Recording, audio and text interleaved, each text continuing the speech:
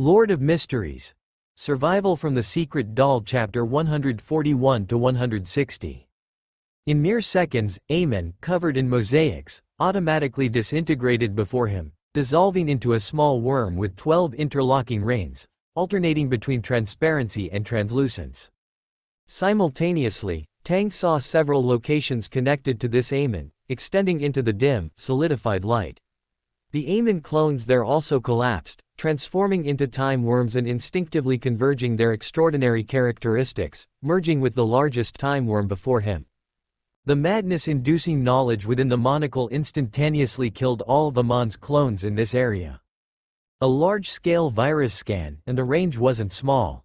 Tang didn't rashly enter the real world. Instead, he retrieved a small glass bottle from his system space, filled with a transparent liquid that shimmered with crystal luster. It was the bodily fluid left behind after his spirit worm was destroyed.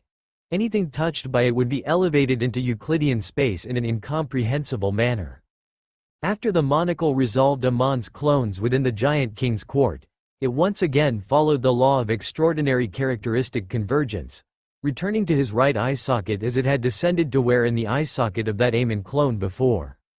Tang adjusted the position of the monocle, then poured the liquid in his hand onto the huddled time worm, causing this time worm, equivalent to a sequence 3 Beander, to distort and ascend into Euclidean space, solidifying there to form something like amber. Through divination, Tang concluded that this extraordinary characteristic was quite safe here. No need to be so concerned. The clones here have all been eliminated. Are you investigating the condition of the Dark Angel Sazriel? Tang asked. Amon's tone remained playful even after resolving his other clones. No, the Hanged Man is more concerned about those. I'm just trying to take some things I want in a more interesting way. Your clones were here to trip up the true creator? Tang was speechless for a moment, certain that Amon had dispatched clones here to try and take the first blasphemy slate. But he didn't expect to run into him as soon as he entered. A coincidence. His gaze turned to the location of the Dark Angel Sazriel. Unfortunately, that area was mixed with a large amount of polluted aura, making it difficult for him to observe the specific situation inside with his true sight. But overall, as long as he didn't get close to there, didn't try to take something from that place that he currently couldn't touch, or couldn't reach, it would be safe to stay in Euclidean space. The monsters in the Giant King's court, including the Third Epoch giant called the Court Hunter, Lightsbane, Milgorgon, posed no threat to him as long as he didn't descend and expose himself in the Giant King's court. The power of low-dimensional space cannot interfere with high-dimensional space unless this power is on par with the high-dimensional space. Forsaken Land, how many clones do you still have? I don't know, Amon said. The actions of the clones have changed to some extent, probably arranged by the main body. Nowadays, those clones are divided by region, and other than exchanging information with the main body once within a certain period. He said, word by word, there is no other communication. Including the close connection between clones, and between clones and the main body, all have been suspended. Tang was silent. Guarding against me, he could only squeeze out these few words. Tang, who had initially seen the future self's contingency plan within the monocle and felt hopeful about seizing another time worm extraordinary characteristic, lost heart. Truly unhee-hee. Such an excellent method. How could it have been preemptively guarded against by Amon without being exposed? Perhaps, Amon smiled. Did you snitch? According to what Amon said in the monocle just now, the fact that something appeared in the Forsaken Land should have already been exposed. The complete death of Amon's clones in one area heralded that Amon's clones in this area had suffered an irresistible danger. For Amon's main body, there were not many possible scenarios for this situation to occur. It was easy to suspect Tang, who had resolved his main body. Although the possibility of this guess was very small, Tang couldn't help but ask. Otherwise, how could these Amon clones have made countermeasures so quickly? Perhaps. Amon still smiled. Tang took off the monocle and stared at the Amon inside, who had a smile that was not a smile, for a few seconds, then he decisively had his spirituality cover Amon, letting this guy stay in the monocle. Tang, who was having a massive headache, just wanted to make a few puppets to calm down. At least, the annihilation of all Amon in the Giant King's court might not directly lead to suspicion of me. He hypnotized himself inwardly. At least, there's still the true creator to take the blame, isn't there? Maybe the true creator couldn't stand his naughty child's operations and directly used a rap to scold Amon's clones to death? Yeah, maybe. Thinking this, Tang calmly prepared to leave the Giant King's court and head to a place where he could temporarily settle down, such as Silver City, which was not too far from here and was unfortunately, yet fortunately, located. Unfortunately, it had also become something between human and ghost under the Great Cataclysm, the fall of the city-state, the erosion of sealed artifacts, and generations of people bearing the curse of the bloodline. Fortunately, they were close enough to the Giant King's court and were one of the few city-states most likely to leave this area through the Forsaken Land. As long as the exploration team persisted in exploring, then in the long course of time, struggling in the darkness, they would always find a glimmer of dawn.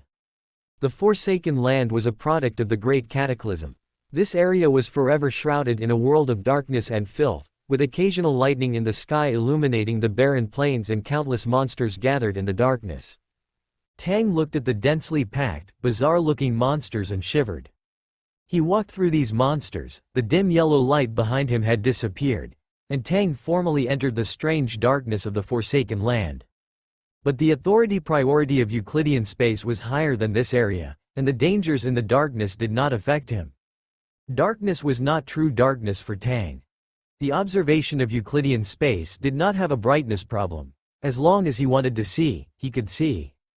For Tang, who had initially mastered this space and resonated with some of the things in this space, it was easy to lower the dimensional level of his extraordinary power to manipulate spirit threads, turning the ignorant and unconscious monsters in the darkness into his puppets.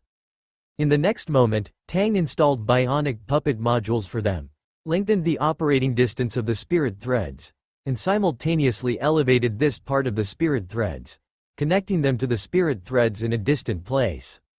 A monster in the darkness and a monster in the deepest level of the never-ending theater in Tingen, the Crimson School District, exchanged positions. Feasible. Confirming that there were no problems with his manipulation of the puppets, Tang nodded and continued to delve deeper into the Forsaken Land. However, he didn't know the exact address of Silver City either. This country, once the Silver Kingdom, which believed in the giant Queen Omiella, could only struggle in the dark, lightless environment after thousands of years of erosion. Silver City has two, 0-level sealed artifacts. One is the Gift of the Earth, the extraordinary characteristic of the giant Queen Omiella, Sequence 2, Baron Matriarch, and the other is the Certificate of Glory, the crown once worn by the giant King Ulmer, Sequence 2, Glorifier, of the Warrior Pathway.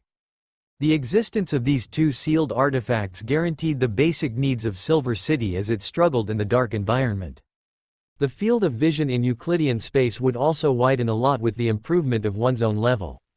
After walking in the dark environment for a while, he would leave Euclidean space when his spirituality was half consumed, take out other secret puppets and the oil lamp prepared in the system space, and continue to move forward in the darkness, restoring his spirituality. As long as there was light, most of the dangers in the land of the Forsaken Gods would not really pose any threat to him. In this process, Tang began to focus on the monsters around him in the dark environment. He transformed those monsters one by one into secret puppets that could be driven, installed the Bionic Secret Puppet module, and then let them move away from the surroundings and go to other areas of the land of the Forsaken Gods to find traces of the magic wolf. The goal is not only the extraordinary characteristic of the miracle inventor. Looking at it this way, Amon can also be put on my watch list in the land of the Forsaken Gods. Tang thought. Borrowing the special features of the system space, he could completely use secret puppets to spread a large net to encircle and suppress Amon in the land of the Forsaken Gods. As long as there was a uniqueness of the thief pathway, or the 0-level sealed artifact pocket watch, left in the system space, relying on the aggregation of extraordinary characteristics, Amon would absolutely not be able to set foot in any place where his secret puppets existed. Even if it was an avatar, the priority was still the highest. If I spread secret puppets all over the northern continent, the land of the Forsaken Gods, and the southern continent in the future, wouldn't Amon have nowhere to hide? Tang thought again. The newest novels are first published at Apex Novel. However, he knew that dealing with an angel of Sequence 1 was not easy, even if the gods came in person. But before Amon finds a way to counter it, I can first drain the gold coins of this son of the Creator.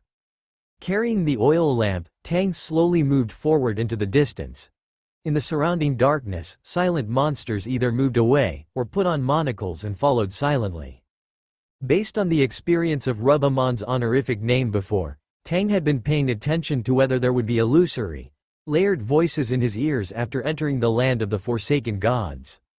This may be the last struggle of a certain city-state before despair, hoping to get a response from the former creator, or out of curiosity, out of the last resort, praying day after day that the gods would cast their gaze again, and sending out a distress signal.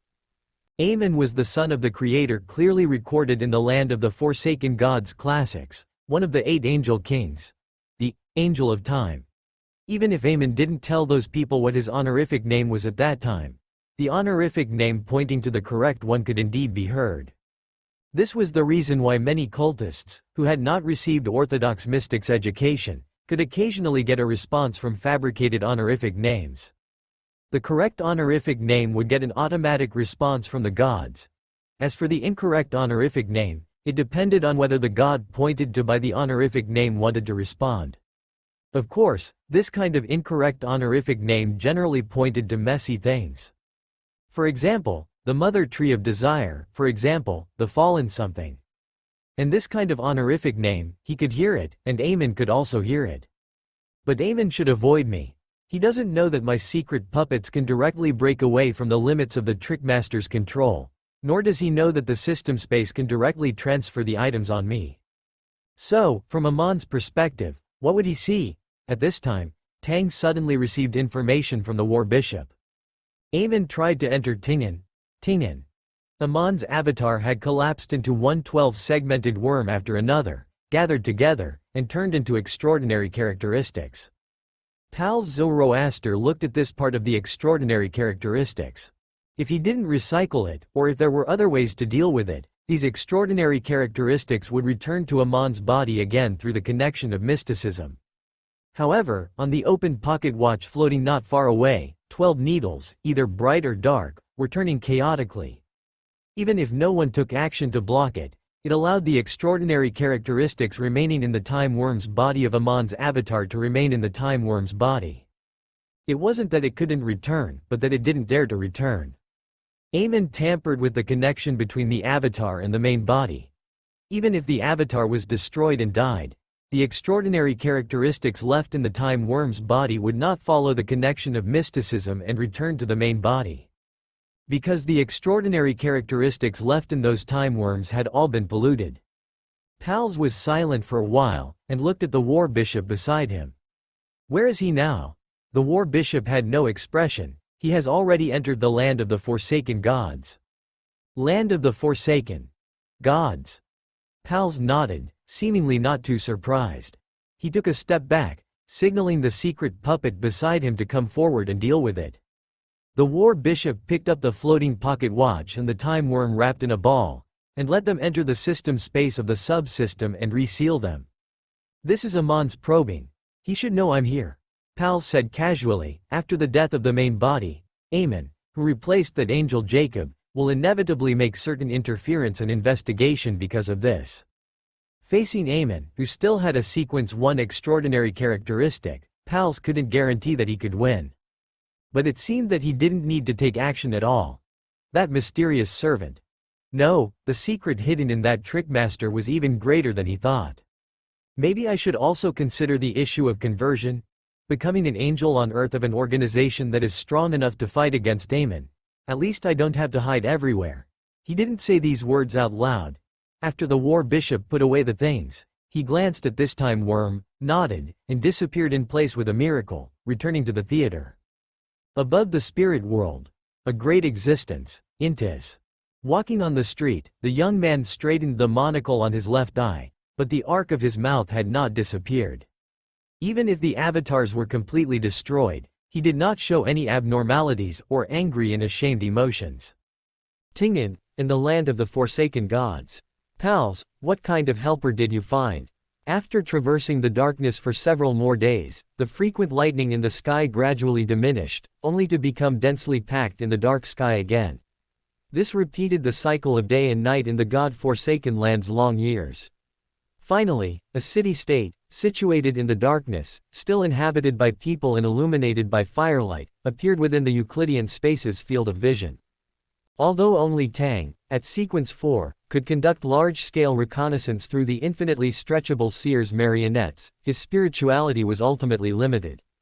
In the dark environment, lacking a clear direction, finding a city-state still inhabited by people, and that city-state being Silver City, was indeed a matter of probability.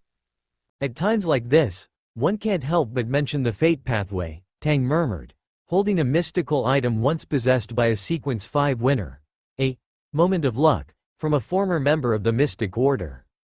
Yes, this direction, indeed, Silver City must have retained information related to the Time Angel.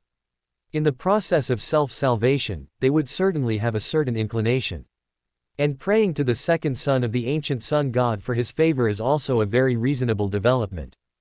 Tang, who vaguely heard the sound of prayer through substituting Amen, thought to himself. Through the true vision of Euclidean space, he watched the people emerging from the city-state in the distance. The information of these people emerging from the nearby city-state was displayed in full detail within Euclidean space, confirming that he had reached his first goal after entering the God-forsaken land. Silver City, which believed in giant Queen Omibella and also in the ancient sun god. Of course, it's enough to bury a few nails here. As for leading this group of people out of the God-forsaken land, Tang shook his head. The difficulty was too high. According to the information he currently possessed, the ways to leave the God-forsaken land were either to bypass the seal through the high-dimensional space, characteristic of Euclidean space, or to take the path of the Dark Angel Sorcerer in the Giant Court, opening the gate to the God-forsaken land with normal methods. The latter was impossible, as the people here couldn't possibly defeat the Dark Angel evil spirit who controlled a portion of the Chaos Sea's authority. As for the former, only marionettes or dead objects could enter Euclidean space. Living people would be eroded and assimilated by the characteristics of Euclidean space, turning into collectibles in amber. Could it be that he would have to lead a group of marionettes, or a pile of special products, out of the God-forsaken land? Oh, just thinking about it was a horror story. Of course, it's not to say that I can't try to fight the Dark Angel. Pulling the future him over, since even Amen could directly drop equipment, the Dark Angel should be no problem either. Dropping the first blasphemy slate, or directly promoting a Dark Angel evil spirit to be his marionette, just thinking about it was impressive. However, when he tried to use the yesterday reappearance amulet to borrow power from his future self on this issue, his future self's attitude was very clear. He refused to provide assistance beyond Tang's current sequence for this matter. In other words, either I need to do it myself, or the special nature of the God-forsaken land cannot be broken yet. His future self must have already experienced these things, so there was a certain inevitability that could not be broken. Because of Klein's ritual, breaking the special nature of the God-forsaken land would cause corresponding changes in future events, and Klein Moretti's Sequence 2 Miracle Invoker ritual could not be guaranteed, or something like that. After all, of the three major ritual families, only the Seer's ritual seemed to be the safest. No matter how the apprentice's Sequence 2 ritual was changed, it would involve the starry sky, and beyond the starry sky were all kinds of messy things. Without much guarantee, ascending to the starry sky equals delicious meal equals Mr. Door. As for the other pathway, although Tang didn't know the Sequence 2 ritual of the thief pathway, the top of the thief sequence was Amen, and the god of deceit was also difficult to deal with, even if he was now certain that Amen had lost a Sequence 1 uniqueness and extraordinary characteristic, it was still tricky. It may also be related to the true creator and the state of the Dark Angel Sasrir evil spirit. Hiss. I can't think about it anymore. The extraordinary world is really dangerous. Just thinking deeply about it will cause problems. Faintly feeling something growing in his spiritual body, a familiar sensation like a sign of losing control, Tang immediately stopped his wild thoughts. He didn't notice that Amon in the monocle raised his head at this time, and an illusory eye without eyelashes appeared in his right eye. That eye scrutinized Tang wearing the monocle. "You are very uneasy," Amon sneered. The illusory eye did not change in any way, only concealed its figure and disappeared again. After all, fate and future are like a great net woven by a loom. Once trapped by the woven net, the voice did not continue, and Amon also stopped smiling. "Will become a walking corpse," Amon sighed helplessly. What a pity if he had just kept thinking like that. The future is an extremely terrifying pollution, even though no mystical information has ever recorded such a thing. This kind of spiritual pollution that does not lead to madness, nor to loss of control, darkness, depravity, or twisted minds, once contaminated, is difficult to get rid of. Even if it is a true God, a king of angels, once infected, not to mention whether they can detect it, even if they can detect it, wanting to resist fate, wanting to change the future, but being slapped in the face by reality again and again, the pollution will continue to intensify until it devours the person. Shaking his head and throwing those things that could not be thought about deeply out of his mind, Tang brushed past the exploration team that came out of Silver City. The two sides in different time and space would not have any intersection. None of the explorers, who were nervously holding their weapons and walking into the darkness, noticed that someone had entered their city-state. Before finding Silver City, Tang had also found several city-states through his marionettes. However, those city-states had either died out due to the millennia of darkness, or because they had consumed excessive amounts of monsters, accumulating pollution and toxins, or because of unknown reasons, leaving behind only the broken walls and ruins symbolizing civilization, and countless twisted monsters walking in the darkness. Wanting to use extraordinary characteristic aggregation to bump into the sable dagger wolf Kotar, Tang continued to create marionettes, giving them the bionic marionette module, and letting them explore deeper. This may take a year, 2 years, 5 years, 10 years, or even longer, but the ancient scholars' ritual itself requires isolation for more than 300 years. If he stayed in the God-forsaken land for 300 years, it would not be impossible to meet the requirements of the ritual. Tang was naturally not in a hurry, and he could also direct the extra marionettes to explore those city-states to supplement his mystical knowledge. After all, these mystical knowledge might be used someday, right? Silver City was similar to several other city-states, but unlike them, it still had food and could be self-sufficient. This meant that the people here didn't have to eat the corpses of monsters, accumulating madness and toxins, which would eventually lead to newborns being deformed, ultimately following the same path as other city-states. The people of Silver City wore rather ancient clothing, a style completely disconnected from the current North Continent, wild and suitable for combat. Their language was a slightly mutated form of giant language, which Tang, as a seasoned demigod-level powerhouse, could accurately translate. However, what made Tang feel even more out of place was Tang silently glanced at the explorer team members who had faded into the darkness behind him, then turned his head to look at the city-state in front of him, silently suppressing the urge to forcibly increase his height using the faceless man's abilities. Why compare myself to a group of beyonders from the giant pathway, people who have been baptized by giant blood for generations? I'm just a normal height for a Loen gentleman. Owen's height was clearly an exception. He didn't know if his father had taken any low sequence potions from the warrior pathway. In short, he was very normal. Host, stop quibbling, you clearly care, Tang. Give this thing a little sunshine, and it starts to bloom. Withdrawing his attention, the Euclidean space, sufficient to encompass the entire Tingen, also covered the entire Silver City. This coverage didn't trigger any anomalies or raise anyone's alarm. The power of a high sequence didn't provoke any reaction from zero-class sealed artifacts. Within Silver City, all things were presented to Tang without secrets. Just like in Tingen, he discovered Amon's clone, heard the voice of the parasite, and saw countless abstract concepts and complex information of mysticism. The latest chapters are first published at Come, let me see where those 2 zero-class sealed artifacts are. If he wanted to retrieve these 2 sealed artifacts, Silver City's current combat power couldn't stop him. However, he wasn't so mad as to deprive these poor fellows of their last hope. After briefly investigating the current situation of the entire Silver City, marking the locations of the 2.0 class sealed artifacts, and confirming their uses through the system's appraisal, Tang sat cross-legged in Euclidean space, beginning to carefully observe this city-state that had struggled for over 1,000 years in the dark environment. In the next moment, his brow twitched slightly as he gazed at the twin towers in the north of the city. It was a landmark building composed of a spire and a round tower. Tang's gaze fell on a certain position on the round tower. The person there seemed to be on the verge of losing control? Tang blinked, making sure he wasn't mistaken. He stood up and took a step forward, and the surrounding environment changed accordingly. Garl, enduring the physical and mental changes caused by the attack of a demigod-level monster he killed during an exploration mission not long ago, forced himself to finish this meeting of the 6-member council.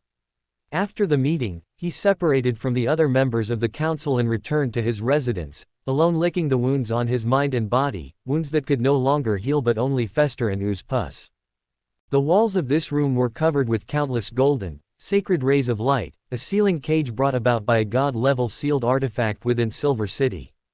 Now, this sealed artifact was aimed at the chief of Silver City, no, perhaps it should be said, the former chief. Garl had already informed the other members of the council that he would be stepping down from the title of chief, and another demon hunter would take his place. This member of the 6-member council already knew that his injuries couldn't be healed.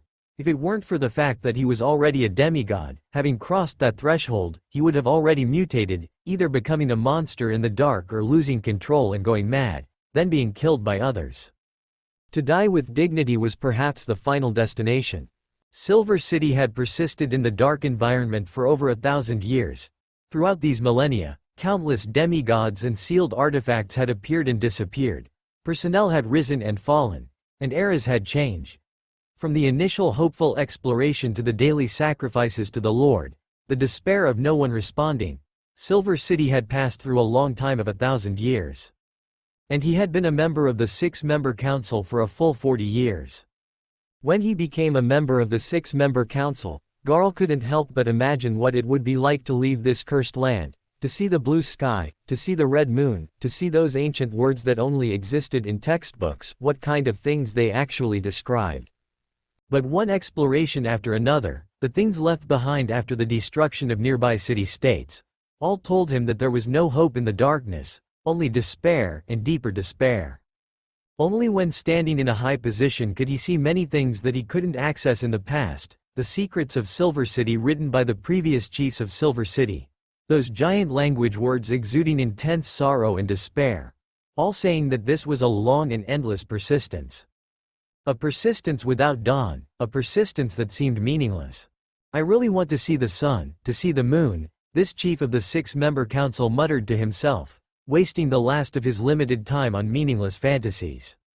He wouldn't live much longer, because of the curse from the sealed artifact they depended on for survival. He had to leave here before his death, heading into the depths of the darkness, so that he wouldn't turn into an evil spirit and launch a massacre in Silver City that he never wanted to face. Garl had no relatives, and the negative effects brought about by the sealed artifact, like a bloodline curse, would be fully displayed on him after his death. Countless lessons of blood and tears told the people of Silver City that any disturbance, even the lightest feather, could cause this city, which was already struggling to support itself, to fall into a deeper abyss of no redemption. He would reach the location predetermined by the 6-member council, commit suicide there, and then his Beander characteristics would be taken back by others, perhaps becoming a sealed artifact, or perhaps becoming one of the potion ingredients for others to advance. At least, before seeing the suddenly appearing figure, this former chief of the 6-member council, a Sequence 4 demon hunter, thought so. The young man, wearing strange clothes, holding a long staff, and wearing a monocle made of crystal, appeared silently in the room sealed by the god-level sealed artifact, appearing in front of this former chief. Surprise? Surprised? Tang was greeted by the cold glint of a blade? The sharp edge reflected the intruder's appearance, suggesting that the owner of the blade took good care of it. And a demon hunter with extensive experience, even on the verge of losing control, maintained his composure and decisiveness against the enemy. Years of instinctive reactions to dark monsters and danger caused Gar-Bray to subconsciously draw his usual weapon, which he carried with him even when sealed, and point the sharp blade at the enemy. He didn't know who the intruder was or how they bypassed the seal, but as long as they were killed, they wouldn't pose a threat to Silver City. His conviction and decisiveness allowed this demon hunter on the verge of losing control to unleash what might be the last strike of his life.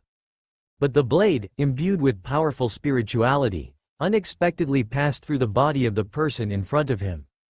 It was as if he had touched something that didn't belong to the same space. He could see it, he could speak to it, but there was no interaction beyond that. Ah, too bad, he missed the enemy. Your enemy cannot be selected at this time. Tang, whose essence was a projection from a high-dimensional space into a low-dimensional one, added a gaming term to his condition, and then saw the demon hunter, having missed his strike, use the opportunity to slam the blade into the wall behind Tang. Attacking me was just a feint. The wall wasn't damaged as a result. This was a cage constructed from a sealed artifact, and even if the person imprisoned inside mutated into a monster, they wouldn't be able to break through the seal and cause harm to Silver City. But the demon hunter's purpose wasn't this. The seal rippled, transmitting information outwards through layers of ripples. Seal anomaly here. Tang adjusted his monocle. This measure of causing seal fluctuations to alert the other members of the Silver City Council of Six to the problem encountered an error before it could be discovered. The ripples caused by the attack transmitted outwards, but the direction they connected to was the distant depths of darkness. It connected the end of the seal anomaly to a distant, ruined city-state, creating a new error. Calm down, why let madness fill your mind? Tang said, greeting him in a way that was prone to causing international and domestic incidents. But the former chief of the Council of Six didn't seem to heed his words at all. After the first attack missed, he took out a new blade from somewhere, throwing the old one at Tang's head. The blade was coated with something strange. The inverted reflection of the twisted sun symbol on the sun scepter reflected the mental state of the former chief of the Council of Six, a giant, 4 or 5 meters tall, with a vertical single eye growing between his eyebrows. It roared at the enemy, its reason nearly gone. The extraordinary characteristics and the damage-induced corruption had driven the demon hunter's mental state to an irretrievable point. Using the manipulator's extraordinary characteristics and the observation of Euclidean space, Tang knew this outcome in advance. Unless there's a seer of the spectator pathway, sequence 2, or a corresponding, 0 feet level sealed artifact, I can't save this state, which is only one step away from losing control. He was a trickster, not of the spectator pathway, and he didn't have such a sealed artifact on hand. And the thrown blade, unsurprisingly, passed through Tang's head, its extraordinary power radiating exorcism and purification. Ah, so he's treating me like a vengeful spirit. Vengeful spirit. Tang saw the demon hunter preparing for a third attack, adjusted his monocle, and then unhesitatingly stole the other party's current thoughts, ideas, and actions. The demon hunter on the verge of losing control froze in place, his eyes and mind filled with vast expanses of blankness. Unable to precisely manipulate the uniqueness of the thief pathway, Tang used the thief's extraordinary powers as an auxiliary measure, while the sun scepter in his hand was stained with a layer of pitch-black sunlight. Using the manipulator's extraordinary characteristics as a springboard, he opened the door to this extraordinary being's mind, implanting a thought. Of course, in this situation, directly using my own extraordinary abilities to perform puppeteerization is the simplest solution. It would not only ensure that he obtained a new demigod-level marionette but also immediately stop the marionette's signs of losing control. After puppeteerization, the extraordinary characteristics and injuries that led to the loss of control would end the tendency to slide into the abyss due to the death characteristics of the spiritual body itself, but they would lose their own thoughts and become someone else's puppet. Tang tapped the monocle he was wearing in his eye socket again, and the light that was darting around in the walls dimmed instantly. He proactively created a domain of error, making the 0-level sealed artifact believe that everything was still normal here, that there was no problem. It was easy and familiar. Tang sighed, having practiced it countless times. System. Host is so pretentious. Amen. Ah, yes, yes, yes. And for a trickster who has completely digested the potion, dealing with a demigod whose mind is completely controlled, completely isolated from help, and has no ability to resist puppeteerization, the speed of puppeteerization couldn't be faster. But Tang still didn't do that. Have you calmed down? After his brain crashed and was implanted with the thought, you won't lose control, it's still safe here, the former chief of the Council of Six, Gar Bray, looked at Tang wearing the monocle, the sharp blade in his hand not being lowered as a result. Of course, he didn't do anything drastic as a result either. Even if the other party was subconsciously struggling against this hypnosis and psychological manipulation that didn't belong to his own consciousness, the influence of the Sun Scepter was still more powerful. Looking at the giant figure reflected by the Sun Scepter, which was somewhat quiet but immediately dominated by madness again, Tang knew that the other party's state wouldn't last long. Who are you? The former chief, his veins bulging as he resisted round after round of hypnotic bombardment on the mental level, asked in a low voice. You are an outsider, what is your purpose in coming to Silver City? Before answering that question, I think you should have heard another title of mine. Tang tapped the lower edge of his monocle with his index finger joint, Time Angel. In the records of Silver City, among the 8 great angel kings are the Time Angel and the Fate Angel. Among them, only the name Angel of Time remains, while the records of Angel of Fate are relatively more numerous. Angel of Fate, Ouroboros, is currently by the side of the true creator, repeatedly restarting the increasingly mad Silver Serpent. Hearing this name, which was only recorded in documents, Gar Bray's hand holding the knife trembled, but he still maintained his previous state. How do you prove it? For the Silver City, which has not received a response from the Lord for a long time, I think I don't need to prove anything. Tang smiled, and the Sun Scepter in his hand once again reflected the mental state of this demon hunter. It was worse than before. Even with the extraordinary power of a manipulator, he wouldn't be able to hold on for long. The demon hunter was silent. Why did the Lord at that time, he asked. Refused to answer. Tang shook his finger. This is your problem, and it has nothing to do with me. He smiled. I just saw a castle that is still fighting against the darkness, and I feel a little emotional. Well, I will leave here soon. The newest novels are first published, host? The system asked in confusion. Don't you want to plant a nail in Silver City? Saying it directly like this would also arouse the other party's vigilance, right? No problem, Tang said in his heart. The state of the entire Forsaken Land is very special. Even if the drowning person only grabs a feather floating on the water, they will reach out their hand without hesitation. Even if Tang is not a feather, but a man-eating crocodile, the drowning people here will still grab it without hesitation. Facing a mysterious powerhouse who claimed to be the Angel of Time, Gar Bray had to be 120% vigilant. He didn't know whether the previous fight had attracted the attention of the other members of the 6-man council, but he had to ensure that this guy could not harm Silver City. But, no weaknesses. Why, a god? Or, as he said, he is the Angel of Time, who serves by the Lord's side. The thoughts in his head mixed together, burning like crackling firewood. He put down the knife in his hand, and the eyes looking at Tang were filled with emotions of calmness and madness intertwined. Seeing Tang's figure gradually disappear in the sealed room, Gar Bray couldn't help but open his mouth. Please, Your Excellency, wait. Tang did not stop in any way because of this sentence, and disappeared into the room. The first outsider in thousands of years disappeared silently in front of the former chief of the 6-man council. Gar Bray looked at the empty room. If it weren't for the words, "You won't lose control. It's still safe here," constantly echoing in his mind, he would even think that everything just now was just a dream he had when he was on the verge of losing control. Is it really not a dream? Gar Bray's palms trembled, and he almost knelt on the ground. In the Euclidean space, Tang strolled around Silver City, trying to find items related to the gray fog.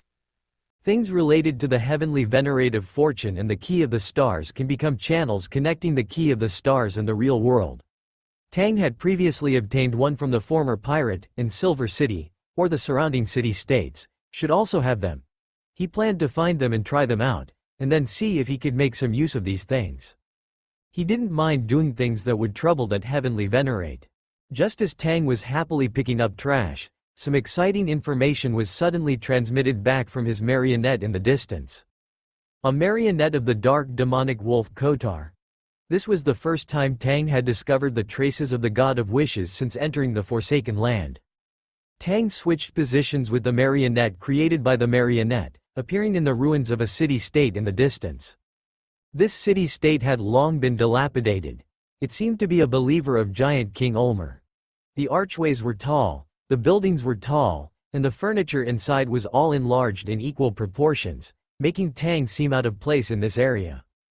The dark monster, which had already been transformed into a marionette, silently led the way, while Tang appeared in the real world through projection, surveying the city-state. Through observation from the Euclidean space, he knew that even if the dark demonic wolf Kotar had appeared in this city-state, he had already left. Apart from some traces, nothing special was left behind.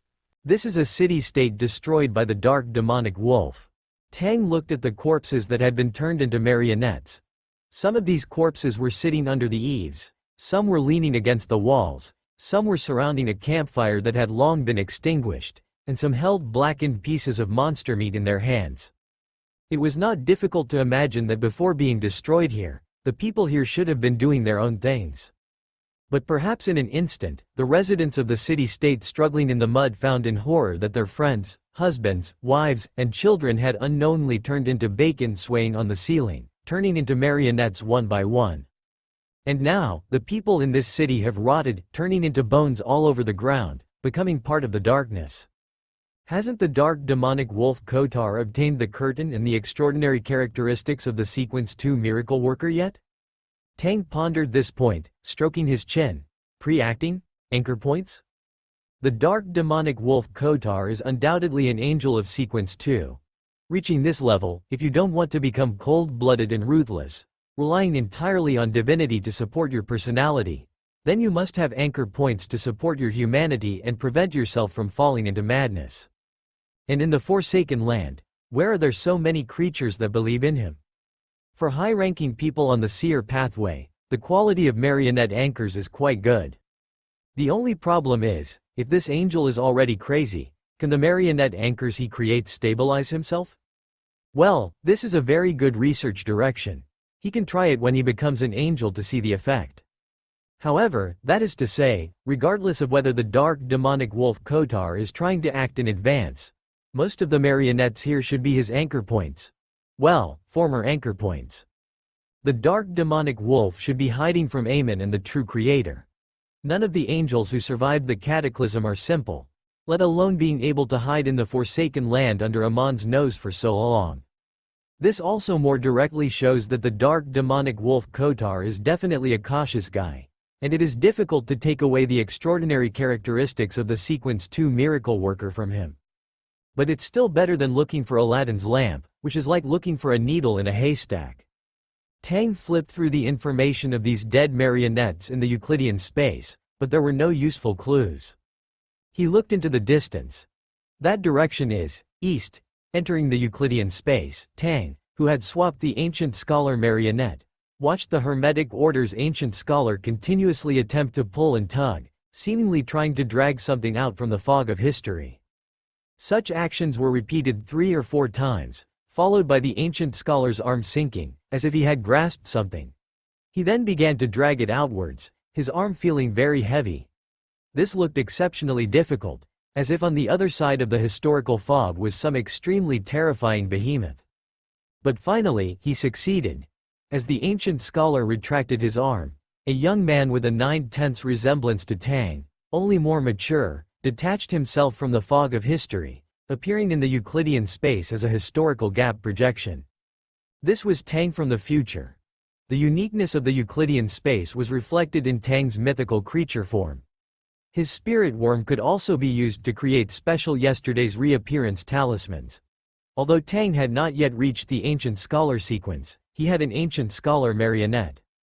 By virtue of the marionette's special nature, summoning himself, responding to himself, the ancient scholar, in his manipulation of historical fissures, dragging his own, main body's, historical projection was undoubtedly 100% certain to succeed.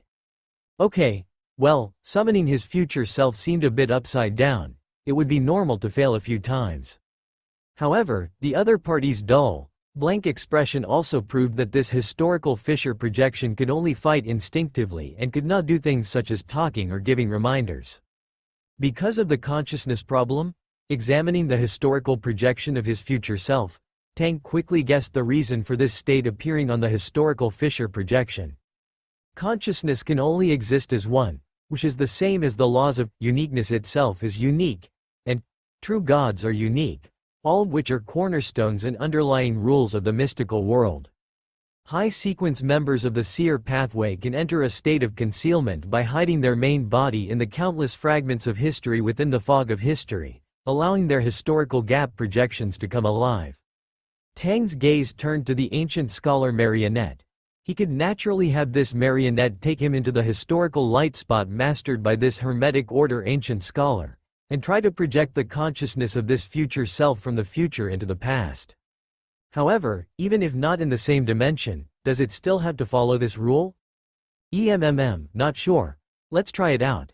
Tang, quite interested in this question, had already thought of the specific steps for the experiment. Moreover, Sequence 4 fighting Sequence 2, with a Sequence 1 along, who can think, talk, fight, and even pull the historical fissure projections of other people from the future, isn't too much, right? A Beyonder of a higher level in the same pathway suppressing a Beyonder of a lower level, a miracle invoker suppressing a faceless, a mystical servant suppressing a miracle invoker. It seems like there's nothing wrong with that either. After all, he was also a magician, and he never did unprepared performances, and this act of pulling the historical fissure projection of his future self to fight, as it currently seemed, was feasible. After preparing, Tang's ancient scholar marionette led this historical projection into the city-state destroyed by the gloomy wolf Quetter. As the historical gap projection disappeared within the Euclidean space, Tang, watching the marionette and projection that had already appeared in the city-state, was just about to say something when his head suddenly went dizzy for a moment. The next moment, even before the system could react, Tang's consciousness fell into a darkness. At the same time, the dull expression of the historical projection that appeared in the destroyed city-state became lively, as if a stiff puppet had suddenly come to life. From somewhere in the future, something cast its gaze, manipulating this stiff historical gap projection.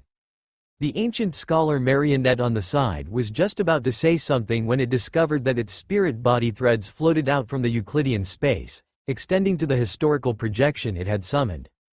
Ancient scholar. No, what happened? Tang, whose essence was a historical projection, glanced at the surrounding situation, and without paying attention to the stunned ancient scholar, took a step forward. The next moment, the Euclidean space, overlapping with the entire space but existing in a higher dimension, above the spirit world of the spatial dimension, began to tremble. A large number of glittering, brilliant crystal fragments, the embodiment of the Euclidean space's authority, crossed the gates of dimension, adorning this deep darkness. The sleeping Tang was not awakened by this, only the system, once again transformed into a screaming chicken, constantly emitted messy garbled code. The monocle worn in his right eye socket, along with Amon within it, watched this miracle that almost mocked time amid the Euclidean space's vibrations. Spirit body threads grew again from those corpses, flesh reappeared on the skeletons, internal organs appeared, and the already rotten clothes extended out from the depths of darkness again. Crystal fragments falling from the higher dimensional world merged into these skeletons, merging into these lives that were gradually becoming vibrant again. Their spirit body threads continuously grew, and the ancient scholar marionette not far away opened its mouth wide, uttering a meaningless sigh. Sequence 1, Mystical Servant, could indeed allow things that once had spirit body threads, even if the spirit body threads had disappeared, to grow out again. But a mystical servant was unable to truly resurrect the dead. Historical reenactment? No, it's the difference in observation angles that makes this area present the observed state at different times, presenting the events that occurred in this area during the time period when the gloomy wolf turned them into marionettes.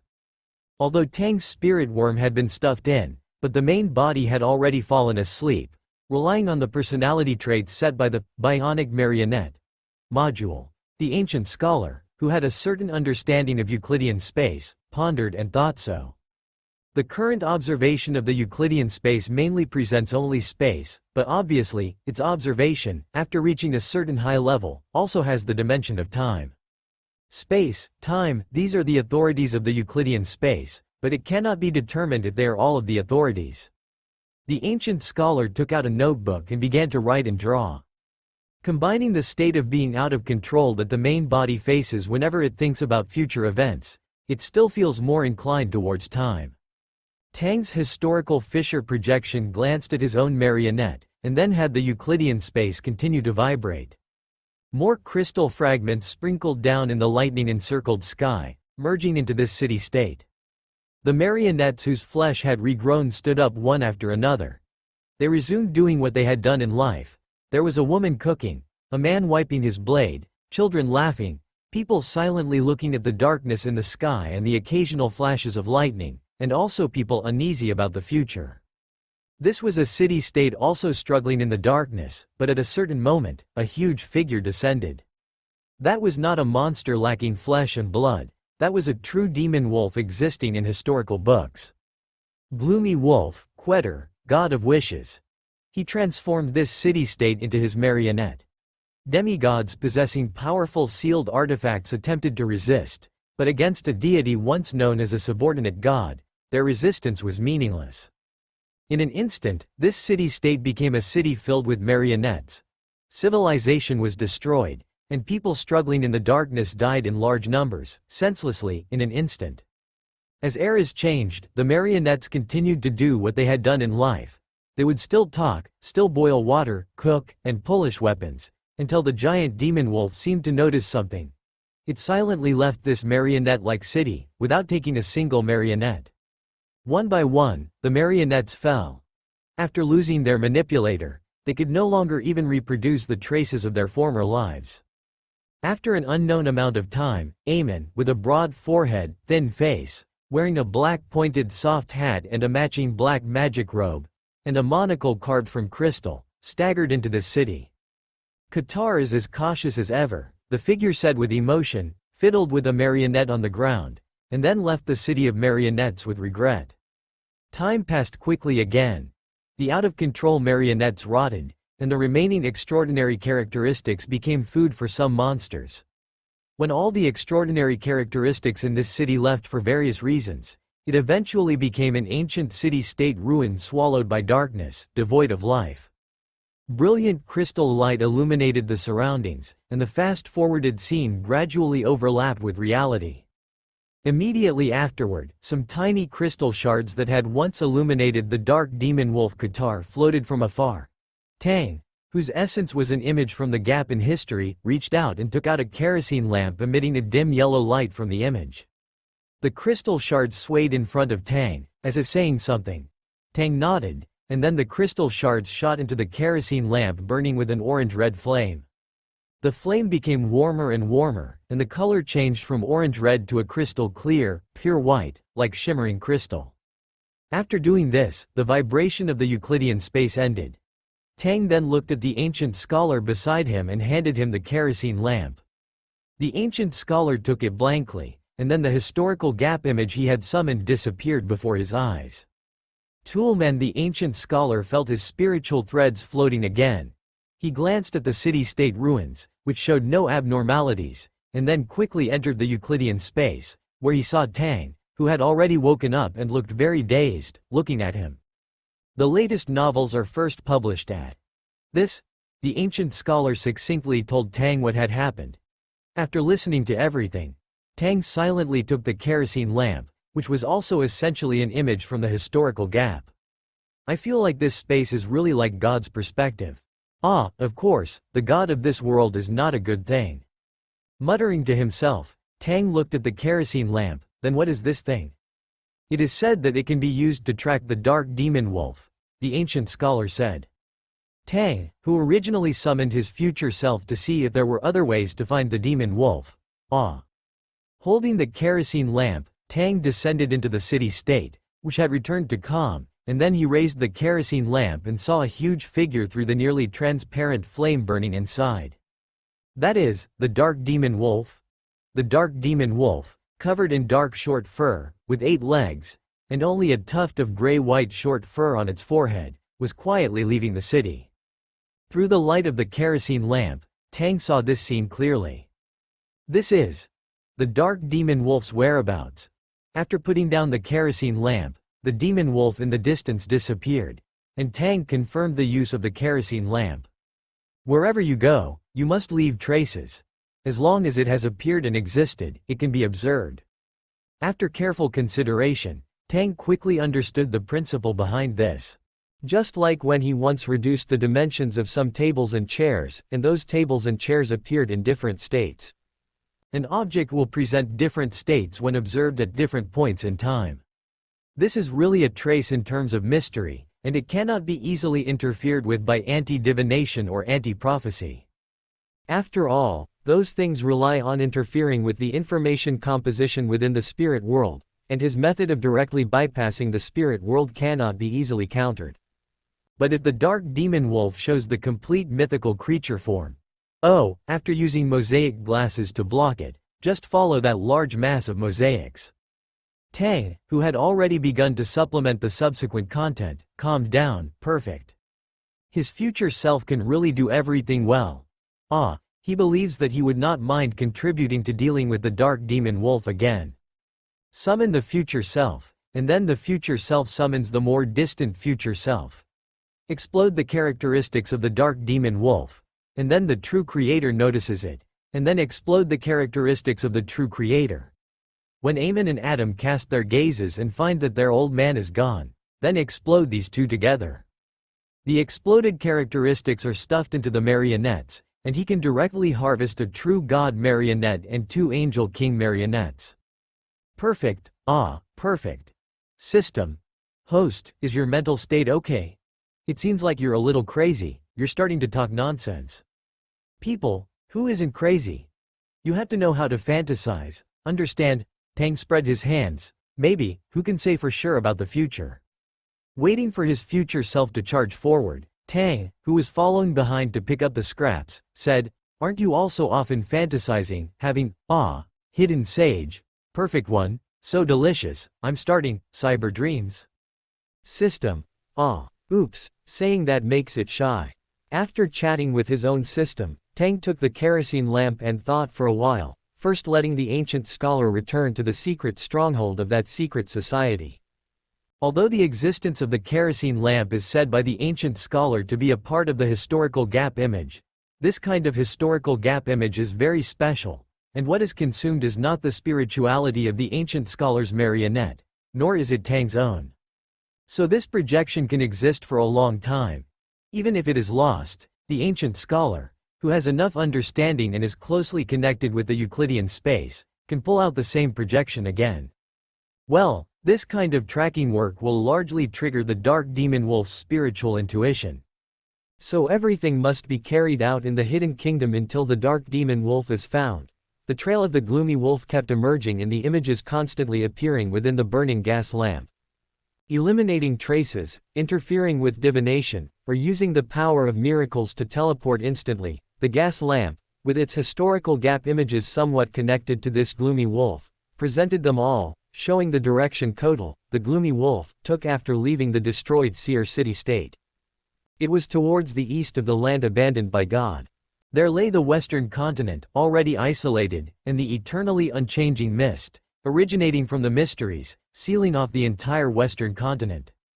The power of the heavenly worthy of good fortune and profound yellow had completely sealed off the western continent. Tang had read the original work and naturally knew the incantation to open it through dream divination, but for the incantation to leverage the power of that area, it still had to wait for the right time. Before that, he wondered if he could use Euclidean space to cross over and take a look at what it looked like inside. After all, the system's main system was staying in there. And the other source materials were all sealed within the western continent, each and every one undoubtedly terrifying sources of pollution. Who knows what kind of strange creatures and demons were in the western continent, or what strange things might be born. Back to the main topic. As long as he followed this path downwards, the gloomy wolf would inevitably be exposed to Tang. Although I don't have the Saphiric Castle and can't use the erosion of the source materials themselves to lock onto the Gloomy Wolf's location, but this kind of limited use of mysticism, taking it step by step to find the other party, is sometimes quite useful, as long as the Gloomy Wolf doesn't discover my tracking. Even if it was vigilant enough and cautious enough, it would be difficult to lock onto the observer's position and predict the existence and source of unknown dangers in the high-level observation of Euclidean space. Amon, as a time worm, couldn't find any abnormalities in the observation of Euclidean space itself, perhaps because Euclidean space was not the source material at the apex of the full pathway. But by the same logic, even Amon couldn't find the problem, so the Gloomy Wolf, whose level was lower than Amon, should be the same. Unexplained exposure of whereabouts. For a high-level diviner who is good at making preparations, this kind of problem that cannot be understood through divination and prediction is quite fatal. Not being able to figure out why he was exposed, then before solving the source of the danger, or figuring out the reason, the Gloomy Wolf, this ancient mythical creature that has survived since the Second Epoch, will also fall into a passive situation. The enemy is in the dark and he is in the light, which sometimes symbolizes loopholes and weaknesses. You fear Amon, fear the true creator, but you know that you are safe before you are completely exposed. What if you encounter someone who can find you anytime, anywhere? Even if you use miracles to teleport through wishes, you will still be found soon, even if it's just a sequence 4 demigod who can be easily crushed. It's like creating a snail in this world that is always chasing you, always able to lock onto you, but you don't know where it's crawling. This snail may be very weak, but it is difficult to predict, difficult to be discovered, but it can truly kill you at a certain moment. Tang thought about it and didn't let the marionette carry the gas lamp to track the traces left by the Gloomy Wolf Kotal. Tracking the Gloomy Wolf is the same, it must be done entirely using Euclidean space. Even if the marionettes have my spirit worms to provide a certain level of authority, this authority is real, but quite limited. The Gloomy Wolf is the god of wishes, this matter must be entirely participated in with secrecy. As a high-level being on the seer pathway, Tang believes that the other party is more than capable of divining their own dangerous areas, so he must be careful and cautious, and the hunting plan cannot start with a pre-enacted failure. If he wasn't going to track it himself, letting low and mid-sequence marionettes enter Euclidean space, the spirituality of these marionettes would obviously not allow them to maintain observation in Euclidean space for too long. And if he were to draw spirituality from Tang, it would be better for him to go himself and let these low and mid-sequence marionettes do other more valuable things. As for letting demigod-level marionettes enter Euclidean space for observation, I don't have many demigod marionettes to begin with. Although the current focus should be on the land abandoned by God, I must still retain combat power in the outside world. His father's side needed it, Owen's side also needed it. Tingen was an important stronghold, the war bishop and the never-ending theater had to be placed there. Amon obviously already knew about the anomaly in Tingen. Amon, this naughty child, could be blocked with his own monocle, but if Adam invaded, it would be a bit troublesome. Grandpa Pales probably couldn't beat Adam, so he had to increase the living combat power and bargaining chips. Of course, if Adam really dared to come, he would really dare to use the method of fighting Amon to the death again, calling his future self, and even if he didn't die, he could make this Angel King's characteristic explode together with his younger brother, son. But Adam probably wouldn't do this kind of thing. In a sense, Amon was easier to deal with. Tang, who didn't know what attitude Adam, the ancient sun god's contingency plan, had towards him, silently classified him as an enemy first. In short, be prepared for the worst. However, before this extreme situation appeared, he himself had to advance to sequence 3 as soon as possible, and then cross the saint level to reach the level of an earth angel. This would take at least 300 years. There's also one point, which is that I must guard against Zaradul. The ancient scholar side also needed other marionettes besides the ancient scholar marionette to participate, and before encountering Zeratul, Tang had to hunt a mysticologist to complete the system's authority and upgrade the bionic marionette module to prevent Zeratul from seeing the problem in advance through the abnormality of the spirit body thread and running away. For this saint of the secret order who would become a sequence 1 angel in the future, Tang's greatest expectation for him was to hang him up and use him as his own marionette. This was the inevitable path for him to control the high-level beings of the entire seer pathway. After making up his mind, he separated a few spirit worms and entered the monster marionette he had made in the distance in Silver City. That marionette twisted all over and turned into Tang's current appearance through the Faceless's extraordinary ability, and then swaggered into Euclidean space, passed through Silver City's defenses, and entered Silver City. Well, that's fine. There aren't many demigods in Silver City, and even with the help of a Zero-class sealed artifact, it would be difficult to kill my marionette. Euclidean space is not the Saphira Castle, which requires going back 4 steps and then chanting the name of the heavenly worthy of good fortune in profound yellow to enter. From the moment he opened this high-dimensional space, entering Euclidean space to avoid harm was a zero-frame start. Unless someone controlled him in an instant, or directly killed him with one move, so that he didn't even have the thought of avoiding it. Moreover, possessing secret puppets with ultra-long range, even extending directly beyond the land abandoned by God, allows for instantaneous swaps. Tang could be in the East Continent 1 second and appear in a city in the North Continent the next. The Sonia Sea lies between them, a chasm not easily crossed. Upon opening a new door to this world, when the new golden finger arrives, the cautious aspect of the Go family is unleashed in Tang, sprinting forward. Compared to extraordinary individuals of the same sequence from the Go family, killing him is truly difficult. Even the secret puppets have inherited this characteristic through the spirit worms. Considering all this, wanting to kill me below the level of true God is only possible if several angel kings join forces. Unknowingly, Tang, who had maximized the cautious trait, gave himself a definition. Host, you're like that cockroach. Shut up, Tang exclaimed. What audacity to bring up such a degrading term. He's not that thing that explodes after dying. Ah, the spirit worms are just maggots. Maggots are sometimes much better than cockroaches. System. Host, your thoughts seem even more depraved. Why choose an analogy between 2 piles of excrement to describe yourself? I don't understand, I don't comprehend, but I respect it.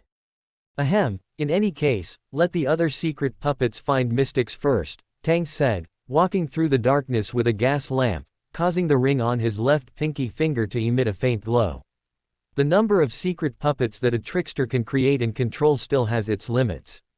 Spreading these secret puppets throughout the entire ruin, the entire North Continent, is still difficult. However, the existence of the Bionic Secret Puppet module can greatly alleviate this.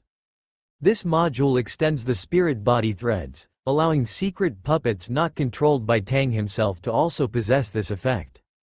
He handed over these secret puppets created using the Bionic Secret Puppet module to the never-ending theater for control. And this sealed artifact, with a level of sequence 2, can undoubtedly control a terrifying number of secret puppets. As long as Tang continuously splits his spirit worms and continuously creates Bionic Secret Puppet modules, given time, the secret puppets he can control might truly cover the entire ruin, the entire North Continent. It's just that the feeling of tearing one's own spirit body and killing the spirit worms isn't very pleasant. The newest novels are first published at. Recalling this nightmare, Tang shuddered, then thought, I should probably capture a few tricksters from the Secret Order. They don't need to do anything, just stay in the theater and split spirit worms for him to play with. System. What an evil idea. Amen. I like it. System. Dirty thing. Tang. These two are fighting again? Okay then. Sensing the never-ending theater and transferring the control of the spirit body threads, Tang saw some perspectives of secret puppets appearing in Backland and Intis. The current number of secret puppets and their current situation are all within Tang's expectations. Using some illegal means, it's really too easy for an angel to directly cross the border and send a secret puppet over. Or rather, when facing a true Earth angel, the rules created by humans are like illusions. Some of these sent-out secret puppets contain Tang's spirit worms, and the Bionic Secret Puppet modules installed in the secret puppets maximize their trust value. They all serve the same object, and mutual cooperation is the most basic manipulation.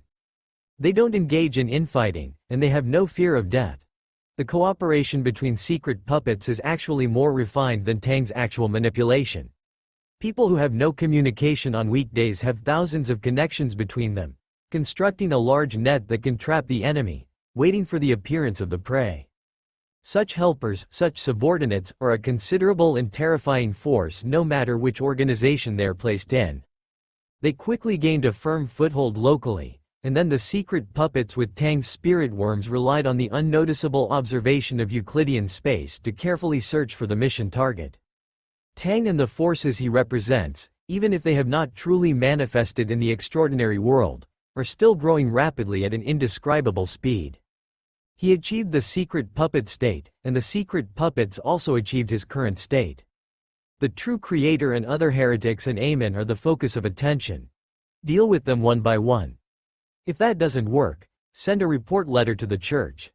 Then there are the mystics and members of the secret order.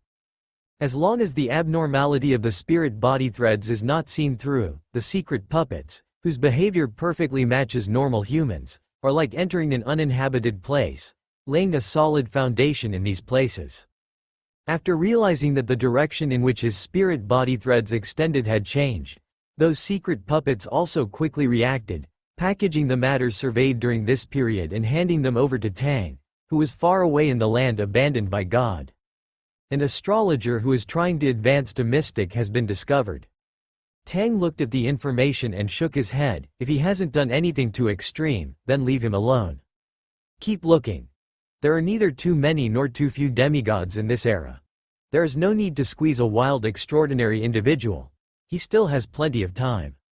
In the few days after leaving the secret puppet Ized city state, Tang continued to follow the trail of the Umber Wolf Quertle with a gas lamp, while processing various information from the North Continent and paying attention to the situation in the land abandoned by God. Both he and the system were very busy. Both the North Continent and the land abandoned by God are places heavily invaded by Amon. There are quite a few Amon clones. The number of subsystems that the system can create is not large. The zero-level sealed artifact, the Time Worm, sent out relying on the system space can only affect a very small range of secret puppets. On top of this, the method of using this zero-level sealed artifact to kill viruses has changed from using the system space to using the extraordinary abilities of the trickster, achieving the purpose of quickly eliminating the Amon virus by swapping the positions between secret puppets. But after only a few days of elimination work, Tang and the system discovered that Amon had learned to be smart. He really knows how to seize the loopholes in things. Using the rules between the aggregation of extraordinary characteristics, forcibly and continuously splitting out more Amons, making their attraction to the magical item made from his extraordinary characteristics decrease again and again. Too much Amon content in the same area may still cause this aggregation law, but individual Amon clones, only at the sequence 7 or sequence 8 level, once a high-level figure of the Go family pathway, who is much stronger than him, appears around them, it is difficult for this aggregation to affect those Amons. Although this will weaken the strength of the clones, relying on the power of the main body's level, these clones can still do many things that low-sequence extraordinary individuals cannot do. Forcibly suppressing the influence of divinity, causing himself to fall to the low-sequence level, Tang couldn't help but feel a toothache. So difficult to deal with. Welcome to Fanfic Audiobook, your go-to place for immersive audiobooks. If you enjoy the content, don't forget to like the video and subscribe to our channel for more amazing stories. Among all 22 extraordinary pathways, there are a few whose beyonders invariably succumb to extreme madness at an alarming rate, leading to their swift demise in the real world. Even if they were stable and benevolent just a second ago, they could transform into someone deranged and insane in the next.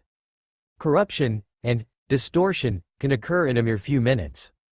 Among these pathways that are exceptionally prone to losing control, the sequence 9, whose potion name is Seer, had individuals who would lose their minds and succumb to madness, resulting in immediate death, either by actively or passively gaining various kinds of knowledge, before the hidden sage revived.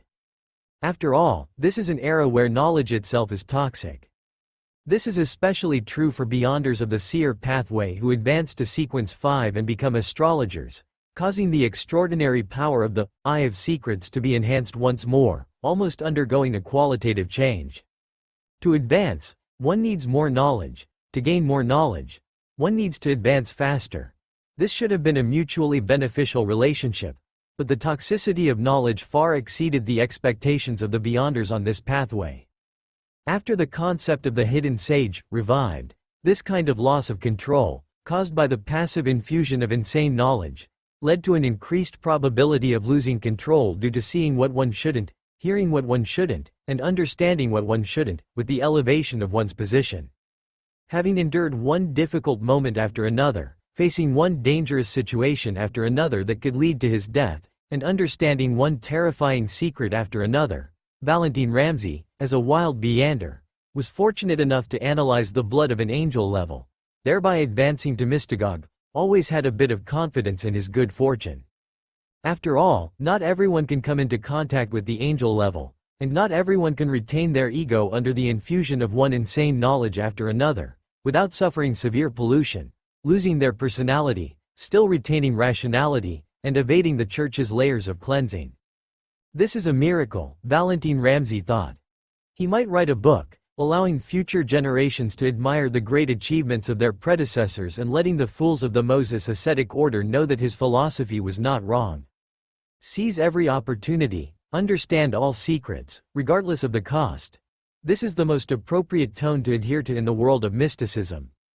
Do as you will, but do no harm. Bah, a laughable motto thought up by a bunch of cowards. Dressed in neat clothes, carrying a cane inlaid with gems, and wearing a top hat, Baron Ramde, who looked like a nobleman in his 30s, strolled into a restaurant in Backland known for its Intis-style cuisine, ready to enjoy today's delicacies. The Nighthawks, the Stormwind Order, and the Machinery Hive have focused most of their attention on the Orkney Highlands. It's strange. What happened there? And what is the connection with the Church of Blood? A plan to open an abyss, centered around a descent of a deity from the dark side of the cosmos, occurred in the Orkney Highlands, which led to countless people throughout the northern continent being sacrificed by the demons of the Church of Blood. Amidst his swirling thoughts, Baron Ramde connected a series of recent events. Knowing what the Church of Blood was doing recently, and even having personally participated in a portion of it, Baron Ramde had guessed 8 or 9/10 of what those high-ranking demons were trying to do.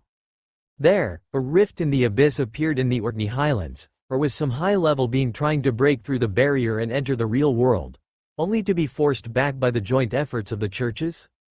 A large-scale sacrificial ritual is needed to assist. The demon's purposes are nothing more than a few points. Slaughter, or offering faith and worship to a higher-ranking demon.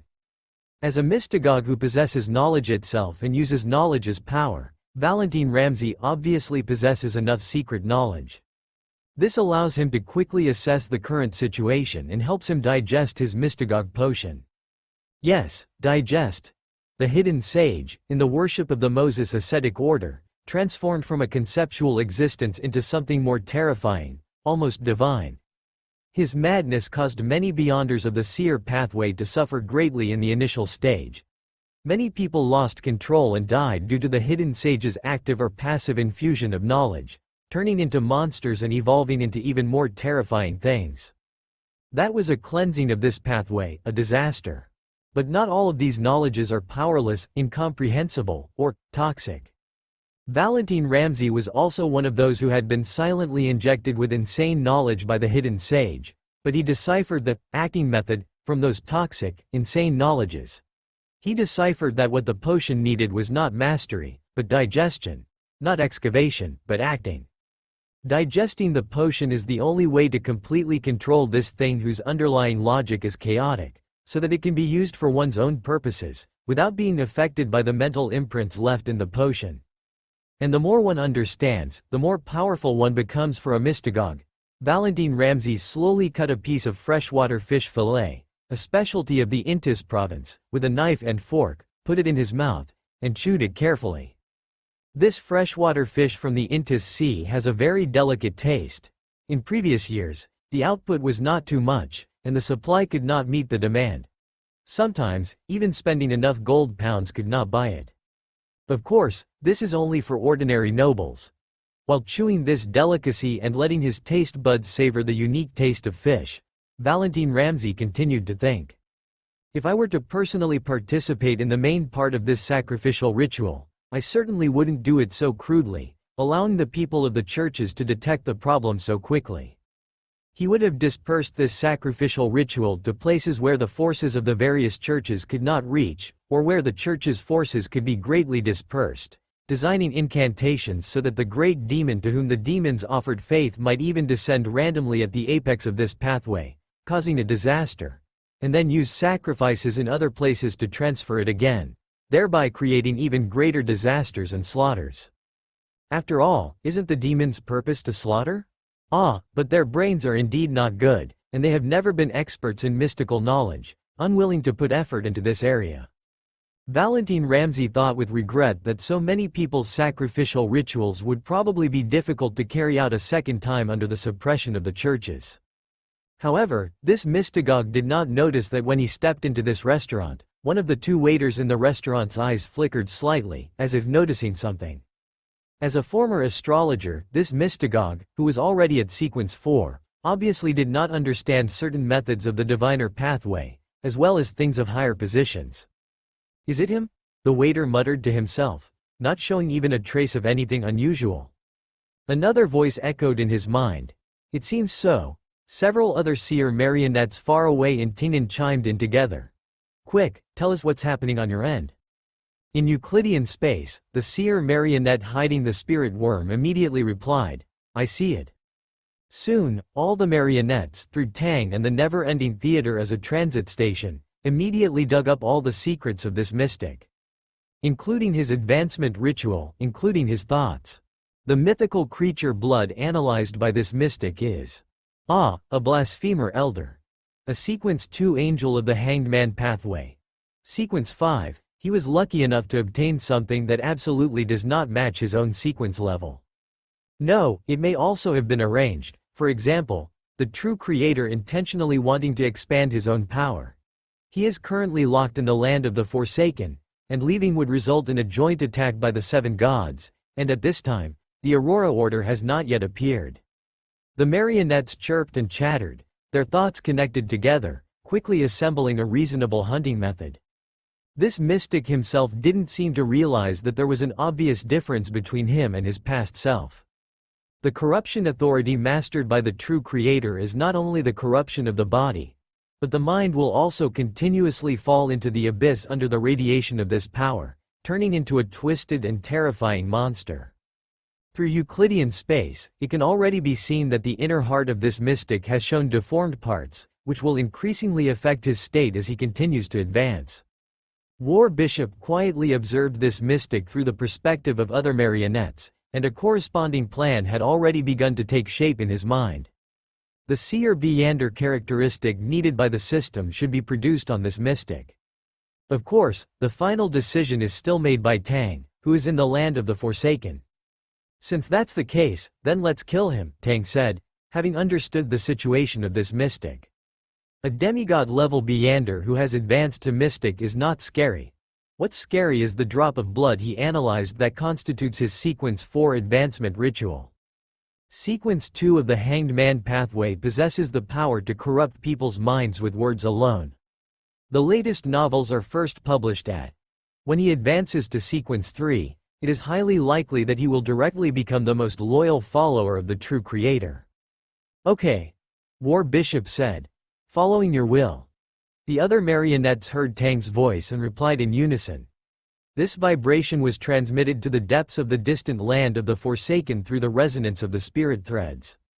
Tang, holding a gas lamp, sighed silently. So, the quality of the marionette anchor is really high. Feeling this anchor point that is almost completely free of any pollution or concept, Tang, as a Sequence 4 demigod, and one who is extremely prone to losing control, truly felt the benefits of the anchor point. The marionette's perception of me can be independently formulated through the bionic marionette module. The public's perception of me, of the anchor point composed of marionettes, has almost no effect. The role of the anchor point for high sequence beyonders is not to maintain the human heart, but to allow them to form corresponding cognitions, positioning, and images, to fight against the spiritual imprint within the Beyander characteristic, to remember that oneself is him, not him. So, a war of the gods is really inevitable. In the face of the coming apocalypse, the war between the gods vying for anchor points will only become more intense. There are only so many anchor points. The current Loen, Intis, Fenaport, and other countries are recuperating in order to nurture more anchors for the gods to maintain themselves, so as not to let the primordial awaken within them, thus completely falling. However, saying that this kind of thing is falling is really a bit blasphemous. It's directed at the primordial. Tang rummaged through the system space for a dinner prepared by the marionettes on the theater side, found a cave, placed it inside, and prepared to rest for a while. Maybe I can receive that sequence 4 mystic Beander characteristic in the next 2 days. The system cheered. As for the Silver City side, as expected? Loen, Backland. Archbishop Chanese, who had returned to the true center of the Loen kingdom, rubbed his brow as he looked at some of the information reported by the church members. During this period, he had been thinking about the official Beander system, discussing it with the church internally, discussing it with other churches. The consensus of opinions and the allocation of personnel all took a lot of time to deal with. This also made this sequence 4 demigod feel the silence that he had not felt since becoming a saint. Praise the goddess. He drew a crimson moon on his chest, and prayed in a low voice to the Queen of Calamity and Fear, reporting some things to her. Ordinary people may not know whether the gods really exist. They just regard worshipping the gods as their daily behavior. The free food provided by the church every day is the cornerstone of their firm belief. And it is these countless cornerstones that have created the current era in which the 7 gods stand together. The Archbishop of the God of Crafts wants to obtain more evangelistic qualifications. In this regard, the Church of Storms and the Church of the Goddess have to haggle with the Church of Crafts. After all, the number of believers is limited, and the headquarters of the Church of the God of Crafts is in the Intis Empire. Gods from elsewhere are enemies who divide up the faith. Letting the people of the Church of the God of Crafts preach in Loen, let alone the Church of Storms, many of the high-level members of the Church of the Goddess have not understood this point. However, the opportunity for the God of Crafts to become a god was too hasty. His state is very likely to be unstable to the point that he must have the faith of a large number of believers to stabilize himself. This may be one of the reasons why the Church of Storms and the Church of the Goddess tacitly allow the Church of Crafts to spread the faith. However, allowing their evangelism to be more widespread may affect the Goddess and the anchor of the Lord of Storms. Gods fight in the astral world, and believers follow closely behind. Archbishop Chanese closed his eyes and silently recited the part of the Book of Revelation of the night that was not widely publicized. The relationship between believers and gods has never been simply that of believers and those who are believed in. Archbishop. Someone spoke, interrupting this archbishop who was as peaceful as the night. What happened? A supernatural event occurred in the Eastern District. The clergyman who rushed over said, "We have notified the Church of Storms, and someone has already rushed over." This was a very serious supernatural manifestation event, which was directly reported to the Sequence 4 Saint, Archbishop Chanese. Baron Ramde, looking disheveled, narrowly avoided another ambush from other demigod-level powerhouses. Staring at the Arcanist who had disappeared again as if he had never appeared, Baron Ramde gnashed his teeth, wishing he could devour his flesh and drink his blood. Damn it, those damned fellows! How dare they, how dare they! The mystic continuously ignited the flames on his body, using the mystical connections between flames like a magician. Under the Arcanist's constant manipulation of space, he relied on various magical methods to avoid being caught, fleeing towards the east end, towards the outskirts of Backland.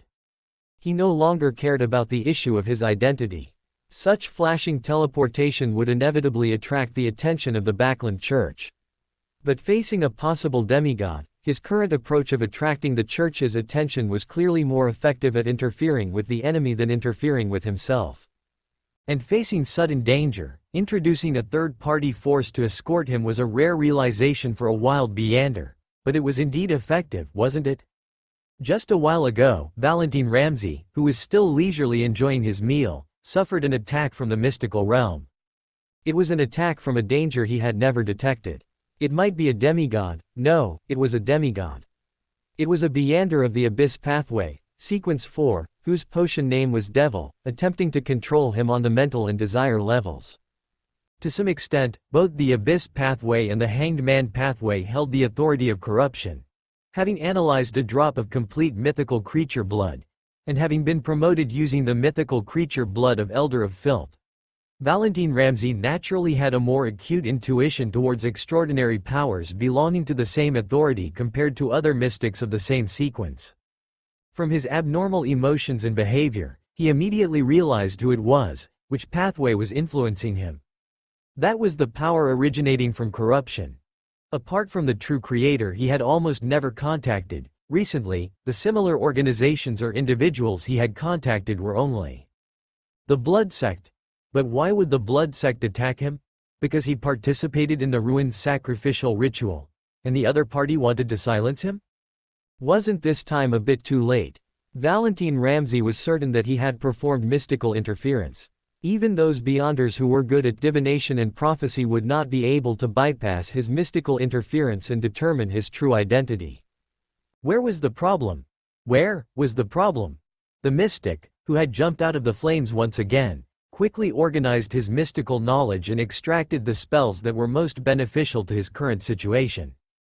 Conceal his figure, try to leave, avoid direct conflict. The fact that the other party could attack him in a crowded place meant that they didn't care about revealing extraordinary powers in front of the general public, and it also meant that they wanted a quick resolution.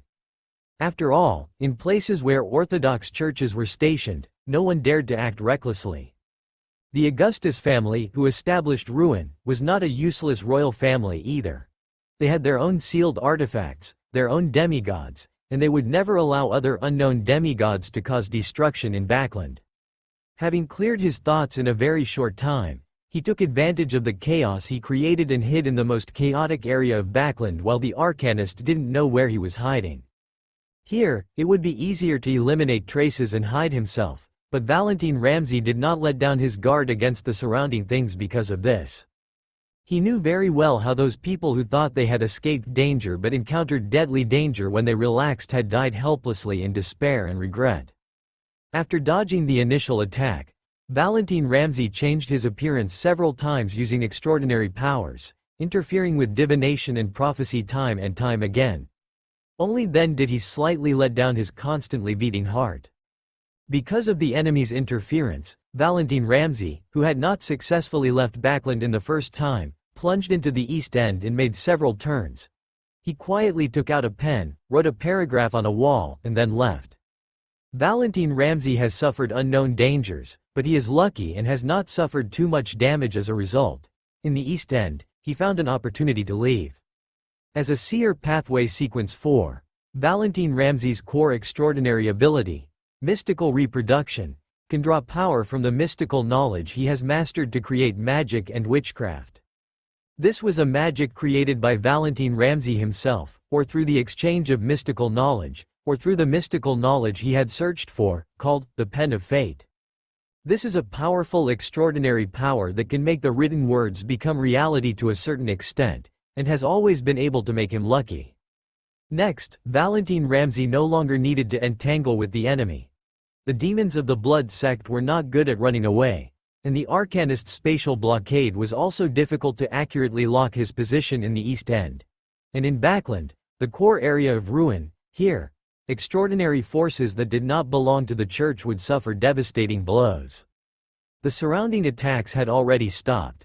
After confirming that the Arcanist could not really find him through the previous positioning, Baron Ramde tried to use other spells to leave Backland. For him, Backland was no longer safe. The people of the Orthodox churches were a devastating blow to the Blood Sect, and they were equally thunderous to extraordinary people at his demigod level. And he didn't believe that the demon, and the other demigods of the Blood Sect, would dare to make a bigger move to track him down, unless they didn't want to live. Ah, are there really people who don't want to live? No, that's not right, more than one person is coming. Baron Ramde, who had changed his appearance, felt his body begin to stiffen and his thoughts were tinged with numbness. No, good, it's Marion Edist, Master, Only then did the premonition that had never appeared in his inspiration tell him what kind of enemy he was facing. And only other demigods belonging to the same sequence level could manipulate the spiritual threads of a demigod. His thoughts quickly became stuck, and at this moment, an unmatched light burst out from the pocket of his sleeve. This light instantly dispelled the surrounding darkness. The spiritual threads became illusory and transparent under this sunlight, as if they were about to sink into a dream. This was a magic he created by analyzing the knowledge of that special sea area deep in the Sonya Sea, called resonance of light and shadow. On the one hand, it could dissolve all evil spirits, and on the other hand, it could hide food in dreams. He hid his spiritual threads in the dream, forcing the Trickmaster's manipulation to stop. Trickmaster, Arcanist, Devil, he lowered his head and took a step forward. Instantly, countless fantastical vines sprouted on the wooden door not far away. The world behind this door seemed to have undergone some kind of dislocation, turning the door connecting the inside and outside of the room into a passage connecting Backland and other regions. Through this door, he could immediately leave Backland, escaping the attention of the church's beyonders and the gaze of his pursuers. Valentine Ramde took a step forward, about to cross the door with its strange patterns, forcibly escaping this area with the extraordinary power of a mystic. But the worlds inside and outside the door seemed to undergo a strange distortion? Valentine Ramde immediately realized something. He was encountering a miracle aimed at him. The space connected within the door had been tampered with. The inside was no longer the predetermined remote area of another country, but had transformed into a huge, magnificent, vibrant campus. Gray-blue bricks were dotted between the various buildings. Unlike the noon of the real world, a round white moon hung high in the sky within the doorway. Under the shroud of darkness, strange luminous objects flickered with peculiar light on both sides of the road paved with gray-blue stone. In this huge complex of buildings, under the exceptionally bright moonlight, crowds of people, either dressed in exquisite clothes or draped in simple robes, stood or sat, walked or stopped. They all turned their heads together, looking at Valentine Ramde, who had stepped one foot into this campus, all eyes on him. Welcome to Miskatonic. Welcome to Miskatonic University. Welcome. Valentine Ramde's brain buzzed. Mystery reappearance activated again. A huge black curtain extended in from outside the door, wrapping him layer by layer, dragging him backward. He wanted to escape this world behind the door. Welcome. A huge and magnificent chime rang out in the world behind the door. The normal people in this bizarre complex crawled out of buildings, emerged from the grass, crawled out of underground pipelines, appearing from all sorts of unexpected places. They were becoming more and more numerous, some indifferent, some inquisitive, some calm, some astonished, some amused. They, at some unknown time, either from their pockets, or from their sleeves, or from the void, took out, slid out, grabbed one after another monocle carved from crystal, and placed it in their right eye socket. Welcome back. Welcome back. The newest novels are first published at ****.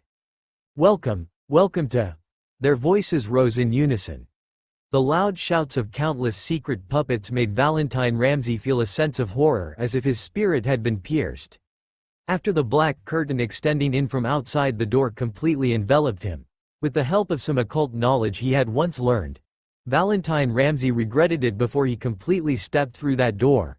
He forcibly severed his magic. He made the mutation behind the door become merely a mutation behind the door. The mutation behind the door could not pass through the door, allowing the front of the door to remain as it was.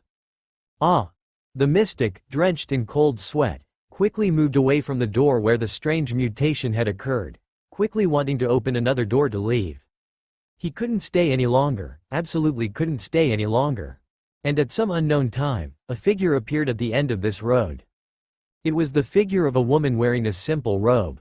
Gentle long hair floated behind her. Angie, wearing a simple black robe, raised her hand, as if countless doors were opening and closing in her hand. This was the mystifier who had been chasing him all along, from the restaurant where the rich nobles gathered, all the way to the remote area of the East End. Banishment. With a buzzing sound, Valentine Ramde's voice was suddenly elongated. He seemed to be thrown into a constantly rotating space.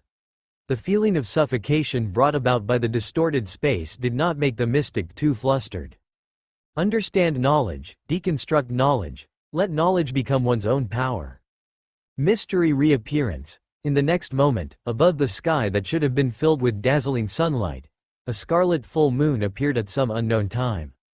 This was the mystery reappearance, brought about by his analysis of the Abraham family, the blood moon, and the occult knowledge of the moon. He called it the moon's prank. Scarlet.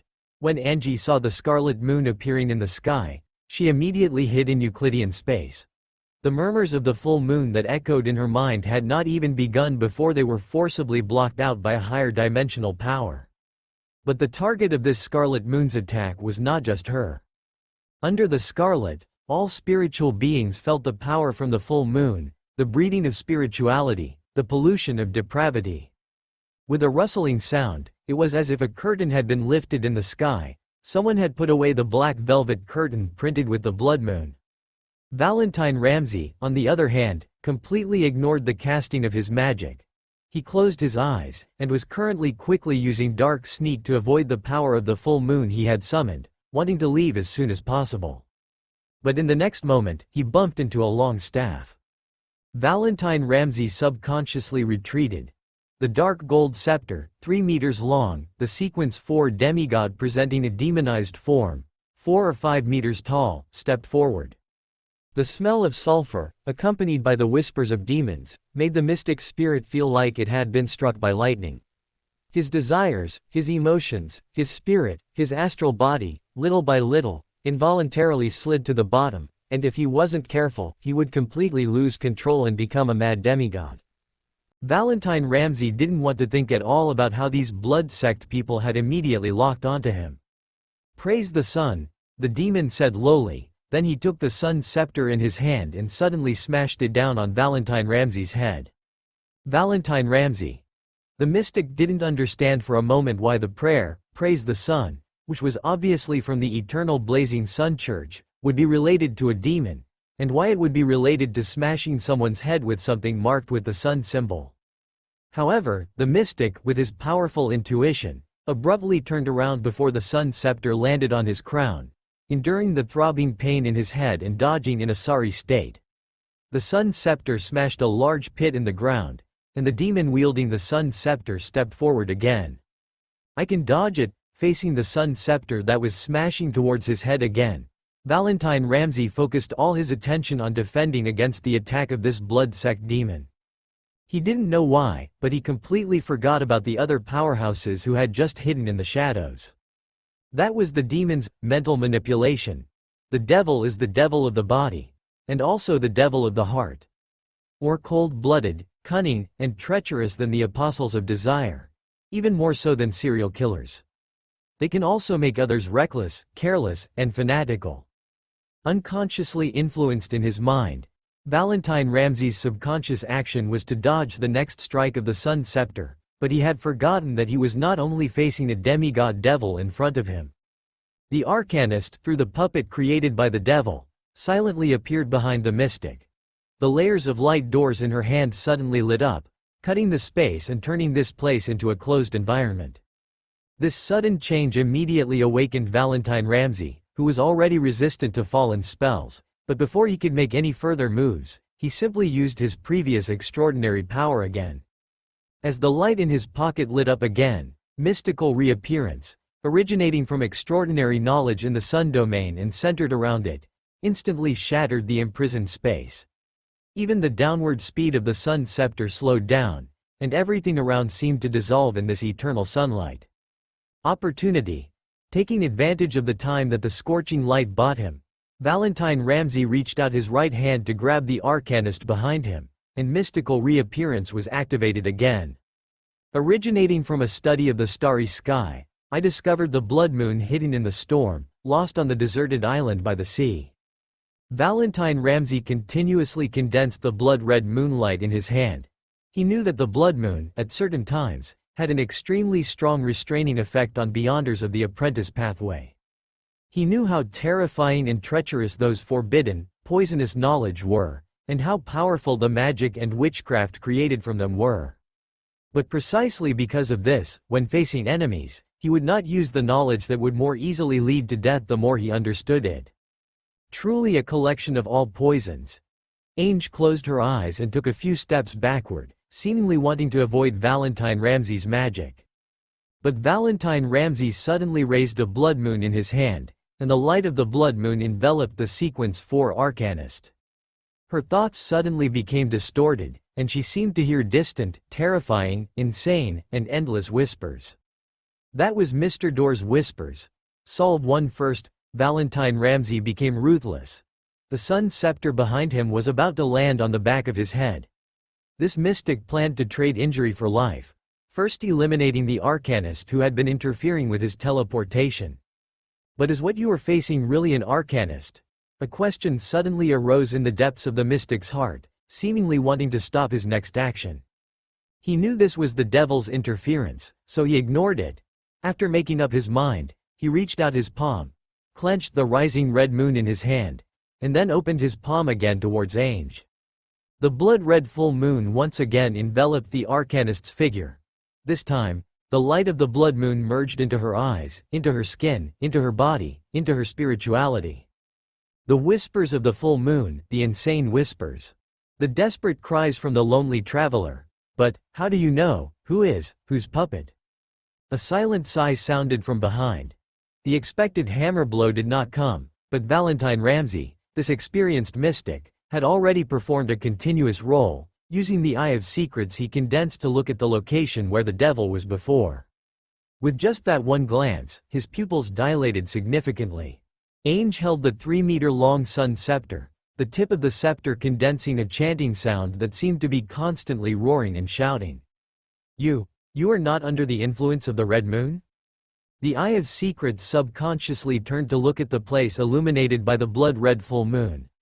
A worm was inside at some point, and at this moment, bathed in the full moon, it was shaking madly. Just as the Eye of Secrets looked over, the worm suddenly died, but it was not killed by the full moon. Its death stemmed from the puppet master removed the secret puppet, stemming from the natural death after the puppet master withdrew the lines of control of the spirit body. Puppet. You are a puppet. Valentine Ramsey had the confidence that under the influence of the full moon's whispers on the arcanist's extraordinary abilities, the arcanist who had been chasing him for most of Backland would not be able to break free. At least not so easily, so silently break free. After realizing that this woman, even that devil, were puppets, Valentine Ramsey felt a chill all over his body. This was not affected by the power of the devil, nor was it a normal physiological response. It was mystical reappearance. It was the core extraordinary power of the seer pathway. It was because he, as a mystic, had received extraordinary knowledge in the sense of mysticism. Merely understanding the knowledge impact brought about by the woman in front of you as a puppet. No. Why would this become mad knowledge? No. Why? Mad knowledge, mad knowledge. He felt an extreme pain in his head. From the information he had just received, the mystic's extraordinary power began to interpret the deeper things uncontrollably. Why can puppets be so lifelike? Why can puppets have their own emotions? Why? Because of the higher being, because of the even higher being, because of it, because of he. He is. From a distant place, a probing gaze seemed to be cast. Valentine Ramsey bit his tongue hard. No, can't think deeply, absolutely can't think deeply. Leave, before that trickmaster, or an even higher level powerhouse, comes over through the puppet, leave here immediately. Feeling that the evolved mad knowledge was still being self-interpreted downward, he risked losing control and closed the Eye of Secrets, forcibly clearing all mystical knowledge related to this from his mind, using the preparations he had made in advance. Fortunately, he had anticipated how to avoid risks and harm if he encountered knowledge he couldn't understand, violently toxic knowledge, so he didn't immediately fall into danger because of the sudden emergence of mad knowledge. This treatment was only temporary. He had to get rid of the enemy as soon as possible. Whether it was the demigod of the blood sanctification sect chasing him, or other demigods, he would survive, just like the dangers he had faced time and time again.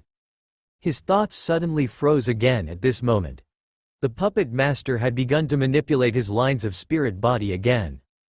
The lines of spirit body that had sunk into the dream reappeared because the mystical reappearance had ended. Valentine Ramde quickly cast the same magic again, hiding his lines of spirit body in the dream. What awaited him next was a black ray of sunlight. That was the sound of praise, that was the endless black tide. Ainge held the sun's scepter and did not swing this 3-meter-long weapon like the devil just now, intending to recklessly step forward and engage in close combat with Valentine Ramde. But the sealed artifact at the tip of the scepter, with the distorted sun symbol, unleashed something even more terrifying than a simple physical attack. Sun, sun, praise the sun, sun, sun, praise, praise the sun. The frenzied chorus of praise and adoration for the sun instantly drowned out the spot where the mystic had been standing. Just as he used the extraordinary power of mystical resemblance to escape the area shrouded by the black sun, the demon reappeared beside him. In his hand, he held the Sun Authority scepter that Valentine Ramde knew so well. The Sun Authority scepter hurtled straight towards his head. Faced with such a dramatic scene, Valentine Ramde couldn't even muster the energy to complain. He dodged and weaved, somehow ending up near the mutated wooden door again. Not far away, Angie raised her hand, shortening the distance between them, causing Valentine Ramde to unknowingly approach the wooden door he had previously used mystical resemblance on, only to have his destination distorted. Sensing something amiss, Valentine Ramde instinctively turned his head, and then he saw a sight he never wanted to see again. With a creak, the door opened a crack, and from within the crack, a multitude of eyes, faces twisted with smiles, and faces wearing monocles spilled out, having been piled up against the door. They were crowded together, layered upon each other, filling the world behind the door like worms. They reached out one hand after another towards the mystic, as if giving the most enthusiastic welcome. The wooden door emitted a grating creak, as if bearing a weight it couldn't handle at its age, on the verge of cracking. And behind the door was a swirling vortex of blackness, like a mass of intertwined worms. The countless marionettes pressed against the wooden door from within the black vortex, as if they were part of the vortex itself, wanting to drag the person in front of them into it, to become one of them. Valentine Ramde was almost suffocating. Having just been subjected to the invasion of the hidden sage's insane knowledge, Valentine Ramde felt his body growing heavier and heavier. His spirituality was being consumed at an extremely rapid rate, and he knew he had to end the battle immediately. The newest novel is first published at, he had to, immediately. This mystic, who understood enough hidden knowledge, took a deep breath, and then mystical resemblance was activated again. From the drop of mythical creature's blood deciphered. He tried to say a word, a mystical word derived from his analysis, obtained during the advancement ritual. The true creator, his predecessor was, with a bang, the wooden door exploded. The wriggling, twisted marionettes, along with the wriggling worm vortex behind the door, scrambled out, eager to be first. At that moment, the gap between spaces was filled with marionettes, and Valentine Ramde slowly uttered one word after another. Derived from the sun god, omniscient and omnipotent. Something suddenly burrowed into his open mouth. It was a small worm. His pupils instantly dilated, and the power of mystical resemblance suddenly appeared. Through the mystical knowledge related to vampires, he wanted to transform into moonlight and quickly dodge away. But then there was another buzzing sound in his brain, and the countless insane knowledge that had just been suppressed surged again. The mass of worms and marionettes had already appeared in front of him, bearing their fangs and claws. "I'm sorry." The demon's whispering voice came from the mystic's mouth. "I can't let you continue, or else the official Beyonders will really arrive." Then, with a soft pop, Valentine Ramde felt as if his body was about to be torn apart. In the painful scream, his head was burst open, and a marionette that had turned into an insect appeared in Euclidean space. What was exchanged with it was a demonized devil. Through the exchange of positions between the marionette and the marionette, the devil burst open the mystic's skin, and his body turned into pieces of flesh stained with the smell of sulfur. The horned demon and the master of the wriggling flesh seemed to make eye contact with Valentine Ramde, who was still clinging to life through some kind of mystical resemblance. Then, the horned demon lowered his head, and magma-like flames ignited the countless pieces of flesh, merging the smell of sulfur with the swirling vortex of worms behind him, connected to countless marionettes. An extraordinary characteristic rapidly separated from the flesh and blood. Angie appeared beside this extraordinary characteristic at some point, her slender, pale fingers grasping it and sending it into the system space. The war bishop didn't know how long he had been watching from the sidelines. Seeing that the mystic had finally been dealt with, he stepped out of the shadows. The church's people are coming. He glanced at the sky and said, regarding this operation.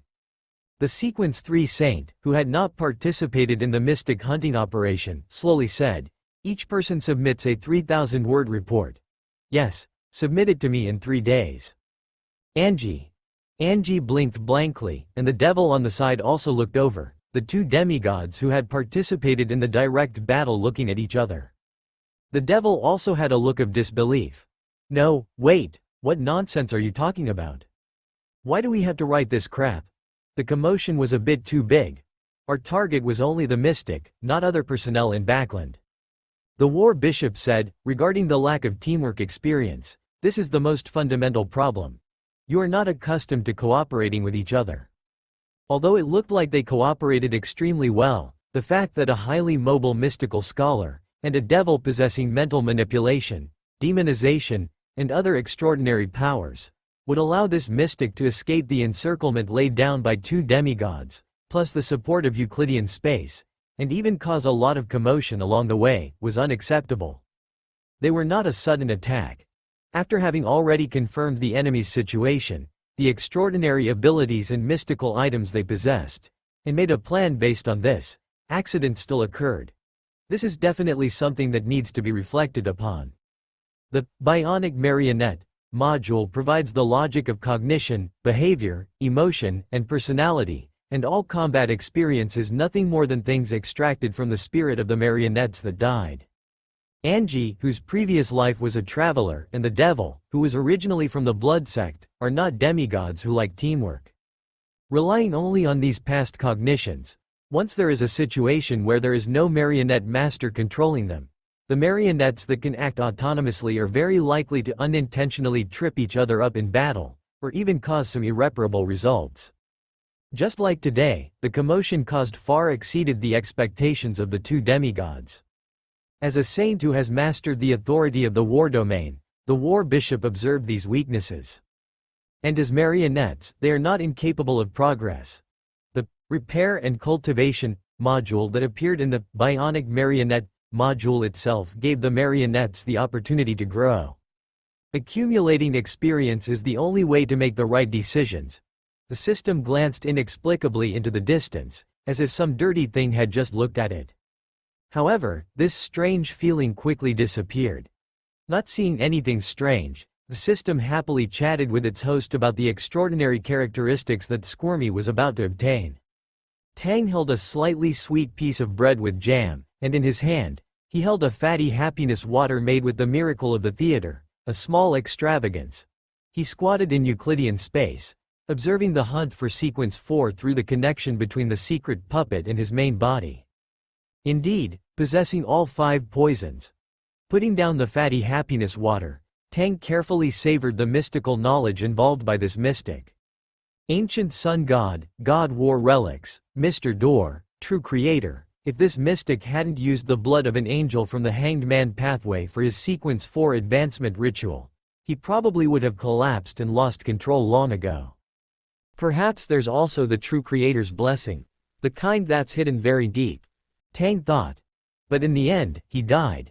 It must be said that a mystic who hasn't lost control and has mastered enough mysteries has far more spells, quasi-spells, and witchcraft than those of the same sequence from other pathways. This is the characteristic of the seer pathway.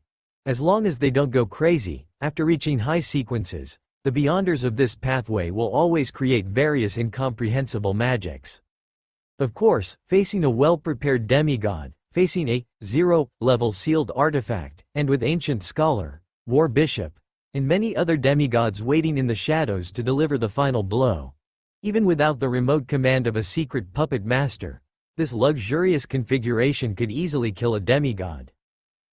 He has become so inflated that he uses the word, instant kill, him. No, he must add at least the phrase, must maneuver well, to be correct. As for the matter of haggling with the people of the church next, anyway, I'm not in Backland. The Night Church has an understanding with him, although he doesn't know what kind of deal he made with the goddess. In the case of extraordinary manifestations that don't cause widespread panic, the church's mediation isn't difficult to resolve. However, I must say, the feeling of being a hands-off shopkeeper is really good. The War Bishop's secret puppet is really quite good. Perhaps he can try to find a Weather Warlock potion to advance him to Sequence 2 first. As long as there is a Repair and Cultivate module, even if the advancement fails, he can spend a certain amount of knowledge fragments to preserve the War Bishop himself, so that this secret puppet will not be destroyed in the ritual. But after advancing to Sequence 2, does the secret puppet need an anchor to stabilize its own state? Its essence is a dead person, but after installing the Bionic Secret Puppet module, it has the characteristics of being alive again. Will the original spiritual imprint awaken in the Bionic Secret Puppet module? Good question. Study it later. Before long, through the connection between the system and its subsystem, the extraordinary characteristics of that Sequence 4 mystic were quietly lying in the system warehouse. Having obtained the permission of its host, the system waved its hand and boldly ate the extraordinary characteristics of this Sequence 4 mystic. Upgrade, it needs to brew for a while and try to use some of the main system's energy to complete the remaining part of the Bionic Secret Puppet module. Hide it, and imitate the spirit threads of the secret puppets, so that they truly approach perfection, and even high-ranking seer pathway angels will not be able to see any abnormalities. Later, I will physically transcend the dirty things, electrocute him. Amen. Tisk. This thing is really vengeful. Retracting his gaze, Tang looked at Silver City again. At this time, he had already left Silver City and walked a long way east. According to the current pace, with the effect of shortening the distance in Euclidean space, it will probably take 2 months to reach the easternmost side and collide with the west continent. However, he has secret puppets in Silver City, so it is relatively easy to check the situation there and adjust his plans in time. As he had thought before, the current 6-member council of Silver City highly valued the former chief's encounter. Being able to enter the round tower without being noticed and ignore the ceiling of sealed artifacts, the sequence level of the visitor may be so high that Silver City cannot imagine. Sequence 2, or even Sequence 1. Chief, are you saying that he claims to be, Amon, the Angel of Time? The members of the 6-member council haven't changed their way of addressing him and still call this experienced demon hunter, Chief. It's still uncertain whether the other party is the Angel of Time, recorded in the classics. Through the perspective of the round tower, the members of the 6-member council could easily see a person sitting on a low house in the distance. It was a young man wearing a monocle. As if realizing something, he raised his head and looked towards the round tower, adjusted the monocle he was wearing in his right eye, and smiled slightly at the council members, as if to say hello. The members of the 6-member council withdrew their gazes, and the room fell silent again. After a long time, one of the members of the 6-member council said quietly, "Is it really okay to let him stay in Silver City?" The other party didn't deliberately hide his whereabouts and even wandered around Silver City casually. What was strange was that the residents of Silver City, who were unusually vigilant against outsiders and monsters, actually defaulted to the appearance and arrival of this outsider, without showing even a little bit of vigilance or curiosity towards him, as if they were facing their own relatives and friends. High-sequence Beyonders always possess various bizarre and terrifying extraordinary abilities.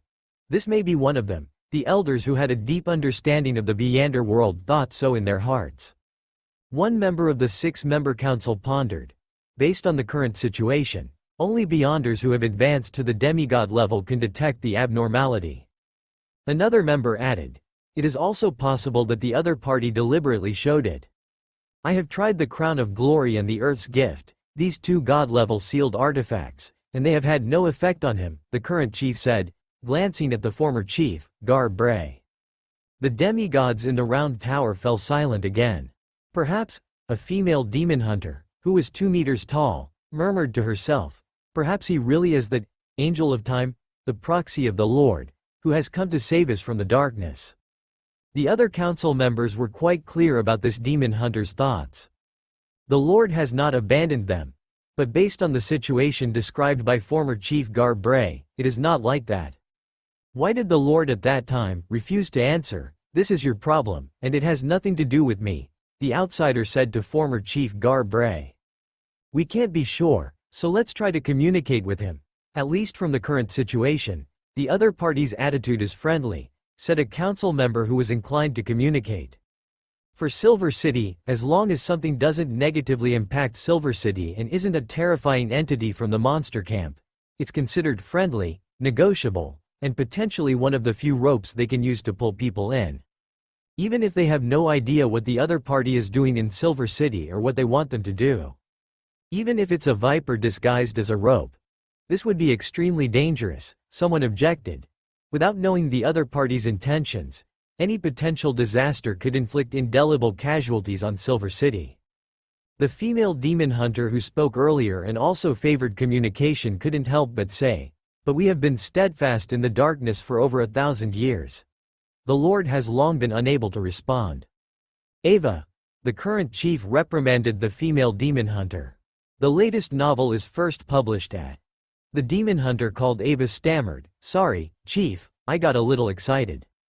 Seeing the council members calm down again, the current chief looked at the former chief, who hadn't spoken since the beginning, and said, "Chief Bray, what do you think?" "We can try." Gar-Bray seemed to have already made a decision. "I think, with 2 god-level sealed artifacts failing to work, even if the other party wants to do something, they would be powerless to resist. It would be better to use this opportunity to try and extract something valuable from the other party. It's just, who should be the one to communicate with them?" "I'll go," Gar-Bray said calmly.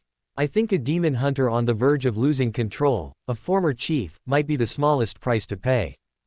Even if the other party really has ulterior motives, at least he can emit a little weak light in his final moments, illuminating the already dark future of Silver City."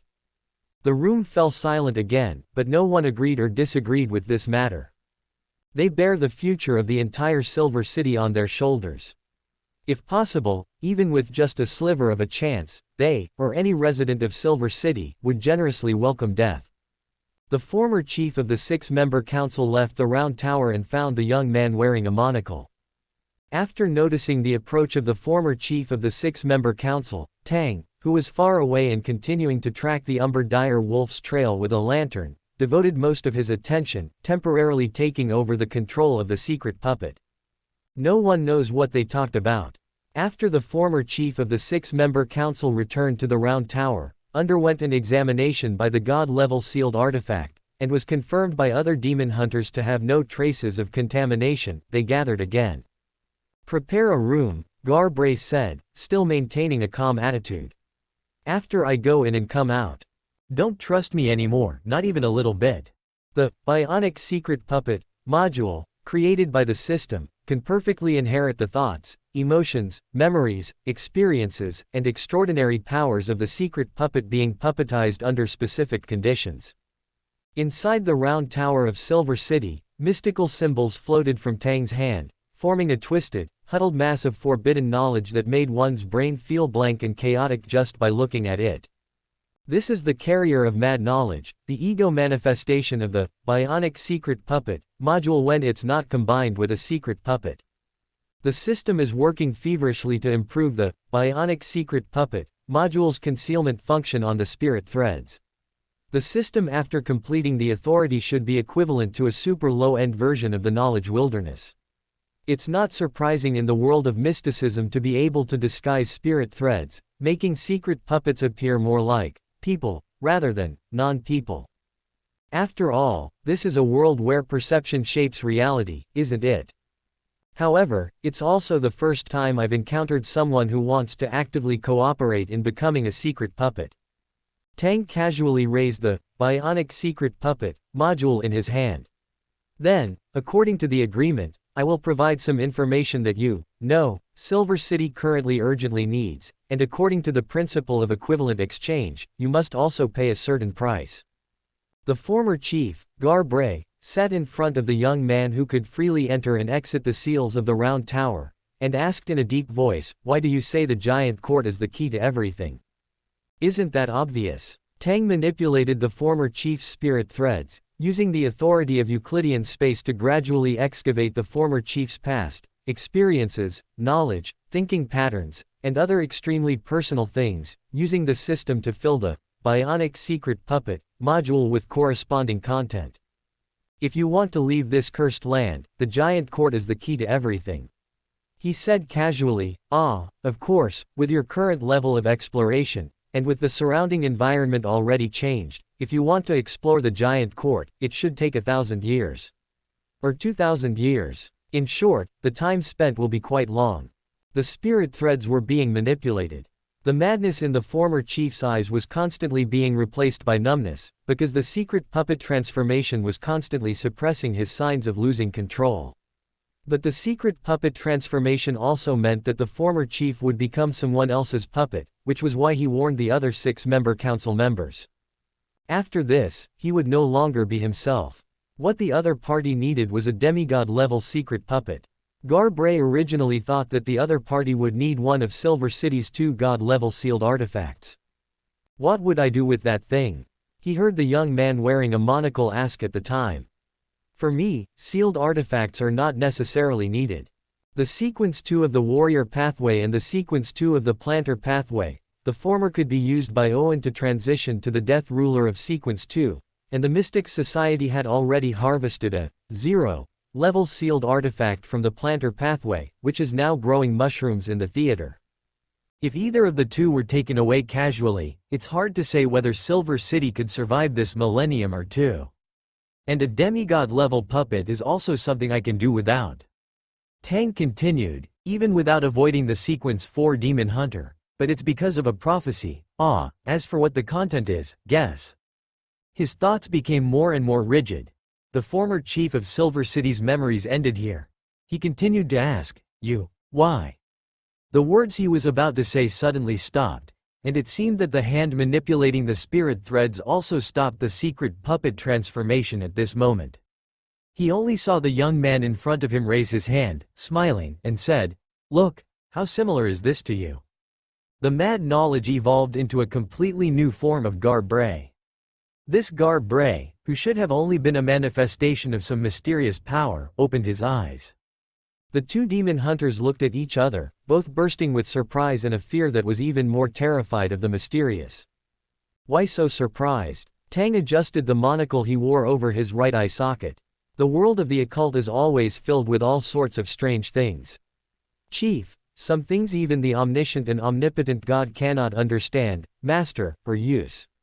How much more so for the Silver City, which has suffered thousands of years of darkness and is no longer what it once was. Was the ancient sun god very strong? Of course, after all, he was a half-step-old one, a powerful existence who controlled the Chaos Sea. But he still fell." The 2 demon hunters turned their heads simultaneously, looking at Tang. Tang smiled, grabbed the mass of crazed knowledge in his hand, and caused it to return to a state of construction. "All right, you can think of this as a virtual personality. Yes, the audience, which is Sequence 4 of the Dragon Pathway. The magic potion is called Manipulator. Beyonders who advance to this sequence can also create virtual personalities, but they are cruder than the ones I create.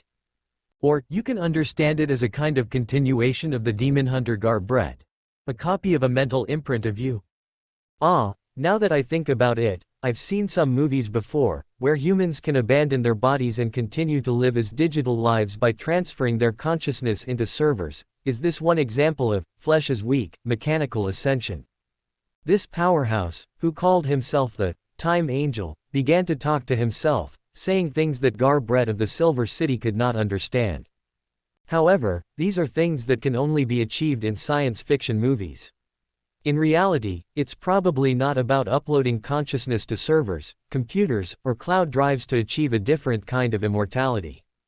1 second your consciousness is still in your body, the next second you appear in a virtual world, a world that is no different from the real world, only more intelligent or something. The real upload of consciousness is just copying the personality, memory, emotions, knowledge reserves, and other factors to form corresponding signals, creating a new person in the virtual world. Fake uploaded life. 1 second you're about to die, the next second you're in a new world. Real uploaded life. 1 second you're about to die, the next second the staff tells you that the transfer is complete. Your backup has reached the cloud, go home and wait to die. The production of the bionic puppet module can be artificially adjusted to simulate the various manifestations of this module after it is loaded onto the corresponding puppet's spirit body. It's like training an AI, extracting corresponding things from the puppet's past and personality, and simulating and training it to cultivate an intelligent management AI that is almost identical to the puppet before it died. That's roughly what it is, equivalent to a backup on the mystical level. Then, putting this module on the corresponding puppet can create the illusion that the person is still alive. That is, a personal custom type of puppet. Tisk. Thinking about it, it's a bizarre and terrifying story. The bionic puppet module is really a good fit for a trickmaster. A one-stop service after death, the puppet's predecessor must be able to die in peace. System. The host's thoughts are sometimes hard to comment on. As for your instructions to those demigods, overall, there is indeed no problem. Tang said to the former chief of the Silver City. He knew that the other party was telling those demigods to be wary of the demon hunter Garbret appearing before them again. He knew, but he didn't care. All right, is there anything else? Adjusting his monocle again, once again cutting off the influence of the Silver City's 0-level sealed artifact, refusing external prying, Tang asked. The demon hunter Garbret looked at the mass of nearly unseeable stuff in Tang's hand, and after a long silence, finally asked, what is your purpose in the end? What are you here for in the Silver City? This was the answer he hadn't asked before. To cultivate a new Lord of the Mysteries. Tang said, to welcome the apocalypse, someone needs to put on a few insurances. That's how he was, and so was the goddess of the night. To some extent, Tang, who had mastered a certain amount of foresight, was more suitable for this task than the goddess. Anything else? Number more. All right. Then, good night, Garbret, former chief of the Silver City. Your spirit, your memories, everything about you, will be reborn like a sapling after death, using the body as nourishment, growing out of it again. This description also seems to fit a trickmaster quite well. Turning the Silver City's former chief, who was on the verge of losing control, into his own puppet, the other party didn't even have a hint of resistance to the spirit body threads during this period. The extraordinary power of the spirit body threads was unbelievably smooth, and it also allowed Tang to obtain a new puppet. With the loading of the bionic puppet module, this puppet quickly came to life. Even without a puppet master to control it, it actively opened its eyes, as if many secrets were hidden within them. It seemed that in this instant, the former chief had come back to life. But is it really himself who is alive in this state? The spirit body has already died. Although there is some concealment, the subconscious island hidden in the ocean of collective subconsciousness is already gray and silent. No matter how it is explained from any branch of mysticism, at the moment of completing the puppetization, the fate of the person who was Garbret is already dead. For the current successor, the former chief who revived from the corpse, the current puppet Garbret, this is the current situation. He has his own memories, his own personality, his own emotions, his own confusion about the future of the Silver City and his own vigilance against the enemy, his love for this city-state struggling in the depths of darkness, and the belief to dedicate everything to it. But the chief of the Silver City is truly dead. Living here as an ageless, immortal, and indestructible puppet, someone else's puppet. And the puppet, before the puppet master has a cognitive error and the puppet loses control and mutates, cannot rebel against its puppeteer. And in the bionic puppet module shaped with Garbret's personality as the base, the restrictions and guidelines that should be there will not be lacking. Perhaps after I advance to sequence 1, the trickery god, I can save this situation when the soul also falls into dead silence, but sequence 4 me is obviously unable to do this. The former chief looked at Tang. Through countless connections of spirit-body threads, he obtained all the corresponding knowledge and information of the land of the gods. What is the Lord of the Mysteries? What is the identity of the person in front of him? What is it like outside this cursed land? The former chief fell silent. Why so pessimistic? Tang looked at his new marionette, and his lips twitched slightly when he saw that his marionette seemed depressed. Suddenly, he had the illusion that copying homework, without any changes, was not a good thing. All right, after all, the bionic marionette module is really useful. I couldn't help but try a new usage. Moreover, you are currently the only marionette that needs a little thought to disguise. Tang couldn't help but sigh, his fingers touching the bottom edge of his monocle. The Silver City hadn't reached the point of running out of ammunition and food. Before he could turn the entire Silver City into his marionette and leave the land of the abandoned via Euclidean space, leaving a marionette here to interfere slightly was the safest measure. After all, Klein's Miracle Invoker Advancement Ritual would most likely be held here. In order to cultivate a Lord of the Mysteries to support one side of the world when the apocalypse arrives and under the crush of the outer gods, some things could indeed be arranged in advance. The former chief of the Silver City, who had also received this signal, looked at Tang with complicated emotions. Then next, I'll leave the matters here to you. He looked out the window. As for the others, help if you want to. Clothing, food, herbs, apart from the unrealistic miracle of leaving the land of the abandoned and letting the light re-envelop this land, he could provide the others through the way marionettes crossed the seal of the land of the abandoned. This could also provide him with the opportunity to digest his Miracle Invoker potion in advance. If there are any problems in the Silver City, go find someone else, install a sub-system for him later. The newest novel is first published at ***. Okay. A mole in plain sight and a hidden mole, placing 2 in the Silver City should be fine. You can do it, right? Tang glanced at the thundering sky outside the window, then withdrew his gaze from the Silver City, his consciousness returning to his main body. He picked up the lantern at his feet and continued to move forward into the deep darkness. The success of this attempt gave Tang more inspiration. The system upgrade had been completed. Version 2.0 of the Bionic Marionette module could perfectly hide the abnormality of the spirit body threads, concealing the core extraordinary abilities belonging to a seer pathway marionette master in mystery, making it almost impossible to detect. And the fact also proved that by reading the past of the marionette through Euclidean space to train the AI of the Bionic Marionette module, it was indeed possible to create an almost identical marionette virtual personality. The combination of a Beyonder and the extraordinary power of the knowledge pathway can actually achieve this level. No, ordinary mystics and alchemists cannot do this. This obviously involves something at a higher level, source. In a way, it's really scary. In all aspects, it's like this. And in this way, it would be increasingly difficult for his marionettes to be discovered. The replaced person will not show any abnormalities, their thinking is normal, their memory is normal, their spirit body is normal, their body is still that body, without any signs of pollution, and even the subconscious island is obscured by the upgraded, Bionic Marionette module, so even the most observant spectator cannot see the problem between the completely identical person and the marionette.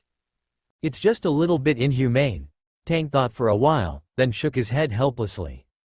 Turning into this form was already the best solution for demon hunters on the verge of losing control. It was beneficial to both him and the Silver City. But for some reason, Tang still felt a little melancholy. At least, I can't let myself, and the people I care about, fall into this situation. Putting down his thoughts, Tang continued to move through Euclidean space again, searching for the traces of the dark demonic wolf. Time passed in a flash.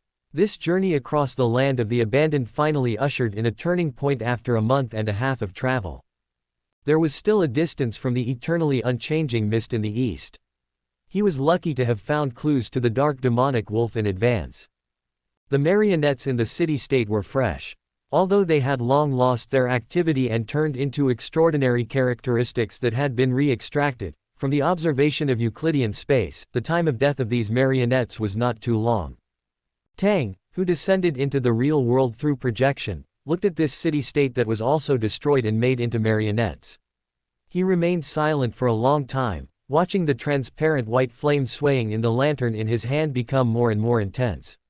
Through the state of the flame in the lantern over the past month, Tang quickly confirmed it. The dark demonic wolf was nearby. At least, he abandoned this marionette town in the last few days, not too long ago. However, why did he suddenly choose to leave this city-state?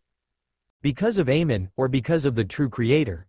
Tang's gaze slowly moved, looking at the darkness outside the city-state. His gaze became long and distant.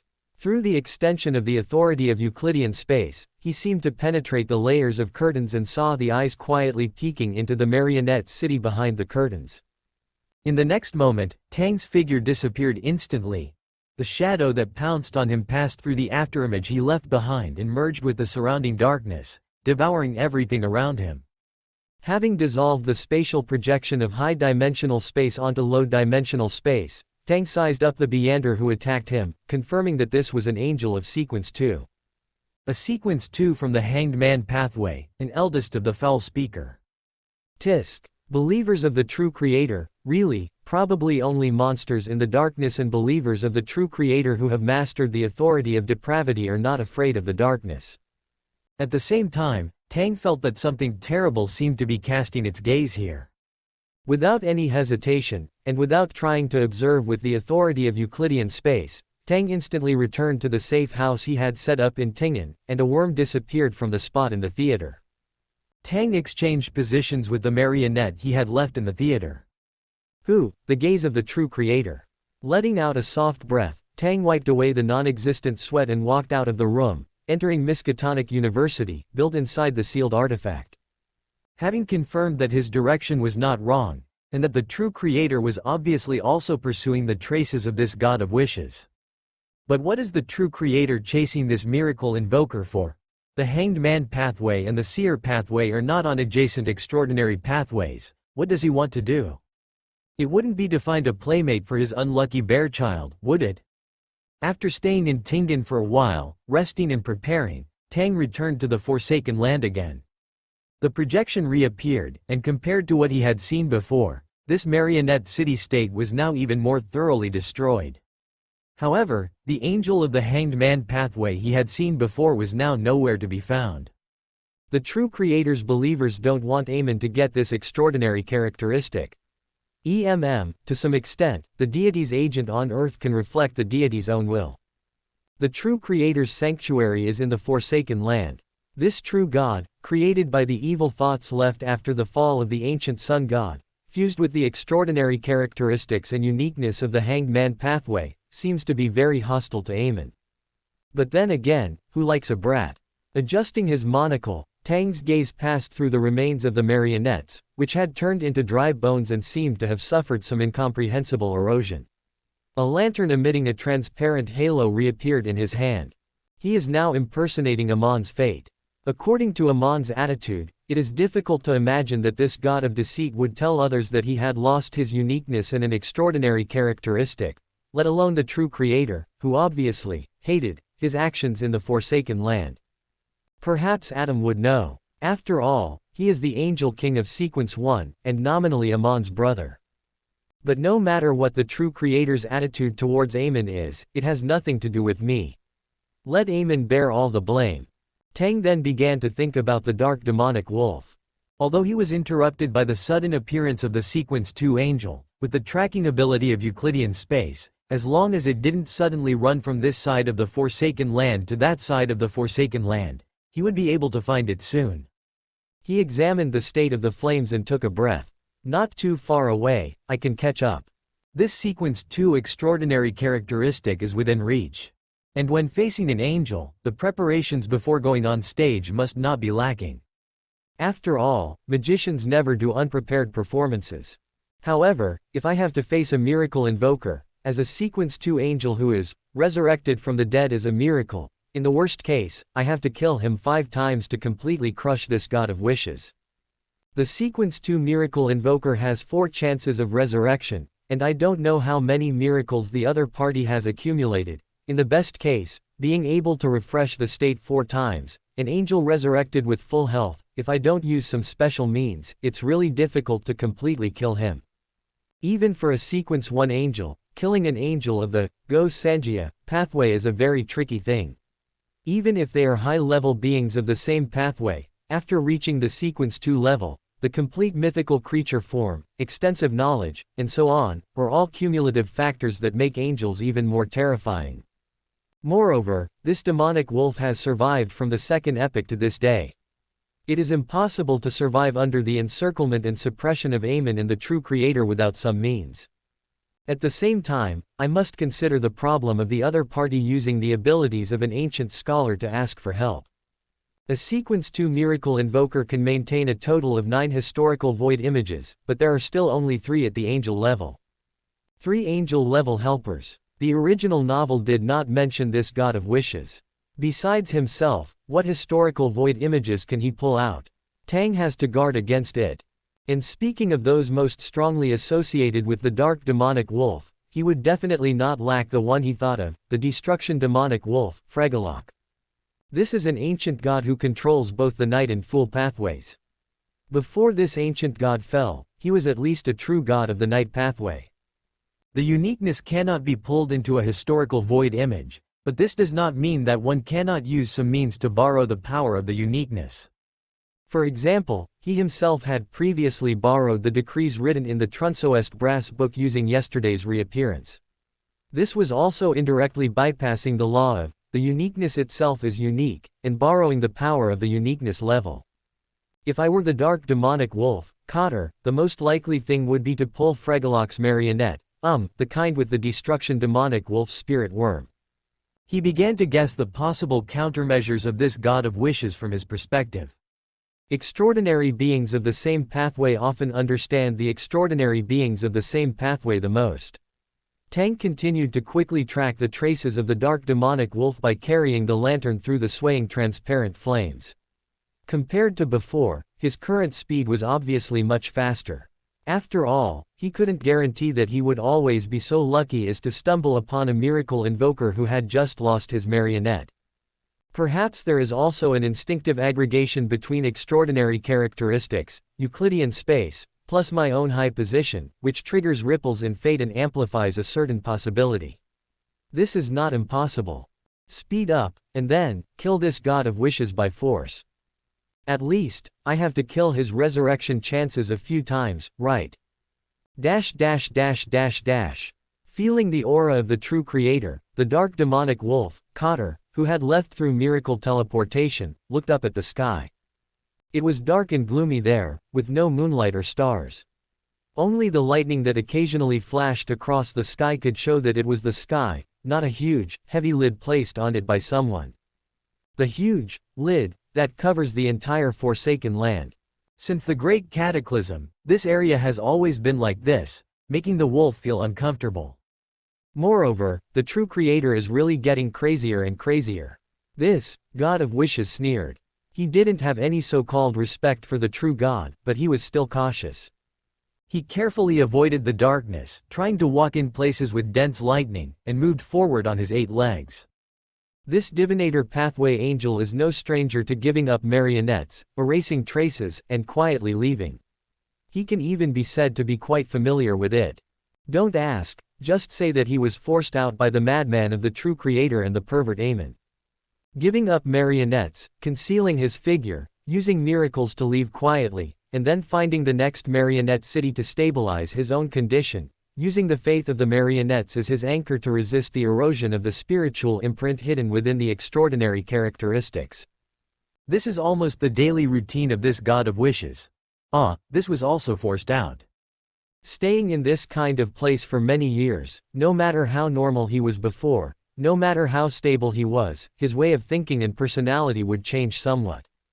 Frequently giving up marionettes and losing anchors, although it is not a big deal for the god of wishes, a miracle invoker who can make marionettes anytime and anywhere, it is still annoying to the wolf after years of accumulation.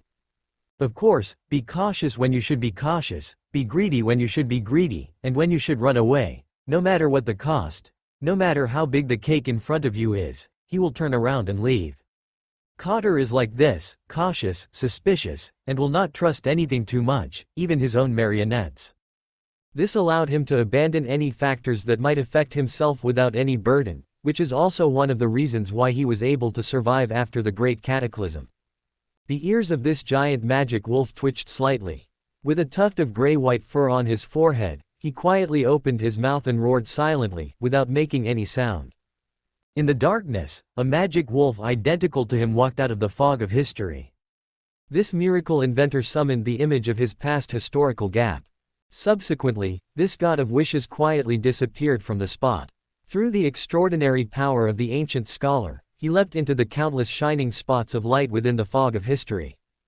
In the real world, the somewhat stiff image of the historical gap suddenly came to life. His 8 legs gently pushed forward, and his huge body disappeared from the spot with the emergence of the power of wishes.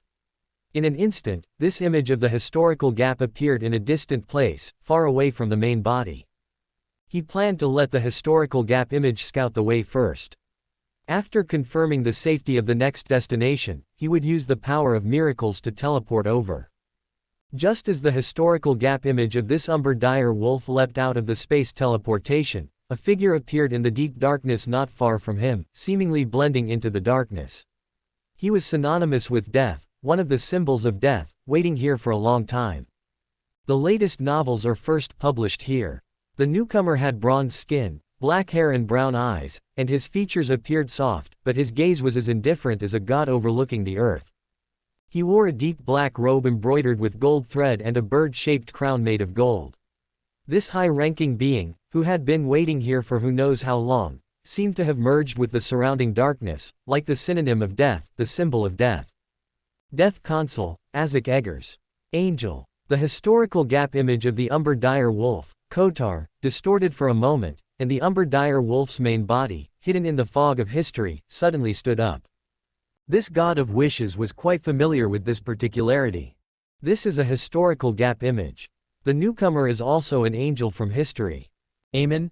Or other high-ranking beings of this pathway? Without any warning, the 2 historical gap images had already started fighting. The umber dire wolf, Kotar, originally planned to immediately cancel the maintenance of the historical gap image, and then leave the spot immediately, but it was obviously too late. He didn't know when something cold and piercing appeared in the light spot where he was. The sun in the sky was no longer warm, but became dark, silent, and eerie. After finding the umber dire wolf's trace, through the observation of Euclidean space, the ancient scholar had projected his own historical gap image, drawn out by himself, to the corresponding location by borrowing the miracle produced by the theater. Afterward, he did not distract himself to manipulate the historical gap image he had drawn out. This ancient scholar is using the observation authority of Euclidean space to follow the umber dire wolf's trace in the fog of history, searching for the historical light spot where the opponent is located. There is a very strong, almost inseparable mystical connection between the seer and the trickmaster. For my marionette, my relatives are the marionette's relatives, and my fate is the marionette's fate. Klein Moretti would need to try several times to pull out Azik Eggers' historical gap image, and he didn't know how much of the main body's power the pulled-out historical projection would have. But his blood relatives, if Tang, who has a mystical connection in blood, were to pull it, perhaps it would only take 1 or 2 tries to succeed, and correspondingly, the pulled-out historical gap image would also be enhanced proportionally. Klein Moretti is just a student, but this is his biological father. The interpersonal skills needed by the ancient scholar are not needed. Dire Wolf, times have changed. It's time to rely on your dad. Before looking for the umber dire wolf, Tang went to see his amnesiac biological father. The ancient scholar has 3 spots, one for his future self, and he can pull out 2 more. There's no point in not using them. Using a little bit of pretending to be crazy and a little bit of dark crawling, under the incomprehensible gaze of this amnesiac death consul, this amnesiac person helplessly used the yesterday reappearance charm, briefly obtaining power from the past, and thereby restoring part of his memory. His clear eyes became a lot deeper. This old father glanced at his second son, who was hugging the quilt and rolling around on the bed, not knowing what he was going crazy about, pursed his lips tightly, and suddenly didn't know what to say. Then, using a little bit of the concealment, authority, hiding himself at a specific moment. The historical gap image belonging to this death console came to life. Found it. One after another worm-like marks bulged on the ancient scholar's face. This was a sign of losing control caused by directly observing the angel level. But this sign did not pass to Tang. By spending a certain amount of knowledge fragments, the damage to the marionette caused by directly facing a mythical creature was smoothed out by the Repair and Cultivate module in the next moment. After finding the historical light spot where the Umber Dire Wolf was hiding, this ancient scholar took out the scepter of the sun and gave that light spot in the fog of history a black sunbeam full of madness. When the voices of praise and admiration suddenly rang out from the sun that occupied the sky within the historical light spot, the Umber Dire Wolf, who was manipulating the historical gap image, did not relax his vigilance because he was manipulating the historical projection and hiding in the secret history he controlled. After realizing that an ancient scholar had glimpsed this historical light spot and launched an attack, he suddenly leapt up, instantly detached from that historical light spot, and immediately returned to the real world. Here is not a short distance from his own historical projection. That historical gap image at the angel level cannot catch up so quickly. Just as he was planning to quickly leave here again through the power of wishes, by making a wish to himself and fulfilling his own wish, this god of wishes saw a huge curtain in the sky, appearing out of thin air. His gaze slightly froze. Above the sky, the magnificent thing floating on the curtain, like a heart, flickered with light, and the extraordinary power belonging to the miracle inventor suddenly descended. Sealed Artifact 0 Level, the never-ending theater. This is a historical gap image from the past.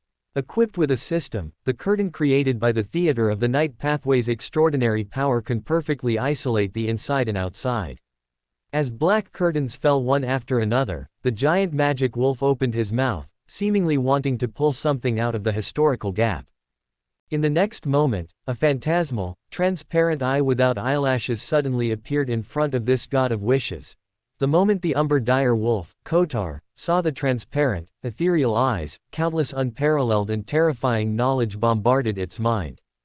It was something that could directly affect the stability of its own state, something that could directly drive this god of wishes into madness. Even with the authority of an angel, it would be plunged into an unimaginable wave of polluted madness, a madness that would lead to instant death. This god of wishes didn't even bother with the historical aperture image it had pulled forth. The giant body of the millennia-old dire wolf began to disintegrate inch by inch in an instant, flesh and blood flying. Countless spirit worms simultaneously swallowed the countless tendencies towards depravity and loss of control brought about by the knowledge that exploded in its mind and spirit, trying to put up a final resistance. But there was truly too much of this maddening knowledge. The maddening knowledge that flooded into the spirit worms also drove them mad. And after swallowing that countless maddening knowledge, they weren't given the chance to go mad before these spirit worms instantly died. They stopped moving at the same time, the countless spirit worms ceasing to function together, causing the entire dire wolf's body to swell, like a balloon filled with too much gas, reaching a critical point in a very short time, and exploding in an instant. This god of wishes actively chose death. First time, 2 resurrection opportunities remaining. The illusory, transparent eyes did not move at all. With the death of the Umber Dire Wolf, Kotar, the historical aperture image summoned by this god of wishes should have immediately disintegrated and returned to the fog of history. The historical projection that Kotar pulled out was a tall man wearing tattered armor. He was the secret puppet who had once destroyed the dire wolf, Fragar, a powerful Beyander of Sequence 2 of the warrior pathway, an angel walking on the earth. This angel on earth possessed some of the power to destroy the dire wolf, Fragar, because there were spirit worms originating from an ancient god within his body, granting him a portion of the ancient god's power. As expected, the Umber Dire Wolf, Kotar, chose to pull out the secret puppet of the dire wolf destroyer, Fragar, to act as its helper. But at this moment, this historical aperture image, which should have immediately returned to the fog of history, slowly turned its head. Others couldn't see the expression on the face of this image from the fog of history, but from the fact that it wasn't stiff, not just a puppet that could only fight, it could be seen that it seemed to have gained some intelligence. This sequence 2 historical aperture image looked at the exploded minced meat, and slowly but firmly, began to chant in giant language. The clumps of minced meat that had been shattered by the maddening knowledge underwent some kind of terrifying distortion at this moment. They constantly reorganized, seemingly wanting to create a new body. How is this possible? That was a low, terrified roar from the fog of history. The umber dire wolf, Kotar, who should have died because of the maddening knowledge and returned to refresh its state in another location, did not resurrect in a safe place outside the enclosure of the sealed artifact, as it had thought. Kotar, who wanted to use a resurrection miracle to get rid of the pursuers, completely did not expect this to happen. It didn't even have any chance to think, to understand why it had encountered this unheralded attack. Resurrection is a miracle, but without the spirit worms from the fog of history responding, it actually began to respond automatically, reshaping a new body for this angel, allowing it to resurrect on the spot. Someone had hidden the impact of resurrection related knowledge on the miracle invoker's resurrection. Something hid the 2 rules of mysticism: the location of resurrection will be near the dead body, and resurrection takes time. The spirit worms need to receive the miracle invoker's response before they can reorganize. Following the miracle invoker's resurrection miracle, after the rules of mysticism were hidden, the dead miracle invoker should immediately, and on the spot, resurrect. This was the so-called killing it once and then pulling it up on the spot to directly whip the corpse. That I didn't intend to give the umber dire wolf a chance to escape the encirclement, or take the opportunity to understand the situation before resurrection happened, in order to find a chance to reverse the danger. Magicians don't perform unprepared performances. A magician who encounters danger suddenly, without any preparation, will naturally be at a disadvantage. The umber dire wolf, Kotar, passively, involuntarily, and irresistibly, resurrected again as the extraordinary characteristics continued to gather. At the place of its death, countless swarms of worms flew out of the fog of history, forming balls of light, enveloping its flesh and blood, forming a brand new body. At the same time, this god of wishes heard its secret puppet chanting in a low voice, using the giant language, a name it had never heard before. The embodiment of spirituality and spiritual numbers, the knowledge that leads fate, the eye that peers into secrets. The voice originating from the historical aperture image used giant language, which could naturally serve as a sacrifice and connect to mysticism.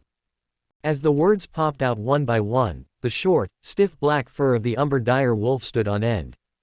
The umber dire wolf tried to stop it, but it had already lost control of the historical aperture image. It was as if that historical aperture image had come to life.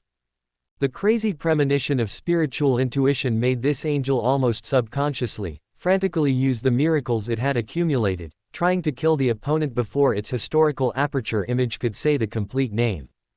The chaotic and mad keeper, the witness of the starry sky and the bottom of the earth. Terrible thunder fell from the sky. While the historical aperture image was hit by the terrifying lightning strike, the other party seemed to have entered a hidden world, devoured by the surrounding darkness and madness. But that ethereal and erratic eye, which seemed to not exist in this world at all, lightly lifted, and the lightning strike, the darkness, immediately lost all mystical meaning, returning to nothingness. The miracle that created them was erased. You are. The voice of the historical aperture image rose, stirring the curtain created by the theater, creating strong waves. The symbol of all taboos. The sage of hidden knowledge. Countless stars appeared on the huge curtain in the sky. These were stars that had never appeared in the land of the forsaken gods for thousands of years. The name of a god is not necessarily a 3-part formula. For example, the goddess of the night, her name is, the goddess of the night who is more sublime than the starry sky and more eternal than eternity, the Lord of Scarlet, the Mother of Secrets, the Queen of Misfortune and Terror, the Lord of Sleep and Silence. The name required for daily ritual magic, the name required for sacrificial rituals, can be rearranged and combined from all the names of the gods according to mystical knowledge, and then, according to the response you need, a 3-part name prayer is performed. As long as this 3-part name can directly point to the existence corresponding to that name must have a complete mythological biological form, be located in the authority of an angel or a god, and can respond to the ritual worldwide. And its historical aperture image describes. This describes Cathar, the umber-dire wolf, resurrected from countless swarms of worms and flesh huddled together, almost subconsciously bared its fangs, its gaze towards its historical void projection in the appearing eye, sinister and insane. It once again released the miracles it had accumulated, sparing almost no effort, attempting to erase the other party's existence, passively plunging them into the secrets of the Forsaken Land for thousands of years. Away from here. But facing the powerful extraordinary power of this god of wishes, trying to erase its own miracles, the ethereal and transparent eye, seemingly non-existent in any corner of this world, looked towards this god of wishes. The historical void projection on the side, after reciting the honored name, reached out its hand, as if to receive something. Then, this being without eyelashes slightly curved its ethereal and transparent eye, it seemed to be smiling, or perhaps greeting this miracle inventor. Terror and horror coexisted. For thousands of years, this god of wishes had almost never been so distraught, because it knew that what it was facing was not an ancient scholar, or a miracle inventor of the same level. The stars in the sky lit up, the starlight shone brightly, mystery reappeared. The countless stars, radiating light and inherently luminous, shone through the veil, extending across the dome of the entire sky, illuminating places that lightning could not reach. It was a vast river of stars, the distant Milky Way, the constellations coiled in the universe. Stars dotted and floated above the sky, illuminated by countless flashes of lightning that streaked across the earth. It was a scene that all the people in the Forsaken Land had never seen before. Stars were inherently stars, giant celestial bodies in the universe, but could stars resemble eyes? The stars appearing in the seemingly eternally unchanging dark sky of the Forsaken Land seemed to be blinking, each star composing the Milky Way like a cold, lashless eye overlooking the earth. Something was emerging from the stars in the sky. The undulating night sky, the constellations dotted with stars shining through the veil, illuminating the dome, illuminating the Forsaken Land. The newest and most complete novels are first published here. The immense anomaly caused countless monsters to roar, casting their gazes from afar, seemingly sensing the abnormality here. In the ancient giant court, in the giant king's residence, someone seemed to quietly open their eyes. Within Silver City, within Moon City, countless people struggling in the darkness couldn't help but look up at this change that had never occurred in thousands of years, feeling shocked and excited from the bottom of their hearts for this thing that had been gone for so long that even the stars and the moon had long been forgotten, leaving only the concept. Stars dotted, dazzling and radiant. And Cathar, the umber-dire wolf, facing these stars, trembled all over, its legs involuntarily taking a step back. Sequence 0. The god of wishes wailed, each word filled with blood and tears. Why? Where else in the Forsaken Land was there another Sequence 0 here? Surrounded by the stars, the lashless eye was ethereal and indistinct, without any sound coming out, but the historical void projection on the side, at some unknown time, had a black hardcover book in its hand. It was the Book of the Dead. And the divine kingdom belonging to this god quietly descended here. The historical void projection recited the complete honored name, allowing this unknown Sequence 0 true god to trigger the divine kingdom, hidden within countless knowledge, that belonged exclusively to it. The Milky Way formed by the stars together, each star like an eye, was a thing evolved from forbidden, insane knowledge. They formed the sky of the divine kingdom, an inseparable part of the divine kingdom. The Book of the Dead in the historical void projection's hand began to disappear little by little from the spine, as if returning to the stars above, turning into one star after another that was also sparkling. The next moment, a huge celestial body with deep red rust, as if passing through layers of veils, descended on the sky of the Forsaken Land. Descended above the head of Cathar, the umber-dire wolf. Passing through the veil, one could see that it radiated across the entire sky, something that even the huge lightning could absolutely not compare to. It was rusty and reddish-brown all over, with no other features except for hill-like spherical protrusions. Of course, if he looked from here, he would find that those protrusions were not the size of hills, but should be even larger. It floated there lifelessly, exuding an overwhelming aura, like rolling muffled thunder. It suddenly began to move, but how could the surface of a planet move? The surface of a planet would not crack at will, let alone spread out for thousands of miles, revealing the pale, shimmering substance beneath the surface. That was a giant eye. Above the sky, a cold, terrifying sphere, seemingly just traveling, curiously glanced at the creatures on the ground, opening a giant eye. In the Cthulhu mythos, harbinger of destruction, Groth has the appearance and size of a planet, composed of gas, ash, and hot liquid iron, and has a giant eye made of a sea of liquid iron. This ancient outer god drifts in the universe, passing through the orbits of countless stars, and any old ones or outer gods sleeping on these stars will be awakened by the celestial music that he chants, entering an active state.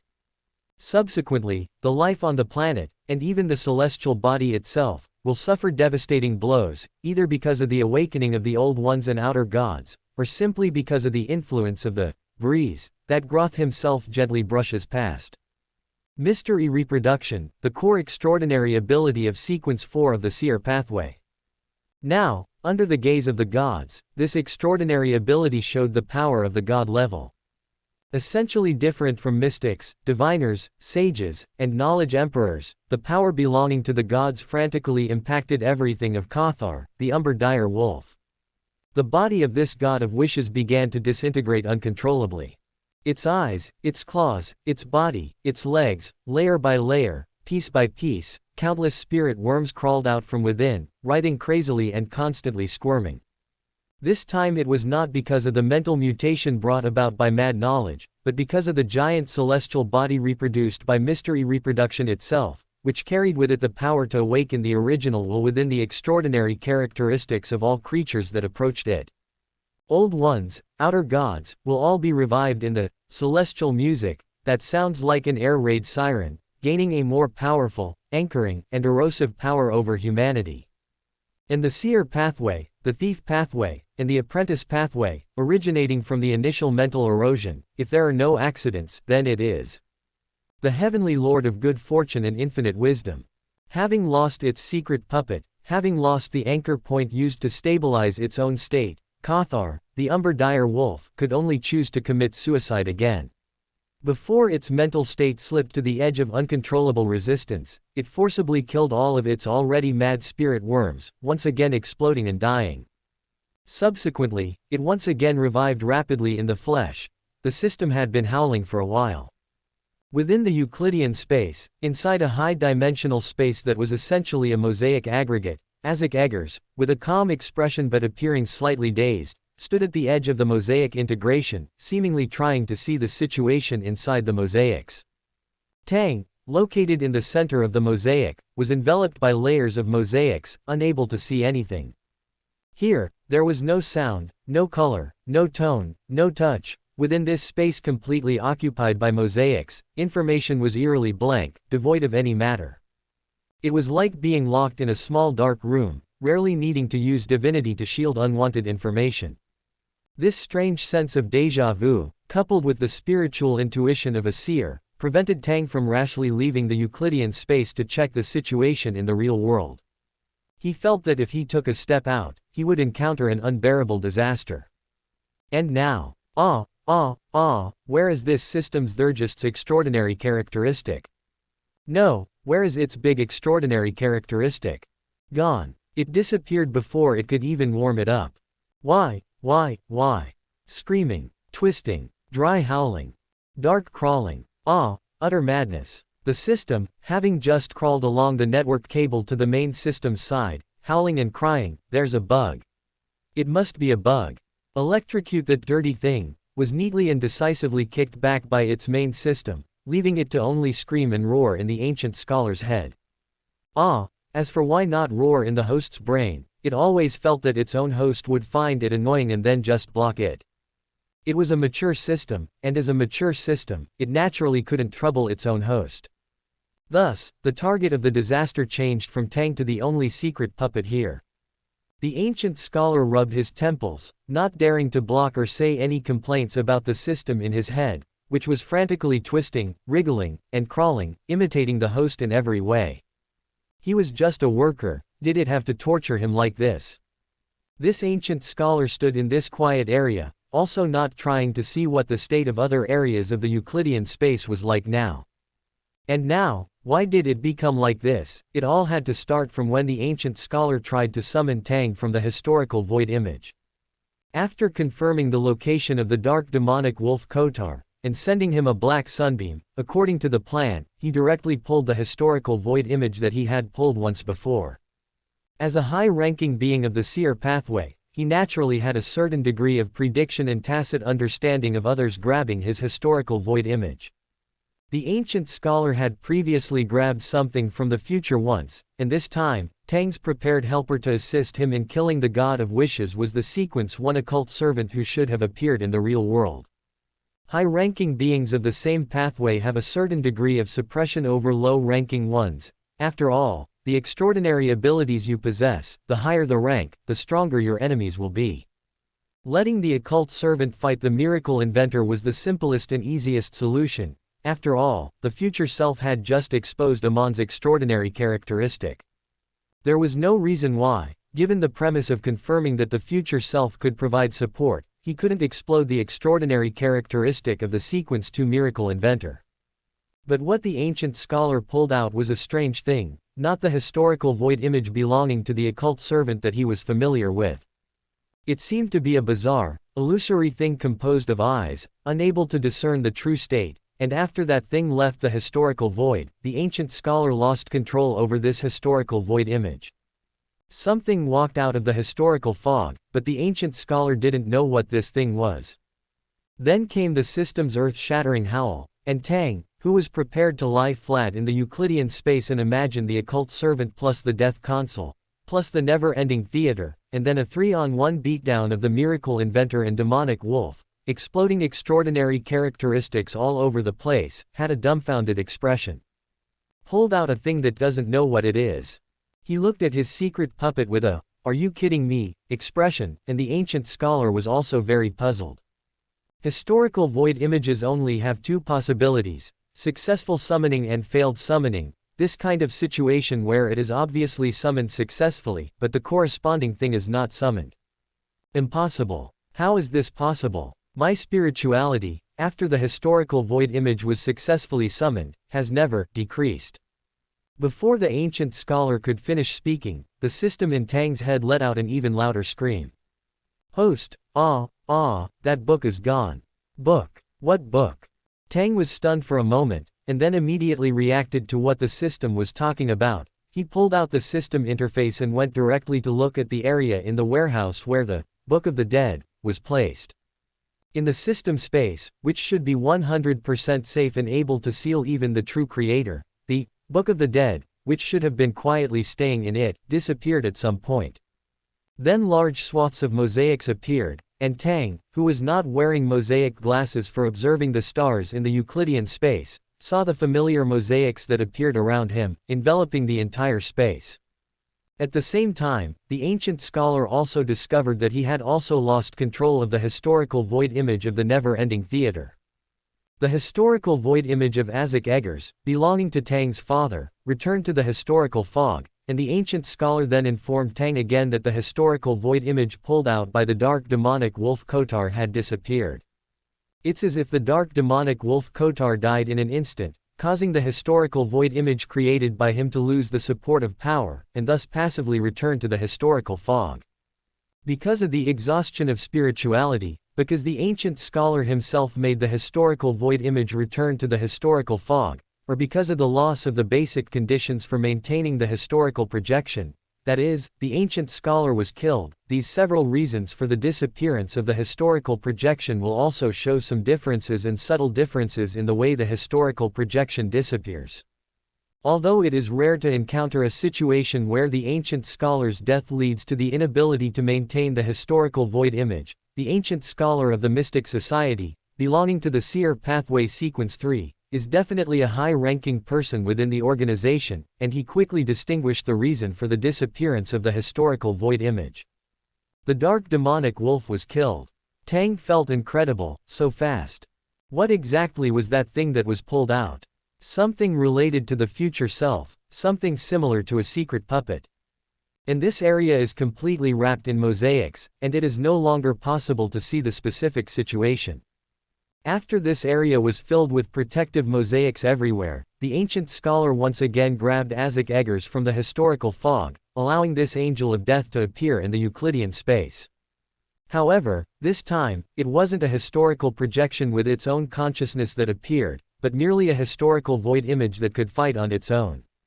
Ancient scholars attempted to use the position of a Sequence 2 angel to indirectly observe the current state of the gloomy demon wolf, Kotar. Tang's inspiration stirred, and he looked down at his feet. Is my shadow that faint? A huge, rust-covered celestial body appeared in the sky. When it completely revealed its incomparably huge form above the sky, that unspeakable thing oppressed the darkness, and even the constantly flashing lightning could not illuminate a corner of the giant celestial body. At this moment, a figure appeared not far from the gloomy demon wolf, Kotar, at some unknown time. And under the illumination of countless stars, illusory and transparent eyes seemed to take shape. It was a young man, but all who saw him would only notice his indifferent, detached, and aloof eyes that could not be truly discerned. They could not remember his figure, or even a single specific symbol other than his eyes. His gaze shifted away from the gloomy demon wolf, who was constantly reforming, and looked into the depths of the darkness not far away.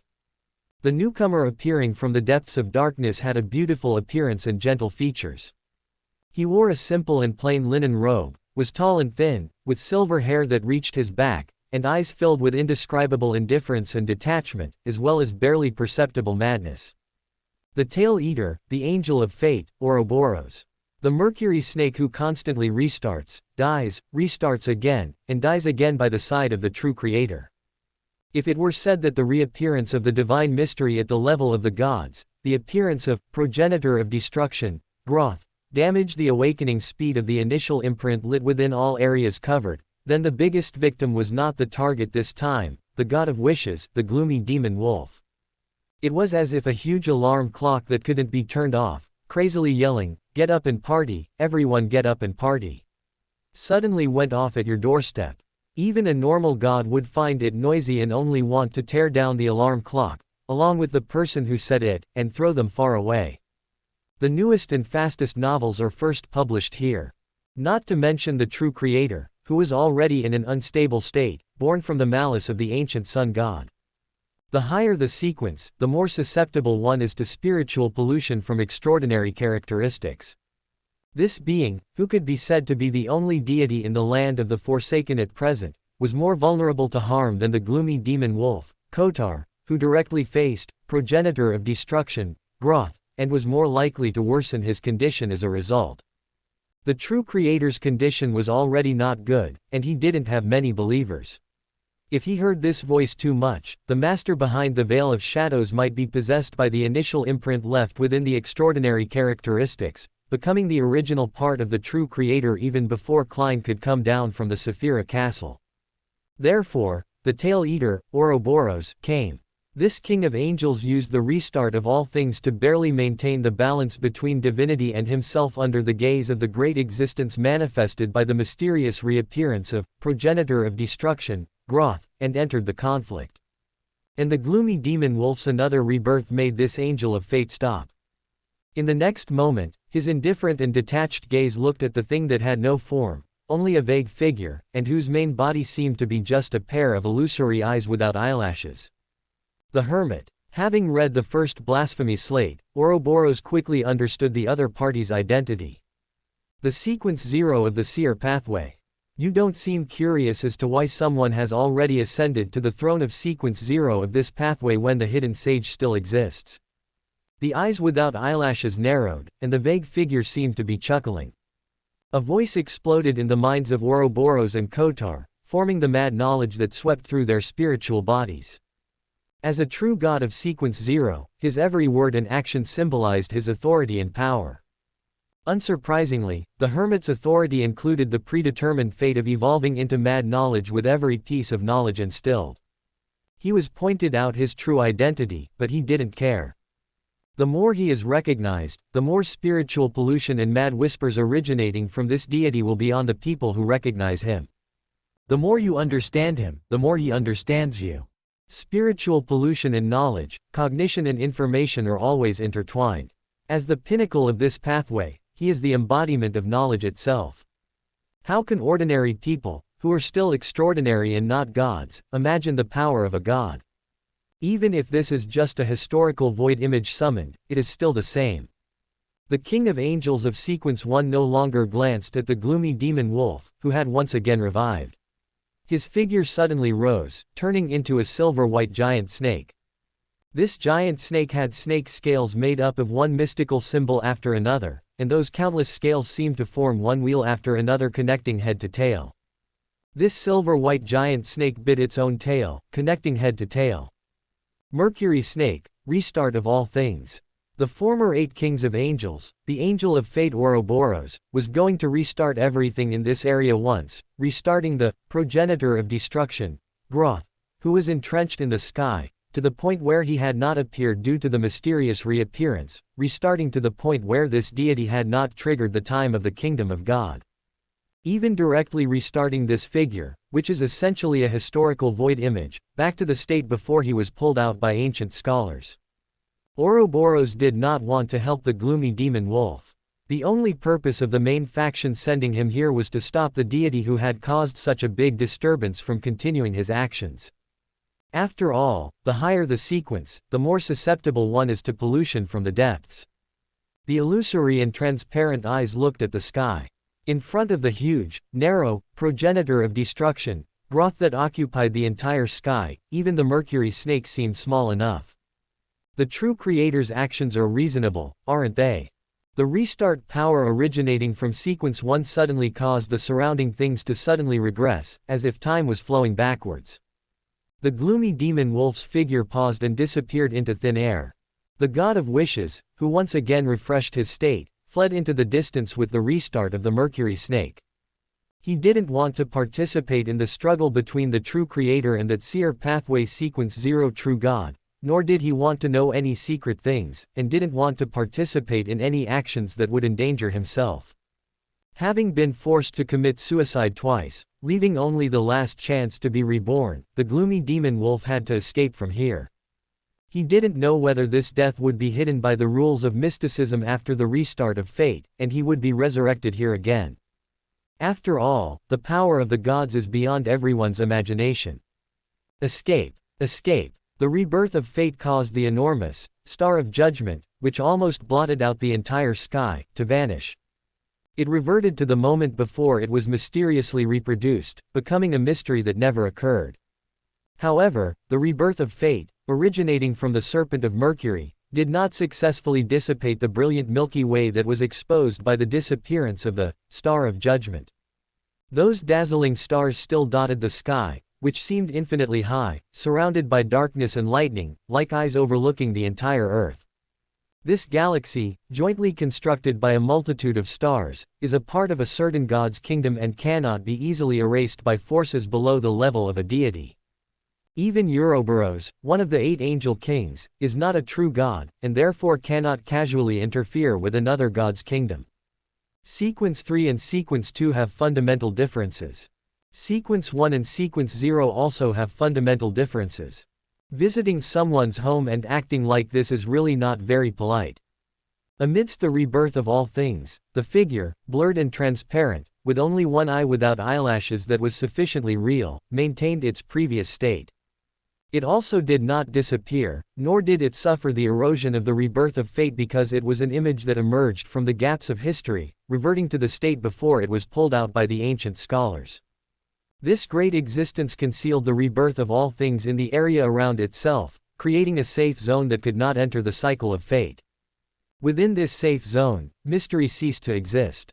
Without the foundational framework of mystery, which supplied the Serpent of Mercury's rebirth in a meaningful way, the rebirth of all things naturally could not function accordingly. The empty, indifferent eyes looked towards the direction in which the gloomy wolf Kotar was fleeing, and then, this illusory and transparent figure seemed to shake its body. Era, how could it escape? This made it quite difficult for it. After all, its purpose this time was not Ouroboros and the Hanged Man. The fleeing gloomy wolf Kotar suddenly felt a tightening of his senses, and an immense fear suddenly filled his entire body. Even though he had used the power of miracles to transfer several times, and forcibly interfered with the direction of divination and prophecy with his own authority, he still felt that some kind of strange anomaly had appeared on his body. Suddenly, this god of wishes raised his head and looked towards the battlefield where the divine war was taking place. Slippery tentacles emerged from his flesh and blood, and those sticky things wrapped around this god of wishes. Countless spirit worms painfully crawled out from the pores of his skin, entwining with other spirit worms, huddling together to take shape. Subsequently, those spirit worms that crawled out of the body surface, under the eyelids of the god of wishes, began to wriggle, uncontrollably, countless viscous tentacles intertwined with each other. The gloomy wolf Kotar didn't even know what was happening. He stared blankly at the changes in his body, and the thoughts in his mind, the desire to break free from this state, also began to fade, seeming to leave only the most primal desires. No, this was not right. The gloomy wolf instinctively sensed that danger was imminent. No, the spirit worms intertwined with each other, unexpectedly giving birth to even smaller spirit worms, frantically accumulating in the even smaller spirit worms, whether they were differentiated from a part of the spirit worms themselves or torn from the extraordinary characteristics of this god of wishes. These accumulated indescribable madness, causing the gloomy wolf to convulse all over. Before long, the gloomy wolf's 8 legs had almost uncontrollably collapsed to the ground. His spirit worms were constantly dying, and new spirit worms, born from between the spirit worms, began to devour the body and spirituality of this god of wishes. The spirit worms, constantly entering and exiting from his pores and flesh, came into contact with the earth, with the surrounding weeds, and with the monsters that appeared from the depths of the darkness at some unknown time. They were all driven mad, they danced together on the gloomy wolf, who became the source, and the spirit worms combined together, giving birth to even more terrifying things. With a boom, the gloomy wolf's body exploded again. Resurrection from the dead is a miracle. This was his last chance. Fortunately, this resurrection from the dead was no longer subject to the interference of mystical meaning, and he was not directly pulled up to be immediately reborn on the original flesh and blood. In other words, he had escaped the range that the hermit could manipulate the authority of mystical knowledge? Was this just a hidden move buried in him? Countless spirit worms wandered in the mist of history. The gloomy wolf Kotar began to examine himself very calmly, confirming that this death had metabolized all the madness, and that with the original death, no crazy thoughts were left on the spirit body, affecting the next rebirth. He waited. Waiting for the end of the struggle between the true creator and that sequence 0. Consuming the last chance to be resurrected from the dead, the gloomy wolf's caution was unprecedented since he became an angel and a miracle invoker. Because he knew that if he suffered that degree of damage again, then he would only have the possibility of falling. Waiting was the only solution now. But just then, Kotar suddenly widened his eyes in the fragments of historical mist. Countless spirit worms broke free from the past, from history, vying to fly towards a piece of historical mist. There seemed to be a wriggling vortex made of tentacles. In the historical light spot wrapped by the vortex, a young man wearing loose clothing, holding a 3-meter-long scepter like a twisted sun, sat in a tomb full of death and strangeness. The illusory river flowed slowly under the huge feathered serpent, and countless lines of spiritual bodies and dark blood vessels echoed the greasy feathers, and the strange scene flashed wildly in the historical light spot. Seeming to sense something, the young man in the historical light spot raised his head and looked at the gloomy wolf, who was being passively flown towards the historical light spot. The corners of this young man's mouth slightly raised, and then, slowly and methodically, he took out a monocle carved from crystal from his pocket and put it on his right eye socket. The young man straightened the monocle, and under the gloomy wolf Kotar's anger, fear, despair, and various other emotions, slowly opened his mouth and said, "Welcome home." Unexpected. Surprise. Countless spiritual threads manipulated this sequence 2 angel across a layer of historical mist. Ouroboros had already retreated from the state of the serpent of Mercury's rebirth of fate. This angel king opened the wings behind him, and confronted the huge moon that appeared in the sky at some unknown time. That was a bright full moon. That was not the crimson moon. The bright moon was so beautiful under the starry sky, it was an unprecedented spectacle. The night goddess is the crimson lord. The moon in this world always hovers between crimson and blood red, never showing such a beautiful moon.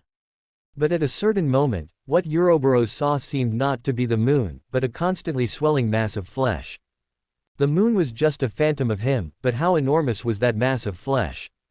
Ouroboros stood there, stunned. Mental contamination quietly erupted, and countless giant tentacles stretched out from the mass of flesh, grabbing at this king of angels. The flesh-like moon opened its mouth, revealing countless rows of white teeth. The wide mouth dripped with viscous liquid, and inside was a seemingly bottomless darkness. The starry sky was stirred, and seemed to cast an incomprehensible, extremely crazed gaze. Just understanding it is contamination, just touching it is blasphemy. Ouroboros's body suddenly sank. He was contaminated by directly viewing a fragment of mysterious, reappearing, crazed knowledge, stunned in place and lost consciousness, only to be awakened by the Lord's voice suddenly booming in his ears. Leave. A power filled with the meaning of corruption descended upon the giant-mouthed moon flesh. The true creator remotely exerted influence, and the moon flesh's body moved upwards, causing the slippery tentacles extending from him to deviate from their original attack position. This allowed the King of Angels to dodge the unspeakable tentacles. The newest novels are first published here. Knowledge spreads with understanding. A phantom, transparent figure stood upon the earth, the seer's eye looking towards the angel of fate in midair. Around him, vegetation flourished, the earth, soil, rocks, and the monsters in the darkness jointly creating bizarre monsters, each new monster adding to the variety of monsters. After giving birth to new monsters, they turned into pure information torrents, reassembling around the phantom, transparent figure. This is the power of abundance, this is the maternal love. In the Cthulhu mythos, the one known as the Dark Mother of the Woodses, the Supreme Mother, the Black Goat of the Woods with 1,000 young, is only one. Shub-Niggurath. This outer god, even in the Cthulhu mythos, is the most supreme, the primordial goddess of fertility, considered the source of all life in the universe. She is the wife of the unspeakable, the starting point of civilization, the basic law of life. The reappearing knowledge must itself possess a mysterious color to be exerted. Shub-Niggurath is a story left over from the old days, and what this knowledge, which can be reproduced by mysterious reappearance, refers to seems self-evident. As the moon appeared, the starry sky was stirred, and in the distant universe, the brown stars, orange stars, red stars, and gold stars seemed to flicker, as if blinking. Above the red moon, the moon inexplicably lost its redness, condensing into something even larger than the moon, peering at the blue planet guarded by this satellite. Then, he silently allowed a little bit of blood red to detach from his body, trying to establish a connection that bypassed the joint blockade from the primordial and the current 7 gods, entered this planet, descended upon the land abandoned by God, and fused with the huge and hideous moon under the stars. The barrier facing the starry sky boiled up, and a deity, through the changes of the great existence entrenched on the moon and the barrier left over from the beginning, discovered the problem. In the deep, dark kingdom composed of moon flowers and night blooming Sirius, as if in an eternal night, the deities within looked towards the astral world. The world composed of waves and storms, the realm set in the tone of dusk, the tower composed of knowledge, hammers and saws, areas full of traces of craftsmen, all eyes looked towards the sky, and then towards the blue planet under the defensive circle they jointly built. Land abandoned by God. There was a low murmur of doubt. Land abandoned by God. There was a silent sigh. In the land abandoned by God. Spreading knowledge symbolizes the diffusion of authority. The phantom, transparent voice seemed completely unaware of the abnormality of the starry sky. The flesh mass evolved from the giant moon waved its tentacles, creating bizarre monsters, whether with or without form, in every piece of land and every piece of air its tentacles swept across. They squirmed, crazed, seemingly wanting to have a child with the Ouroboros. As for who would give birth, of course, it would be Ouroboros. The angel of fate, who had once again transformed into a mercury snake, trying to restart all things once again, miscalculated. Because the contamination caused by understanding had already quietly taken root in this king of angels. The diffusion of authority symbolizes that these mysteries are no longer solely and uniquely controlled. Mysterious reappearance is a type of occultism where the less people know about it, the greater its power and magical strength. Therefore, uncontrolled knowledge wants to return. Dispersed knowledge will eventually return. And the only destination for all knowledge is secrecy. The symbol of all taboos, the sage of secret knowledge. Knowledge will eventually return. On Ouroboros's wings grew twisted, horrifying, and bizarre feathers, as if soaked in black, filled with grotesqueness and terror. The true creator once again exerted influence from afar. Ouroboros's body, under the true creator's blessing, turned into a black, viscous liquid, allowing those knowledges in his mind to fall, allowing them to temporarily rebel against the hermit, who was the symbol of taboo and the source of knowledge.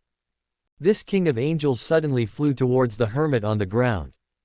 On his body, various occult symbols intertwined within the black, viscous liquid, forming rotating wheels, seemingly bestowing blessings upon himself. Why be so afraid of me? Isn't it the most basic etiquette for a visitor like myself to visit the master of this land abandoned by God? He wasn't some bad guy. The phantom, transparent eyes narrowed, feeling helpless at the true creator's current state of only daring to exert influence from afar. Of course, only relying on the Necronomicon, a Sequence 4 scholar of mystery, with some power coming from the original pathway's source, some power coming from the future timeline of Euclidean space, and a Sequence 0 historical void image blessed by a great existence, couldn't truly achieve what a true Sequence 0 could do. Such as directly barging into the true creator's kingdom of God, or something like that. After all, he was truly just a historical void image without a uniqueness to rely on. This Sequence 0 historical void image slowly and deliberately took out a gold coin from who knows where, wrapped in a gray-white mist, symbolizing the Lord of Mysteries. The shadow-composed Ouroboros plummeted with extreme speed. The stars in the sky swirled, echoing the quickening flashes of lightning. A gold coin, enveloped in a faint gray mist, spun in the hand of a figure seemingly not belonging to this world, a figure of ethereal shadow. The deity symbolizing knowledge and taboo raised its arm. Language emerged in a new form, gradually evolving into incomprehensible, indescribable, maddening knowledge that would be inflicted simply by seeing, hearing, or sensing it. A fool not belonging to this era. The gold coin flipped into the air, and the spirit world's information began to update and iterate at that moment. The spirit world, symbolizing the past, present, and future, is a collection of countless pieces of information, and above it is the great existence above the spirit world, the master of the spirit world, the lord of the celestial worthy. In the forsaken land of the gods, the spirit world exists in a special state. The people here cannot receive revelations of divination and prophecy through the spirit world.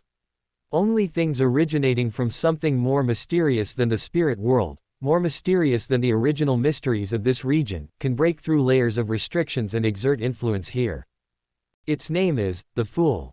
The mysterious ruler above the gray fog. The boundless gray fog stirred, as if someone within it was casting their gaze upon the forsaken land of the gods. The 7 lights of the spirit world flickered in unison. The 7 lights of the spirit world, holding the angel's position, are beings that have existed since the birth of the spirit world. They guard the great existence above the spirit world, and at this moment, as the gray fog trembled, they all looked towards the infinitely high depths of the spirit world.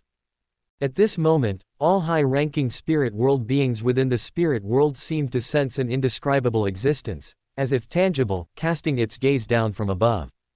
It was chilling, it was awe-inspiring, it was a great existence that made countless spirit world beings kneel and submit. The entire gray fog above the spirit world began to boil. The anomaly of the celestial worthy caused those who could sense this level of existence, angels, gods, and lifeforms, to turn their attention to it.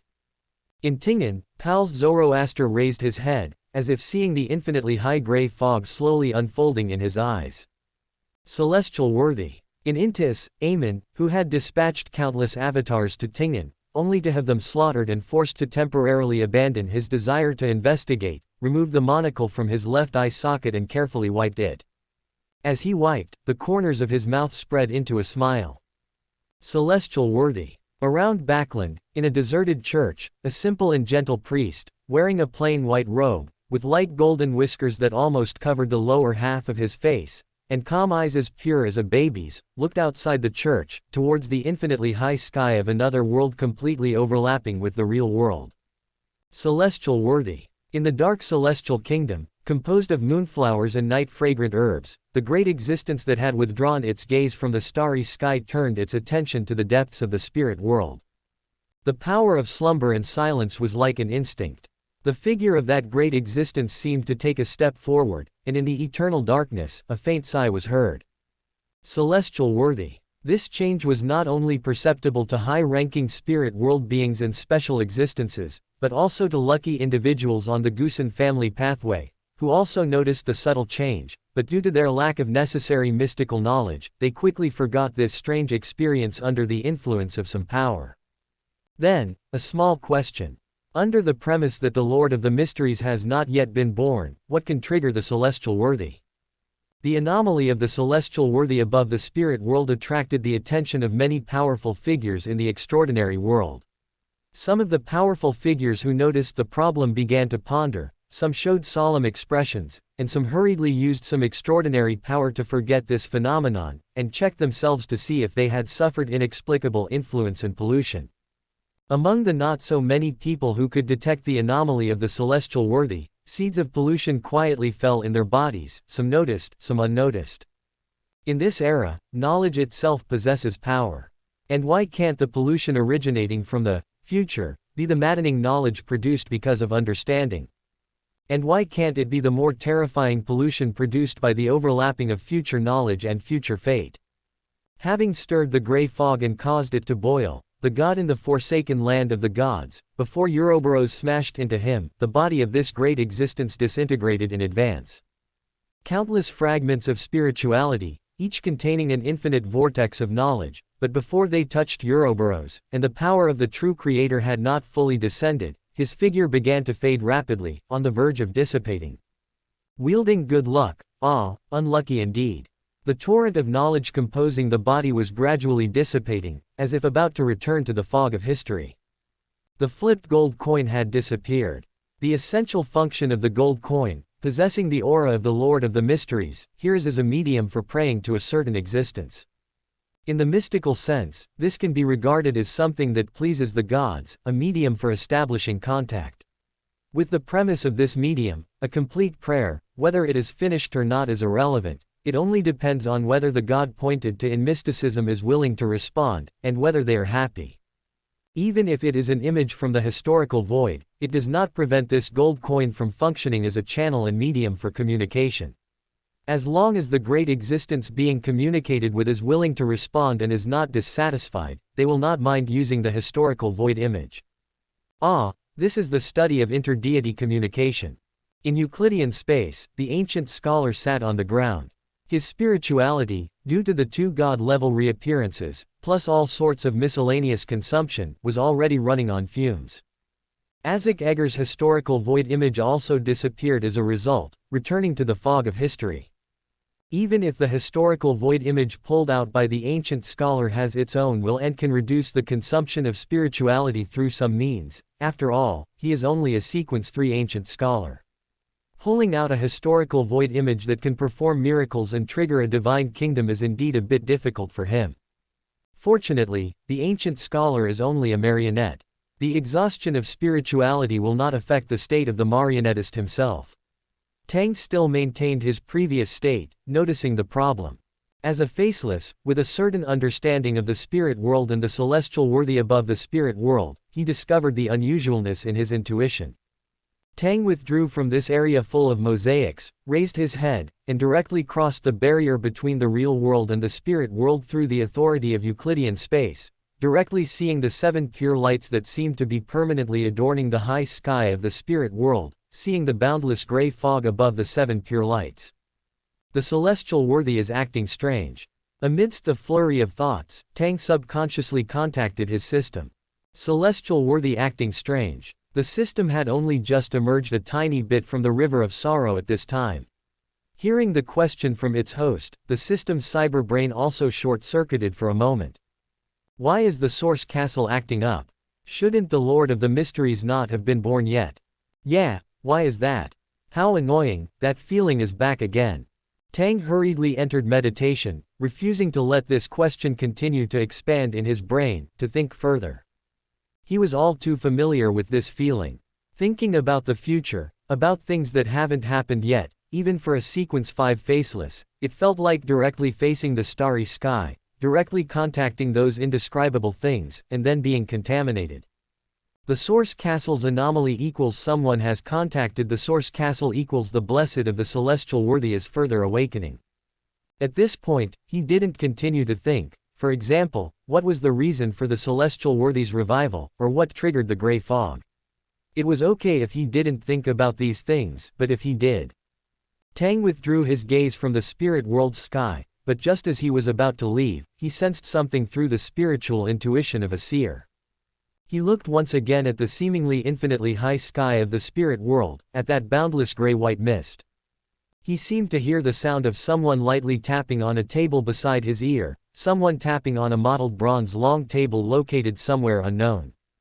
Accompanied by two, knock, knock, sounds of knuckles tapping on the long table, a corresponding spirit world coordinate deep within the spirit world suddenly appeared in Tang's mind.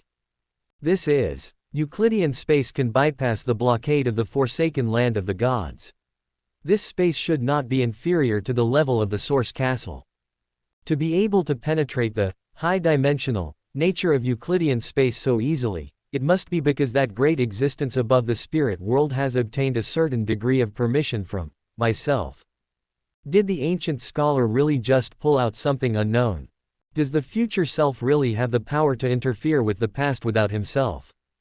Tang looked at that spirit world coordinate, and through the special nature of both Euclidean space and the great existence above the spirit world, he saw the real world corresponding to the spirit world coordinate. He saw that it was Intis. The Intis Empire's faith is in the god of craftsmen and the eternal blazing sun. Tang saw a peripheral area where something seemed to be buried underground. It was a mirror. Wait, a mirror. Erodes. With a loud bang, the earth trembled violently. The most uptack new uptack small uptack say uptack in uptack uptack uptack first uptack hair. The angel of fate, Ouroboros, who had returned from the shadows, watched the god who had avoided the fate cycle blessed by many, relying only on a portion of his own collapsing authority. What a temper. That figure was rapidly disintegrating, returning to the fog of history. And when he only had one eye left, the eye of secrets, symbolizing the core of the hermit, Ouroboros finally glimpsed a stream of the river of fate. He saw the fate of the gods. In the next moment, Ouroboros' body trembled violently. Knowledge. Yes, knowledge. The core authority of the knowledge pathway is knowledge itself. Knowledge itself comes with power. The knowledge that the hermit masters is unique to the hermit. This is an imprint on the level of knowledge, on the level of mysticism. It is his thing, how dare others covet it, observe it. Hermit. Ouroboros, abnormal shadow came to life. It swelled up, and Ouroboros was inevitably completely enveloped in darkness. But among the countless darkness, there were still stars twinkling.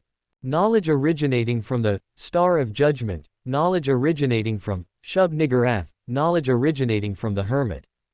Even the existence of the hermit itself can be classified as a part of knowledge. The ultimate destination of all knowledge is secrecy.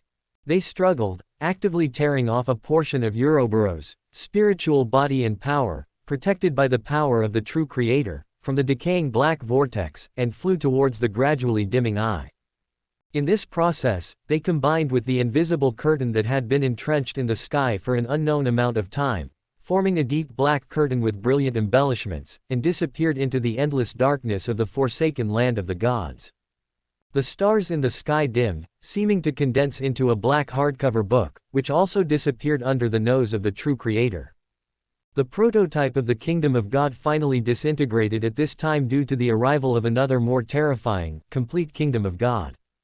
The power that supported the stars to form the starry sky also gave up maintaining the mystery of the kingdom of God, allowing it to collapse and dissipate, disappearing without a trace. I hope you won't be so angry next time we meet, Sun God. Ah, no, true creator, that's what I should call you. Images originating from the historical void will eventually return to the historical void. His words once again became a part of madness, but made the state of the true creator suddenly become strange. The true creator, the ancient sun god, who was forcibly revived with negative emotions before his death, mixed with the madness of the ancient sun god, was opposed by the eternal blazing sun, the Lord of Storms, and the God of knowledge and wisdom. He had been mad for too long. Mad knowledge turned into a torrent, and with the hermit's deliberate indulgence, it frantically repeated this sentence in the true Creator's kingdom of God. Sun God, true Creator, Sun God, true Creator. Sometimes, a madman will calm down a little when he meets another madman. In the darkness, behind the curtain of depravity and shadows, and I looked at the place where the last remnant of that I remained. Knowledge, wilderness, mysteries, dimension, ruler. Tang, who directly switched positions with the sealed artifact he had preset from the forsaken land of the gods and was out of the true Creator's line of sight, looked strangely at his target for this trip, quietly staying in Euclidean space. The Gloom Wolf, Kotar. This god of wishes was made into a sealed artifact and equipped with the bionic sealed artifact module, controlled by the core of the theater. How simple. Although he encountered the anomaly of the source castle, he was not affected at all.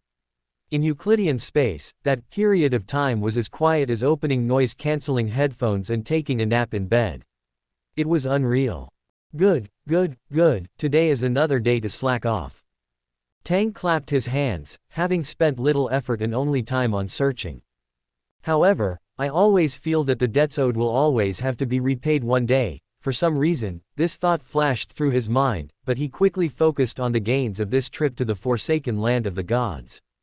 As expected, Tang sighed, if you want to work hard and go upstream, you can swim faster by riding the waves. As for what constitutes these waves, those who understand, understand. After sorting through the spoils, the greatest benefit to Tang En was naturally the newly acquired mystical puppet. Qatar, the Umber Dire Wolf, God of Wishes, Sequence 2 Miracle Inventor, a true and genuine angel, a deity active on earth. That level of existence alone would qualify him to be a patriarch, pope, or spokesperson of a god in any church. Now, he had become his mystical puppet. After capturing the Umber Dire Wolf, the Sequence 2 and Sequence 3 potions could be produced from this God of Wishes' extraordinary characteristics. Placing them within the system, the power of a higher level being could directly crush and reorganize them, purifying the remnants of the previous extraordinary being's spiritual will within the extraordinary characteristics, ensuring that the user would not be influenced by the Umber Dire Wolf's will. In this way, there was no need to worry about the Sequence 3 and Sequence 2 extraordinary characteristics. Which means there's an extra set of Sequence 2 and Sequence 3 extraordinary characteristics, plus the Sequence 4 to 9 extraordinary characteristics. The ancient scholar mystical puppet can also be kept. It's entirely possible to cultivate another trick sorcerer and let him play with the spirit worms. The giant, mountain-like dire wolf whimpered as it ran away, while two Fugan hounds curiously stepped on the back of this giant dire wolf, seemingly very curious about this newly joined member. Tang En's gaze followed the Umber Dire Wolf and the Fugan hounds as they went into the distance. Wolves and dogs seem to be closely related. I just don't know what the relationship is between the Dire Wolf and the Fugan hounds. Speaking of which, isn't the goddess also a dire wolf? However, it always feels like this dire wolf is very afraid of him. He remembered that he didn't seem to have appeared in front of the other party, right? Everything was done by the ancient scholar. What caused this dire wolf to have such a deeply ingrained impression, even after being made into a mystical puppet? Tang En had used methods similar to living spirit channeling, as well as the power of the Euclidean space, gate of heaven, to try to restore the Umber Dire Wolf's experiences, but this segment, the experiences of this angel, whether through spirit channeling or observation, was completely erased under the interference of some existing power. The current Umber Dire Wolf is as clean as a child. Nothing is written in the bionic mystical puppet module. The Umber Dire Wolf, after becoming a mystical puppet, is just a happy little dog. This description. Okay, those things are not important. The biggest problem has been solved, and there are only a few ways to obtain the Sequence 1 Cryptic Servant extraordinary characteristics, so there's no need to rush. Now, he only needs to wait for the completion of the ritual, and he can cross the gap between Sequence 3 and Sequence 2, becoming an angel walking on earth. Upon reaching that level, many things that he was once not qualified to understand could be grasped. For example, in the depths of the furious sea, within that icy mausoleum belonging to the death god's contingency plan, the uniqueness belonging to the death god's pathway. Next, during the time waiting for the ritual to be completed, I'll spread my own power on a large scale in the northern continent, create mystical puppets, build the Sequence 1 advancement ritual, and then find little Zeratul and try to hang him up as a mystical puppet before he becomes a miracle inventor. In this way, apart from the little duvet that has been missing since the Second Epoch, the extraordinary characteristics and uniqueness of Antigonuses, half-fool, and the wishing lamp sealed by the celestial worthy as an outer god, Tang En will have most of the angel-level things of the seer pathway in his grasp. When extraordinary beings of this pathway advance, should he shout a few words by the way? For example, when little Klein becomes a seer, shout, "How are you?" However, it's a bit strange. Tang En stroked his chin and chatted with the system. The first time I faced the 0-level sealed artifact, I remember that you released a corresponding mission, right? There was another time after that, when facing the god descender of the dark side of the universe, you did the same. Moreover, both of these missions involved high-level things, with a high degree of danger, and could easily lead to death, but the mission rewards were pretty good. But why didn't you release a mission when facing Amon or the Umber Dire Wolf Qatar? Ah, well, that's because the system was stumped by the question, but it still said confidently, the main system has indicators. How could this system possibly slack off on things with indicators?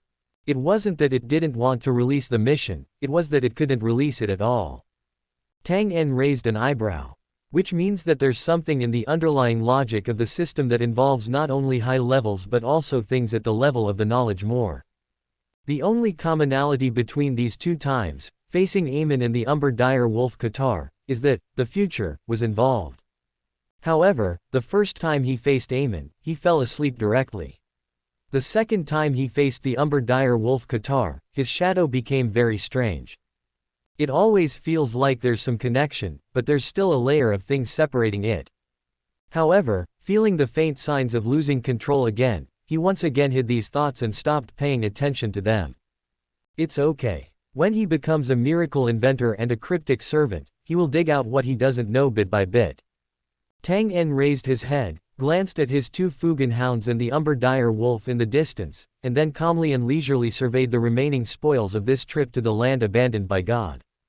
In the system space, after the Sequence 4 Scholar of Mysteries, extraordinary characteristics and the corresponding open double-angle bracket Necronomicon close double-angle bracket returned, the system also discovered another thing that hadn't appeared before.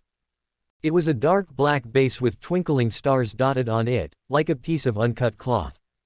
Cloth with mystical power. The system's appraisal and the Euclidean space's observation allowed Tang En to know what the specific function of this cloth was. Hiding fate, putting me in a state of no fate, erasing the imprints I left in the historical fog. Holding this cloth, most extraordinary abilities in the field of fate will be greatly reduced. Even the Mercury Snake's cycle of fate will have certain loopholes and problems for the holder. A mystical item belonging to the field of fate, and it's quite high level. Where would a high-level being in the field of fate come from in the land abandoned by God? Could it be Ouroboros? Did Ouroboros fight with something that the ancient scholar pulled out, and even had a part of his extraordinary characteristics torn away?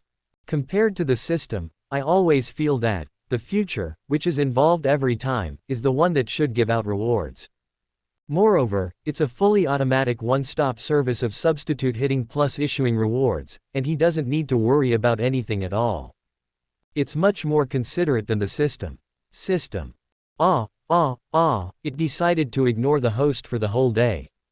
After studying the cloth, Tang En thought for a while and took out the 1-level sealed artifact belonging to the night pathway from the system warehouse. It was a mystical item made by a Sequence 4 Nightwatcher, called the Invisibility Cloak. He threw this thing that combined the field of fate and the invisibility cloak into the Craftsman module. Sure enough, he saw that the option to break and fuse them together had been added to the Craftsman module's options. Enhancing the concealment of fate and utilizing the uniqueness of the seer pathway, wouldn't I not need to actually sleep for 300 years? The ritual requirement for an antiquarian is to detach from reality for at least 300 years and ingest the potion when one has already become history, belonging to a bygone era. The essence of the ritual is to provide the advancing antiquarian with a precise position within the mists of history. The clearer this position and the longer the detachment from the era of existence's imprint, the better the ritual's effect. In reality, it still boils down to the issue of leaving an imprint in the current era. However, if I conceal fate, and under the concealment of the night's hidden powers, steal the fate of others and replace their existence, thereby walking on the ground, the ritual should also be recognized. Just like Antigonus's half-fool state, wasn't it also through similar means, with Amon's help, that he stole the fate of others to graft onto himself, thereby achieving the fool's ritual of fooling fate and accommodating the uniqueness? Well, I'm familiar with loopholes. Afterward, I'll do a divination to see how things are. There's still plenty of time, the arrival of the apocalypse is still over 1,000 years away. The matter on the Forsaken Land is temporarily concluded. Naturally, I can't leave the gloomy wolf Cathar in the Forsaken Land. Tang thought for a moment and had the antiquarian and the gloomy wolf, whose bionic puppet module had been re-edited, returned to Indo City, under the jurisdiction of the Janine County. The most up-to-date novels are first published. That's where the Mystic Society's secret stronghold is, and the system has already been upgraded to almost miraculously conceal the abnormal spiritual threads of the puppets, simulating a normal spiritual thread state with a power similar to mystical revival. These false spiritual threads can be seen and manipulated by puppet masters. However, all the manipulated spiritual threads will only point to a fake puppet created by the system. When the puppet master thinks they have succeeded in their manipulation, they have no idea that the puppet under their control is still someone else's puppet. And the processed antiquarian and god of wishes will lie in wait there, waiting for little Charatu to pay a visit. Even if this antiquarian is wary, facing a sequence 5 saint of the same pathway, a sequence 4 angel of a higher level, the antiquarian has a great certainty of directly capturing him. Moreover, this has never been a solo fight. Among the other puppets, there are Sequence 4 Demon Hunters, Sequence 4 Arcanists, and even Sequence 3 War Bishops, with the joint assistance of multiple saints, and even with the help of a 0 feet level sealed artifact, a sealed artifact corresponding to the Sequence 2 Miracle Inventor, and several other 0 feet level sealed artifacts of different pathways. No matter how much inheritance little Charatu has from old Charatu, facing such a luxurious lineup, it will be difficult for little Charatu not to stumble. After planning, the antiquarian and the gloomy wolf left Euclid space. Tang returned to Tingen, and as soon as he stepped into the gates of Miskatonic University, he saw Grandpa Pales looking for him. Looks like it was very successful. Seeing him, Pales smiled, seemingly just asking casually. Yes, naturally, Tang said, glancing at this Sequence 1 powerhouse who didn't change his expression but was clearly here with a purpose, and connecting it to the Source Castle anomaly they had jointly observed not long ago. He noticed the Source Castle's anomaly. That's right, they are all high sequence beyonders from the same dog family. When the source of their power at the top has an anomaly, they can all sense it, which is not surprising. However, the Source Castle's anomaly is clearly related to future. Thinking like this, doesn't Pales also have that deadly thing inside him? That pollution that would intensify the tendency to lose control just by thinking about it, like turning into an indescribable monster. What's the state of the Forsaken Land now? The two walked side by side inside Miskatonic University, casually talking as if chatting about everyday matters. Since the Great Cataclysm, the Forsaken Land has completely disappeared, seemingly just a past of history or a fabricated thing. But high-sequence beings can still learn from various channels and methods that the Forsaken Land truly exists and presents a state completely isolated from the northern and southern continents, which even the churches cannot find. Pales had heard the War Bishop mention this matter before, so he naturally asked. Speaking of this, Tang became energetic. He had been in the Forsaken Land all this time, witnessing many monsters and surviving humans there. And Pales Zoroaster is clearly an angel on his side, and the information of the Forsaken Land does not necessarily have to be kept secret, so he revealed some of what he knew to this angel. Pales listened quietly, showing interest in the Forsaken Land. However, under the might of my lord, the state of the Forsaken Land will eventually be changed one day. After saying a lot about the current situation of the Forsaken Land, Tang shifted the question to the head of the Fool, the great existence above the spirit world. Of course, this is not abrupt. He had said before that he believed in the great existence above the spirit world. Not to mention whether this above the spirit world refers to the Source Castle or Euclid's space. The anomaly of the Source Castle not long ago would make people who like to think a lot. Passing the buck, who wouldn't? As for the listener, think about it, think more if you like. Moreover, that pollution that would be incurred just by understanding it, as a sequence one-time worm, would definitely be easier for him to solve than for himself. Pale's Zoroaster is an experienced Beander. If there is a problem, he will definitely take a series of protective measures. If he didn't notice, in fact, the other party had contact with the future him, and he must have already been contaminated with a lot of this pollution. A little more doesn't matter. Is this a revelation? Grandpa Pales's eyes moved slightly, obviously thinking of something. However, showing it so obviously, I don't know if it's pretending for me to see or if he doesn't plan to pretend at all.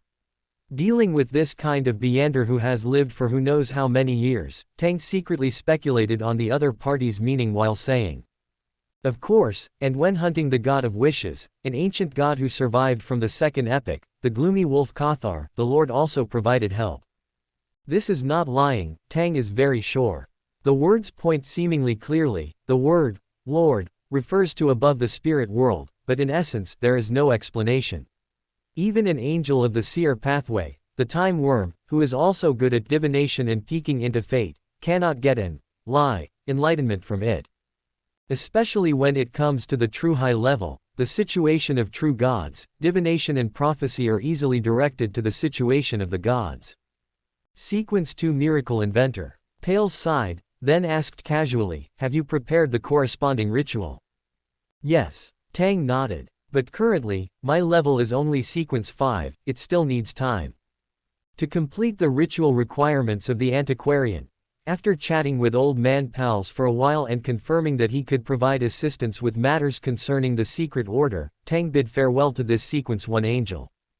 Don't even mention it, chatting with someone so full of schemes really makes my head spin. Returning to his room, Tang threw himself onto the soft bed and sighed silently. Sometimes he liked people with a lot of schemes, because dealing with such people was quite comfortable, and there was no need to spell everything out. Other times, he disliked such people, because every sentence had to be twisted and turned, giving a headache to someone who wanted to rest. Wriggling around on the bed a few times, Tang used the spirit thread to ask the secret puppet, who was already squatting in Euclidean space, if there was anything wrong with Pal's Zoroaster just now. When he was talking to the old man just now, he deliberately said some ambiguous things, shifting the topic to the spirit world and the anomalies of the Fortress of Spirits. With the status of Sequence 1, if he encountered a problem similar to pollution, the old man should be alert. In this case, the observation effect of Euclidean space would be more direct and accurate in grasping the state of old man Pals. However, speaking of which, this kind of pollution from the future, from uncertainty, I really haven't paid attention to it before. He only realized the existence of this pollution that can cause mental breakdown and chaos during thinking. I don't know if it's right.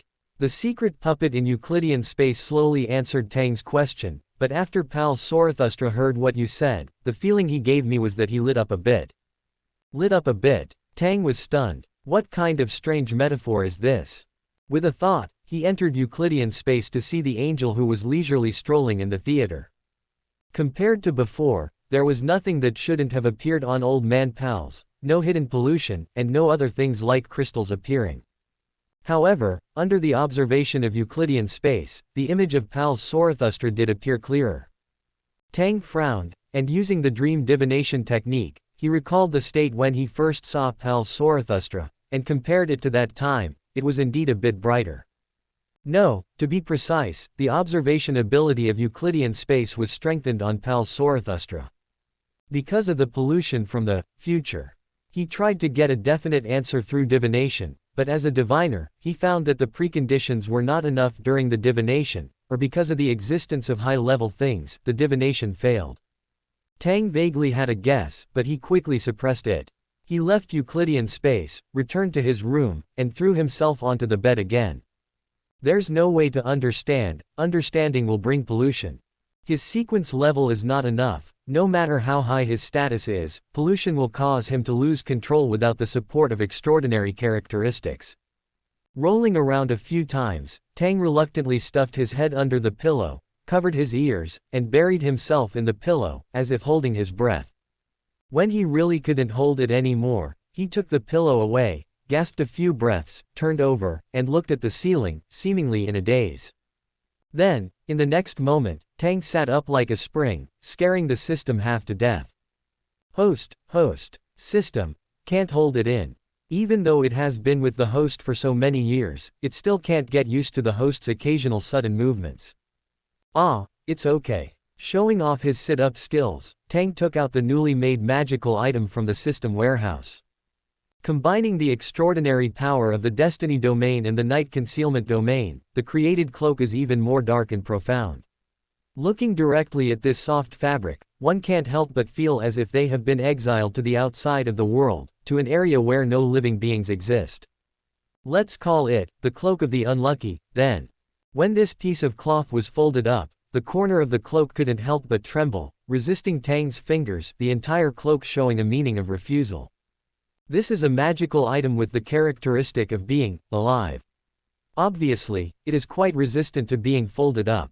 However, Tang ignored his own sealed item's silent refusal, stuffed it into his pocket, and then switched places with the secret puppet not far away. With the help of the Traveler's secret puppet, he teleported away from Tingen and headed to the Intis Republic. Before, in the land of the Forsaken Gods, when I saw the anomaly of the Fortress of Spirits, I saw a scene. Intis Republic, remote area. Silently, Tang, who came here through the extraordinary power of the Traveler, used his spiritual intuition to confirm that this area was consistent with the scene he saw during the anomaly of the Fortress of Spirits. Entering Euclidean space, burning his spirituality to enhance the visible range, Tang began to explore the ground inch by inch, searching for the things in the scene he saw. Found it. Tang saw an ancient silver mirror with strange patterns, took out a paper doll, and shook it. The paper doll came to life and turned into his appearance, but from the side, it looked a bit shriveled and deformed, not like a living person. And this living paper doll replaced Tang and reached out to the silver mirror in Euclidean space. As the spiritual power and the paper doll intertwined, part of the paper doll's hand showed a phenomenon of dimensionality reduction, penetrated the barrier of dimensions, and obtained the mirror. On the surface of the ancient silver mirror, which had been buried underground for who knows how long, mercury-colored words seemed to be constantly jumping. However, before Erodes could react, it swooshed and, with the connection created by the contact, was stuffed into the system warehouse by Tang. That is an area where even uniqueness can be sealed. Even if the magic mirror Erodes came directly from the source, it has not reached the strength to contend with uniqueness. Take good care of it. After completing this step, Tang shook his hand and instructed the system. Letting a sealed item with the characteristic of being alive quickly calm down is the system's specialty. The paper doll completed its mission, instantly tearing itself to pieces, turning into a pile of shredded paper, and then dissipating into dust with a breeze from nowhere. Okay. The system frantically spun its cyber brain, and started to show a cyber smile to the magic mirror Erodes, which appeared in the system space, confused, at a loss, and not knowing why. Tang took out a monocle carved from crystal from the system space, sat in Euclidean space, and checked the surroundings of this area. The magic mirror Erodes comes from the Chaos Sea, suspected to be God's backup plan for the resurrection of the celestial worthy, possesses part of the omniscient and omnipotent powers of the five pathways, was later seized by the artisan church, and finally fell into Klein's hands. A mirror that can see control, pillars, and everything one could desire by licking it to the end, and it's directly connected to the primordial Chaos Sea. As for who passed him the information, Erodes the magic mirror is here, Tang now has a clue. Rubbing his head, Tang scanned his surroundings and saw that some stones beneath the area where Arodes was located had undergone strange mutations. Those stones had become very, well, indescribably bizarre. They didn't look naturally formed, but rather like things stacked together by human hands and feet, making one's sanity drop just by looking at them. The Chaos Sea once erupted in this area, and then Arodes the magic mirror was formed. Poking the strange stones with the Sun Authority scepter, Tang confirmed through Euclidean space observation that the stones no longer contained the polluting power of the Chaos Sea, which should have gradually weakened over time. Seeing that he had obtained what he wanted, Tang looked around again, thought for a moment, and revealed the ring on his left pinky finger, making a wish to the theater. He wished for a portion of his marionettes to appear here. The theater responded to his wish, and thus, a portion of the marionettes equipped with bionic marionette modules appeared here. These marionettes had clear divisions of labor and almost all had Intesian faces. The never-ending theater had many marionettes with characteristics from other countries of the northern continent, either collected by the blood sector people who had mistakenly entered the theater and been transformed into marionettes before it was sealed. Now, they could be considered to have returned to their homeland. After all, they'd already come. These marionettes would stay in Intis, becoming citizens of this place once more. The newest and most complete stories are first published here. And the marionettes equipped with bionic marionette modules, they looked like Intesians, behaved like Intesians, could eat, drink, and excrete, and could perfectly do everything that everyone else could do. Then they were Intesians, they were people. After another upgrade, the terror of the bionic marionette module will gradually reveal itself with the passage of time and the increase in the number of marionettes. Compared to spectators, these marionettes, who climbed up step by step from the bottom, with everything carefully considered, seemingly unconnected on the surface but with countless connections in the dark, might one day be able to devour an entire country, turning the entire country into puppets in his hands, controlled by him. Ah, the future is promising, the future is promising. Breathing out a sigh of relief, the traveler marionette beside him led Tang back to Tingen. The never-ending theater, Miskatonic University, within the Crimson Campus. Inside the dilapidated student apartment, Tang took out the magic mirror from the system space. The magic mirror trembled almost imperceptibly after coming out of the system space and landing in Tang's hand. If not for the boost brought by the clown, he would have almost overlooked that Arodes looked like nothing was wrong, but was already in a shivering state. Tang, tisk, system, what did you do? Ah, nothing at all. It just took the Necronomicon and used this mirror as a bookmark, that's all. Tang's mouth twitched, silently sighing. Truly a demon, worthy of being the artificial intelligence created by the knowledge more. Adjusting his monocle, Tang examined the magic mirror. Free from the constraints of the system space, the white words on the surface of the magic mirror jumped out one by one. Respected, powerful, supreme. Tang adjusted his monocle again, reflecting the figure of Amon behind the monocle, who was also looking at this thing with great interest. The dancing words suddenly solidified, as if only then realizing what extremely terrifying being was holding it. You seem to recognize me. Wearing Amon's fate, Tang smiled. Why aren't you talking, Arodes? The words on the surface of the silver mirror slowly erased the words that had just been dancing, and then it fell silent. Ah, dead silent, like the passing of youth. Tang knocked on the silver mirror in front of him and asked, why do you call me respected, powerful, supreme, master? When he said the last word, Tang wore a smile identical to Amon's, and Arodes the magic mirror shivered again. Am I not? Ah, that's a pity. Saying this, as if remembering something, Tang grabbed into the air and then took out a black hardcover book. Tang didn't look at the contents of the black hardcover book, but instead casually flipped through it, letting fate choose a page for him, and stopped. Then, Tang prepared to stuff this thing in as well, to see whose stuff was more durable, the knowledge more or the chaos sea. By the way, system, take out some of your bottom of the barrel crazy knowledge, and also. Tang looked at the things in the Euclidean space that were contaminated with the pollution of the Euclidean space, wondering whether to sacrifice this thing to the higher dimensional space to see what kind of structure it was. Well, One by one, if they still don't submit, just throw them in the cesspool. The system was immediately speechless. Host, you're not bad either. Likewise. When the magic mirror saw the black hardcover book, it shivered for a long time, seemingly sensing the holder's intention. When Tang picked it up and prepared to stuff it into the Necronomicon, and opened that page, the words on the surface of the silver mirror burst out one after another, scrambling to appear. Those were ancient Futhark words that Tang could understand. The silver mirror wrote, "You can ask me a few questions. In exchange, I hope you can let me return to the place where I was buried before. Put you back where you were buried." Why? Is that considered the first question? The words on the surface of the mirror also trembled, seemingly having a natural fear of Tang wearing the monocle. This thing should have been buried underground for a long time, but why does Tang feel that it's very afraid of Amon? I once had the feeling of being spied on. I suppose it should be this magic mirror, seeing me through some special method. Amon casually said, "What were you doing at the time?" "Playing a game of make-believe with a group of, students, colleagues, friends, relatives, lovers." Amon said this, and then casually added, "Oh, right, everyone was me." Tang. Well, no wonder Arodes was directly scared into silence when he saw the monocle.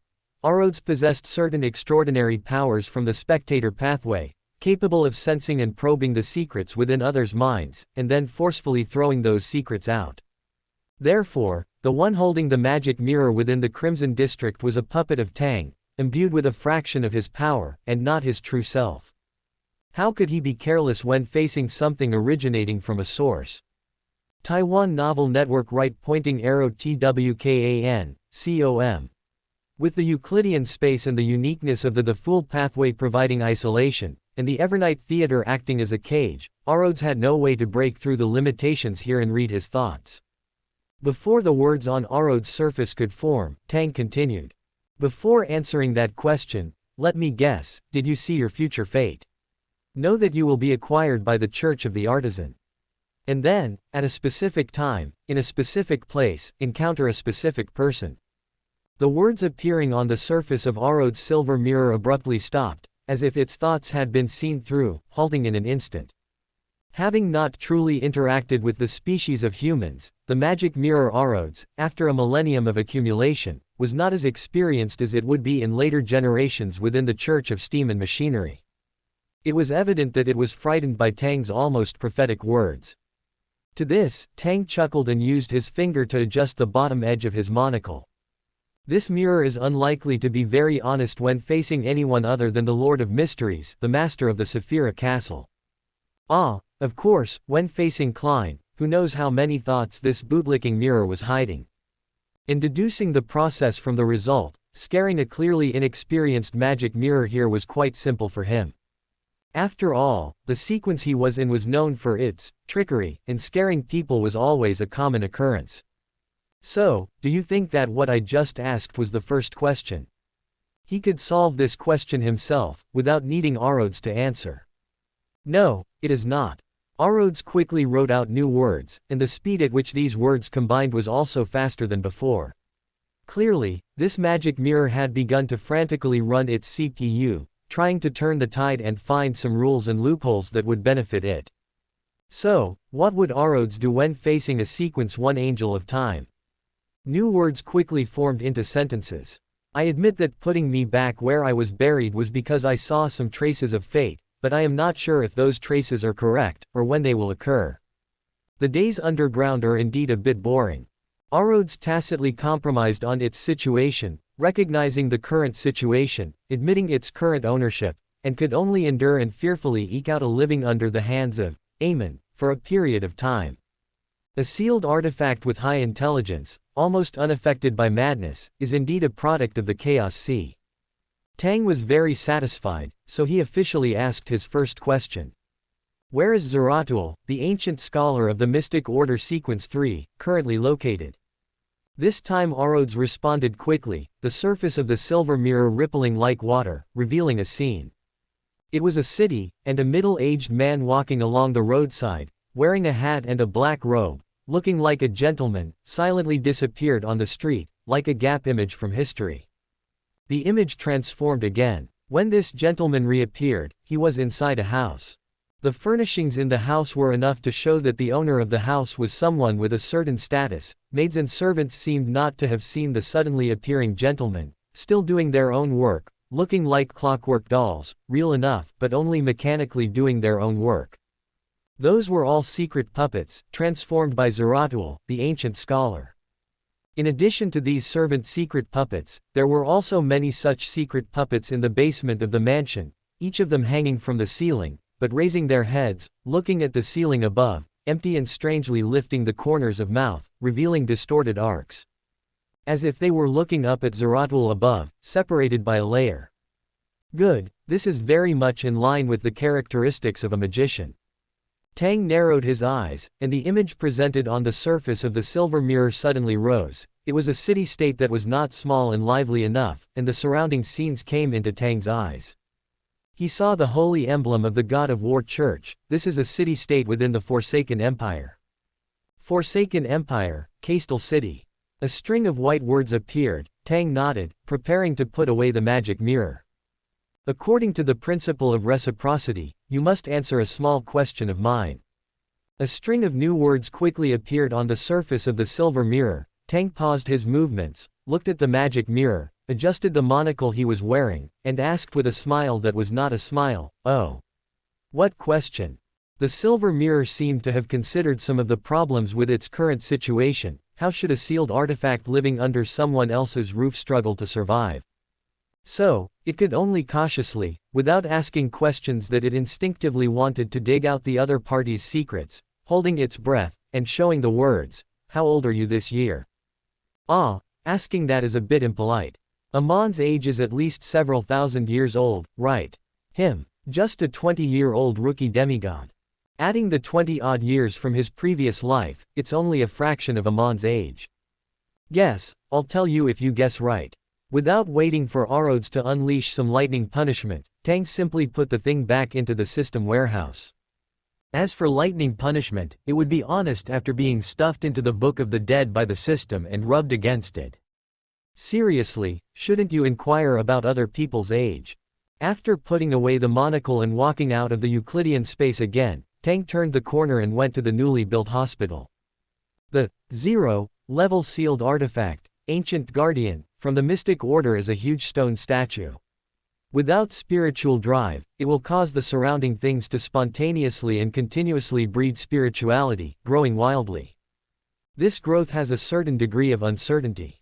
From a scientific point of view, the division speed and the number of divisions of cells have increased a lot, but as the number of divisions and the speed of divisions increase, some cancer cells with division errors are also born, and they also get a higher intensity of mystical blessing. It won't take long to assimilate the normal part of the cells, dragging everyone to run wildly in an unpredictable direction. If not controlled, this 0-level sealed artifact will not take long to turn everything around it that can grow into demons and monsters, causing terrible disasters. All 0-level sealed artifacts have negative effects that are difficult to handle.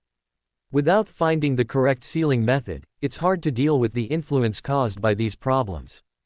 However, after being processed by the never-ending theater, which is also a 0-level sealed artifact, and the system belonging to the main system, the Ancient Guardian, now residing in the theater only utilizes the better part of the negative influence of this 0-level sealed artifact, and the negative influence has been suppressed. That is, to increase the speed and number of divisions, thereby achieving the purpose of rapid healing for the injured and rapid growth for crops. Properly utilizing the negative effects of sealed artifacts can sometimes yield unexpected results. This also makes the surrounding things grow gratifyingly. The newly built hospital and farmland are located around this 0-level sealed artifact, using the negative influence of this 0-level sealed artifact to serve the injured and continuously produce food. Most of the food here is stored, and a portion is sent to the residents and knights of the Lamdre Baron territory as this year's reward or commission, and a portion is sent to the Church of the Night to provide assistance to the people in Tingen City. It must be said that Beyonders of the Earth pathway are really suitable for growing crops. If this ability were used publicly, it could indeed improve the lives of many people, but unfortunately, this is also a kind of extraordinary power. And extraordinary power, once not restricted, in this world with chaotic underlying logic, will sooner or later become a disaster. The newly built hospital is painted with white paint, integrated with the surrounding buildings filled with a combination of modern and ancient craftsmanship. The architecture imitates the hospital in Tang's memory, which is a bit too advanced for people who don't understand it very well. The air is filled with the smell of disinfectant. Coming and going, there are also many Beander doctors belonging to the audience and moon pathways in the hospital. The former specializes in treating psychological and pollution problems, while the latter focuses on human diseases. Former pirate Ellis Vincent and Beryl have been transferred here for some time now. The latest chapters are first published here. After the pollution from the spring of immortality gradually metabolized away as they were separated from the source of pollution and received treatment from a psychological doctor, they did not leave here and return to the sea. Headmaster. Headmaster. Walking into the hospital, Tang saw many people greeting him. Looking at the energetic marionettes, Tang silently lamented his lost youth, and then walked up the stairs. Standing at the door of the room at the end of the 4th floor, he knocked on the door. "Come in, the door is not closed," someone shouted inside. Tang twisted the doorknob and walked into the ward. The ward was very clean, not as messy as the Golden Rose Tavern. There was no special smell of disinfectant in the air, but a faint floral fragrance.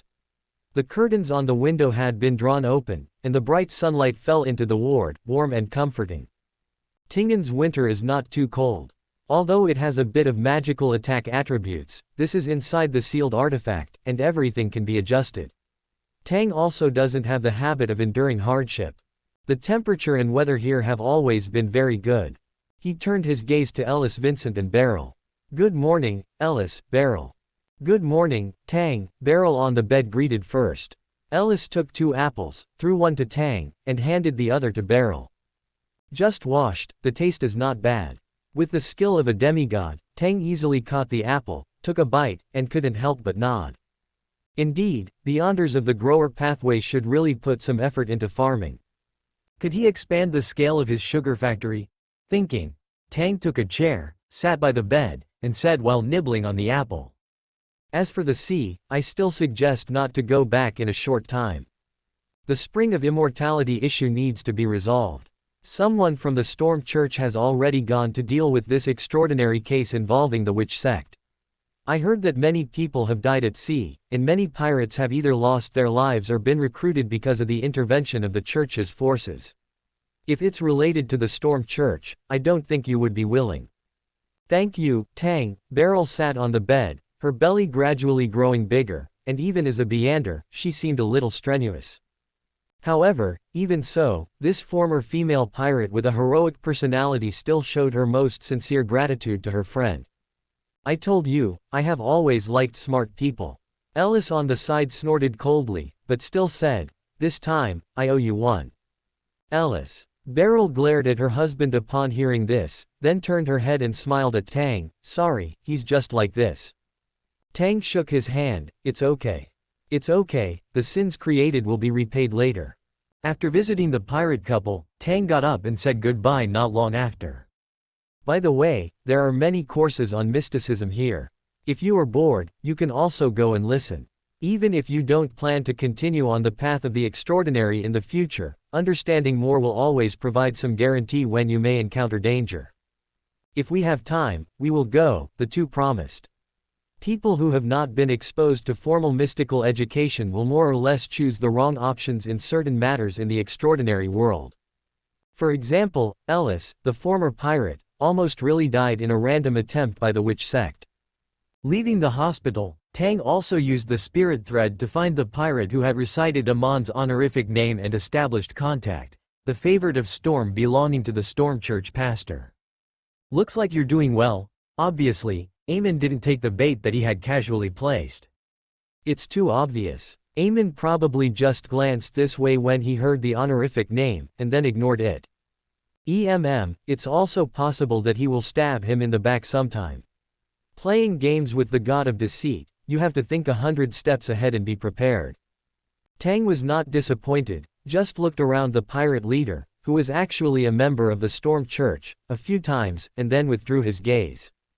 Tang will not be involved in the sea for a long time. After all, the colonial war has not yet started, and steam-powered ships have not yet appeared, only staying in the original sailing methods. The sea without safe navigation routes lacks a bit of the passion and desire for him to explore. Oh, when should I catch a few mermaids back? It is everyone's responsibility to improve the ecosystem in the theater, isn't it? A military officer, dressed in the olive-green uniform of a Loen sergeant, with several medals pinned to his chest and an orange-red sash, suggesting a position of some authority, silently opened the door to another officer's room. While an award ceremony was underway outside, he quietly and slowly stepped inside. The room was somewhat dim, but someone with good eyesight could easily see that it was clean. The officer didn't turn on the gas lamp. Instead, using the moonlight from the window, he keenly scanned everything, purposefully searching for something. Soon, he seemed to find his target, nimbly striding to the side of the single bed and picking up a strand of hair that hadn't been cleaned up in time. Hair, blood, and skin flakes, in mystical terms, are all associated with the corresponding person and are extremely important. Once these things fall into the hands of beyonders skilled in curses, they can be used as a medium for curses, causing people to suffer unpredictable curses without them even realizing it. Of course, besides that, these things can also be used in many other ways. In the mystical Beyonder circles, cleaning up one's traces and ensuring that these things are not found by people with ulterior motives is a basic practice.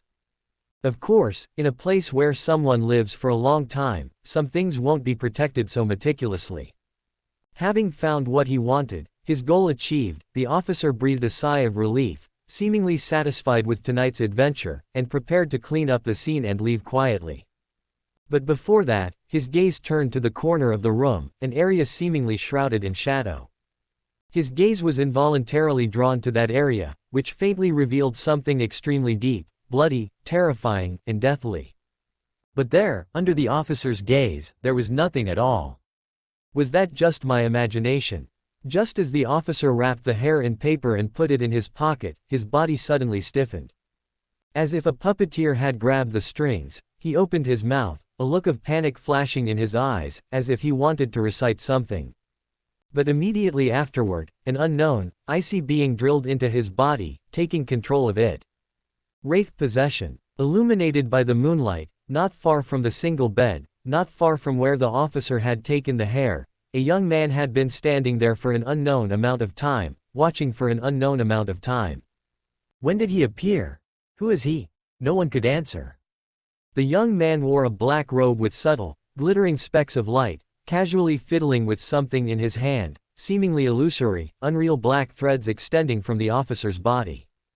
Then, the young man looked at the officer who had trespassed into someone else's residence, slowly taking out a monocle carved from crystal from his pocket and placing it in his right eye socket.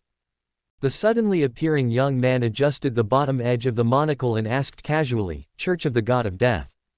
The Church of the God of Death, the church of the god worshipped by the Byam Empire in the southern continent. Ever since the God of Death and the primordial witch stirred up the Pale Disaster and were suppressed by the seven gods, because of the fall of the god, the Byam Empire, which worshipped death itself, collapsed in an instant, causing a civil war. But the Church of the God of Death did not disintegrate as a result. The emergence of the Berserk Sea cut off the connection between the North and South continents. The countries of the northern continent, including the proselytizing of the orthodox gods, could not cross the ocean dominated by storms and waves.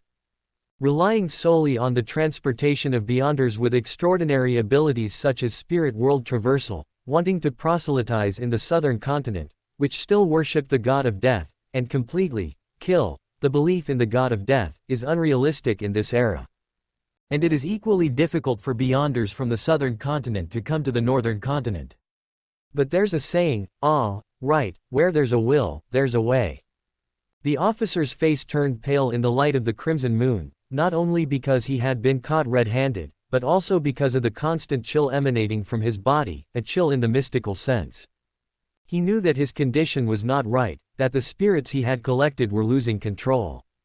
But he said nothing, simply closing his eyes, seemingly to refuse. The young man chuckled at this. Do you think that if you say nothing, others will have no way to dig out your secrets? Perhaps you still don't understand the world of Beyonders enough. Oh, right, the teachings of the Church of the God of Death seem to mention, death is not the end of everything. Do you think that death is just returning to the kingdom of the gods, where you can still happily live again? The God of Death has been dead for so long, even if he hasn't completely died, his kingdom is not a place that a mere sequence 6 can enter. The young man adjusted his monocle again, but this time he didn't say anything more, but opened the window, letting the dry, somewhat oxygen-deficient breeze from the highlands blow into the room. The crimson moon hung high overhead, and at some unknown time, the incomplete semicircle slowly filled in, becoming a perfect circle. The color of that moon deepened, gradually turning blood red. Tonight was a rare blood moon. Looking at the moon in the sky, Tang Yi waited for someone's arrival while taking out a piece of memo paper from his pocket, writing and drawing on it, seemingly in some kind of mystical script. On the verge of becoming a marionette, his mind stiffened and unable to break free from control, and because a wraith had drilled into his body, even the possibility of calling for help or reciting the name of a certain existence was cut off. The officer could only watch helplessly as the young man did something he didn't know. He closed the window and stuck a memo paper with many strange symbols on the window. The blood moon outside the window actually turned into a pure white color through the window.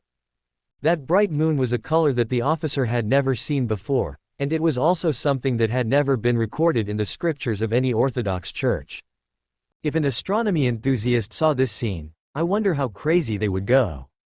It seems that by interpreting the knowledge in the Book of the Dead, using the correct words, mystical symbols, and magical identifiers to construct a ritual, even without the participation of spirituality, as long as the depicted symbols and magical identifiers are correct, then they can all point to the Book of the Dead, pointing to. The numb brain made the officer's brain seem like a rusty gear, unable to turn at all, and unable to accurately and quickly think about the words that the young man was muttering to himself. Until the door was opened again and a tall figure walked in, seeing the officer standing there holding the hair wrapped in paper, wanting to take it away. Owen. Tang Yi turned his head and looked at his elder brother. I always feel like you should transfer to the barracks next door. Close the door. After the door closed, another layer of invisible power sealed this area. A supernatural ability belonging to the demigod level, a Beyonder of the apprentice pathway. In another corner of the room, Angie opened the sealed space, revealing the armor inside, which belonged to the church's level sealed artifact. This armor, made from the extraordinary characteristics of the sequence 4 undying of the death pathway, possesses a natural aggregation effect on Beyonders of the same pathway. Fate guided this member of the Death Church to easily find his target, but also plunged him into deep trouble. Why are you here? Owen frowned, glancing again at the stiff officer who seemed somewhat familiar. Angie said your potion was digested, and my affairs were settled, so I came to see you. And then, by sheer coincidence, a member of the Death Church, no, what should now be called the Spiritual Church, ran into him. Leaving a marionette in Euclidean space to investigate this spiritual church member's ancestry, Tang said casually. Owen glanced at the unfamiliar but familiar officer, his eyes questioning his younger brother about the situation. Looking for your little minions. Angie stepped forward, took a badge from the other party's hidden pocket, and then took the hair from the other party's hand, silently glanced at Owen, and silently threw the badge to Tang. Tang caught it, casually looking at the texture of the badge. Similar to the emblems symbolizing the Orthodox 7 gods churches today, they all possess mystical orientations and can establish a certain connection with the gods. The newest novels are first released at. In essence, this badge can be regarded as symbolizing the authority, status, and power of that death. He and Owen were not unfamiliar with this badge. In mystical education, Baron Ramde revealed some things that should be known and some things that shouldn't be known, and Tang supplemented them himself. You know, when the 7 gods were still walking on the earth, they all appeared in human form and were worshipped. A clergyman from the Death Church of the Southern Continent. The Death Church has changed its name. Since that death launched the war between the North and South continents and fell as a result, the the current Death Church is called the Spiritual Church, Tang corrected. Owen was still puzzled. What does the Spiritual Church want from me? Of course, it's because we are the direct descendants of Death. Did the royal faction of the Spiritual Church send someone? Tang had not truly set foot in the southern continent. Tang's understanding of the Spiritual Church still remained in the descriptions of the novels. He was not clear about the current situation of this secret organization jointly formed by the Death Church and the descendants of Death. Maybe they're just bored and preparing to collect extraordinary characteristics of the same pathway. Tang casually and reasonably gave a guess, without telling Owen that his family was somewhat related to royalty. It could indeed be said that, after all, the Death Executor, the ruler of the Balam Empire at that time, could indeed be called royalty.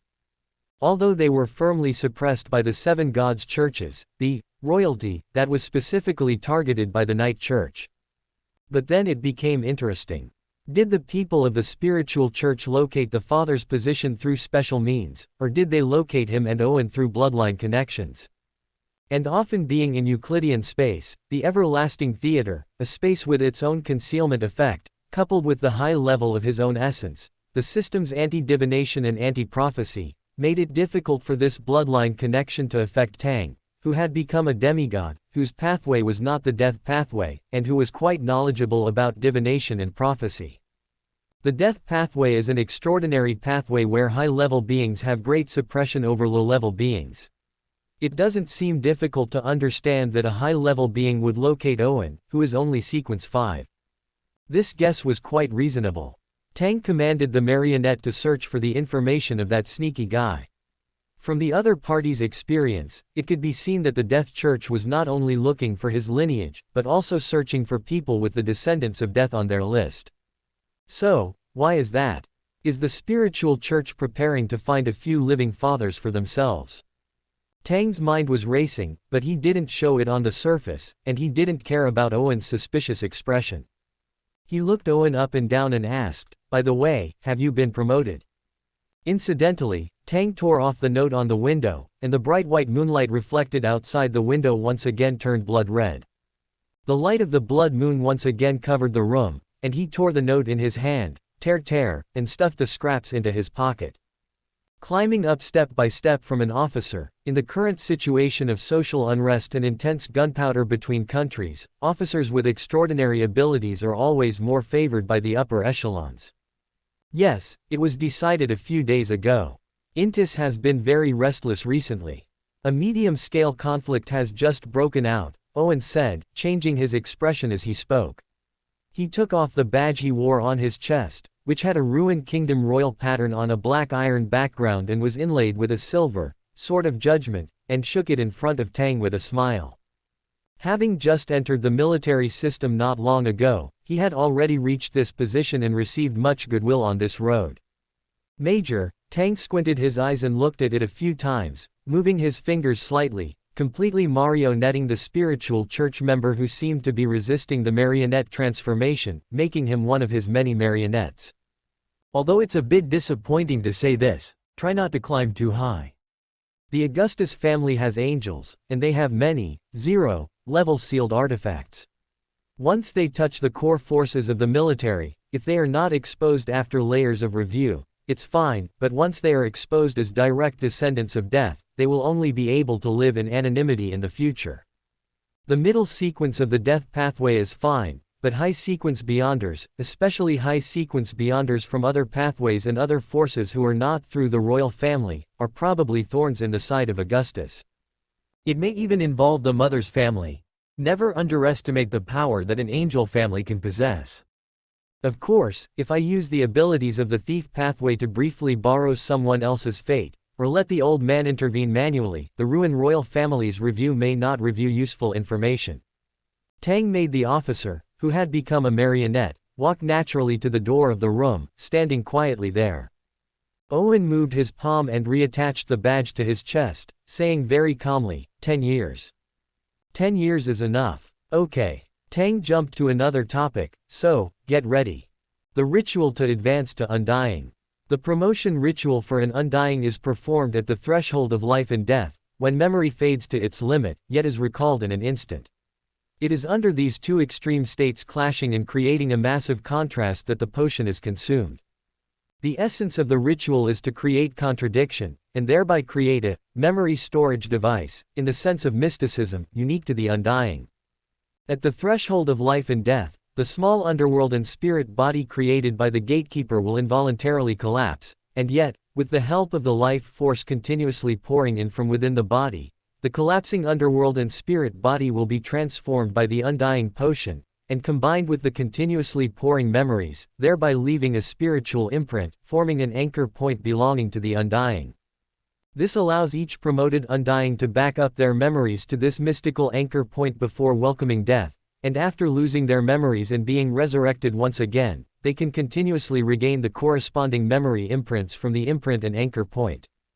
It should be noted that the promotion to undying requires meeting two ritual requirements simultaneously. The first point is that when taking the potion, the gatekeeper must be at the threshold of life and death. This is relatively easy. After all, there is a creature in the spirit world called the Banshee. This is a monster that looks like a bird but has a human face. Their song can cause anyone who hears it to involuntarily age and die little by little.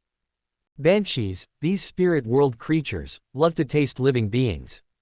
Even if the body of someone who hears their song is already sliding involuntarily into the abyss of death, they can still remain in a living state before the banshee opens its mouth. However, this state does not last long. After all, banshees are vigilant enough. They act in groups, and after catching food, they quickly divide it and eat it completely. The second point is that before the ritual begins and the potion is taken, the gatekeeper's memory needs to be rapidly cleared, whether it is thoughts, knowledge, or other ideas. If the timing is not grasped, and everything is forgotten after reaching the ritual requirements, even the potion cannot be drunk. It will directly lead to the failure of the ritual, or if consciousness still remains, and the potion is drunk, but the ritual requirements are not met, it will also lead to the failure of the ritual. And the return of memory also requires very precise timing. This requires the memory to return after the potion begins to take effect, when the small underworld and spirit body within oneself collapse, and yet are rapidly repaired, before they are completely restored.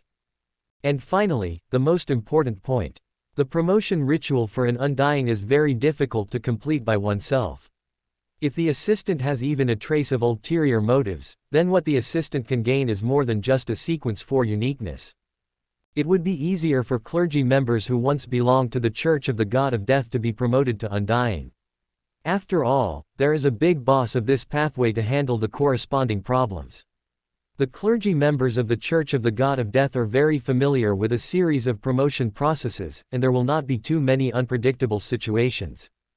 And with the constraints of the Church of the God of Death, it is also very difficult for cases to occur where the assistant turns around and kills the person being promoted, and then pats their butt and leaves with the potion.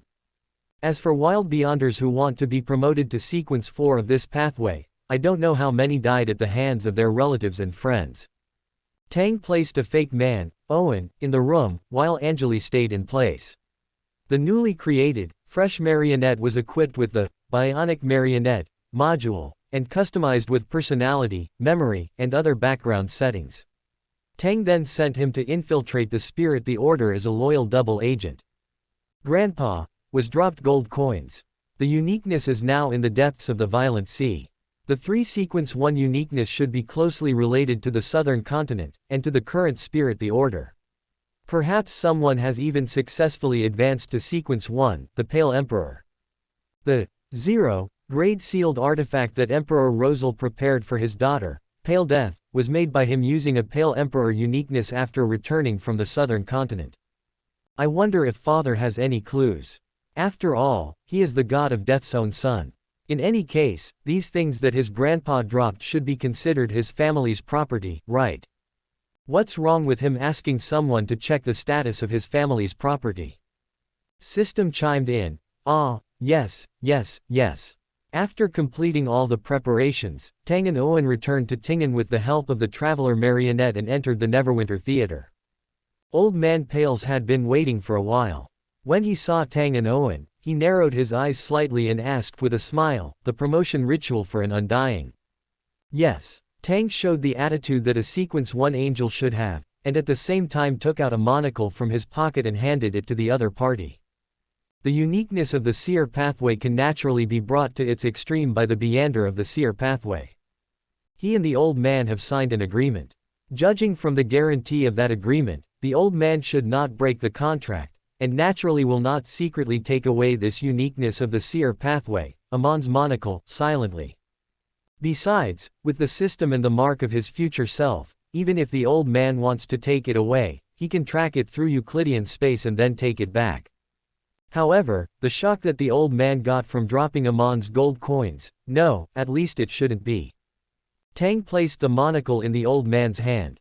Pales took the crystal-carved monocle, which flickered with a faint light, his face unchanged, and signaled the two to follow him into the empty classroom. This place was obviously cleared in advance, and outside the window was a peaceful night. Stars twinkled, and a round of crimson moonlight illuminated the huge complex of buildings. Outside the window were lit lights, dispelling the darkness that the crimson moonlight could not dispel, peaceful and serene. In the empty classroom, the incandescent lamp hanging in the sky also lit up, bringing not much warmth but extraordinarily bright light. For the promotion ritual of the Undying, as mentioned before, Tang can of course assist in this kind of ritual if he holds the corresponding sealed artifact. After all, he has the uniqueness of the seer pathway and a Sequence 1 uniqueness of the same sequence in his hand.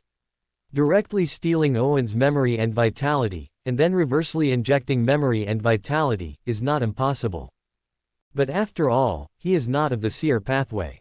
Just like entering the God War ruins and facing the daylight in the sky, he has no way, and he does not have the ability to steal it all.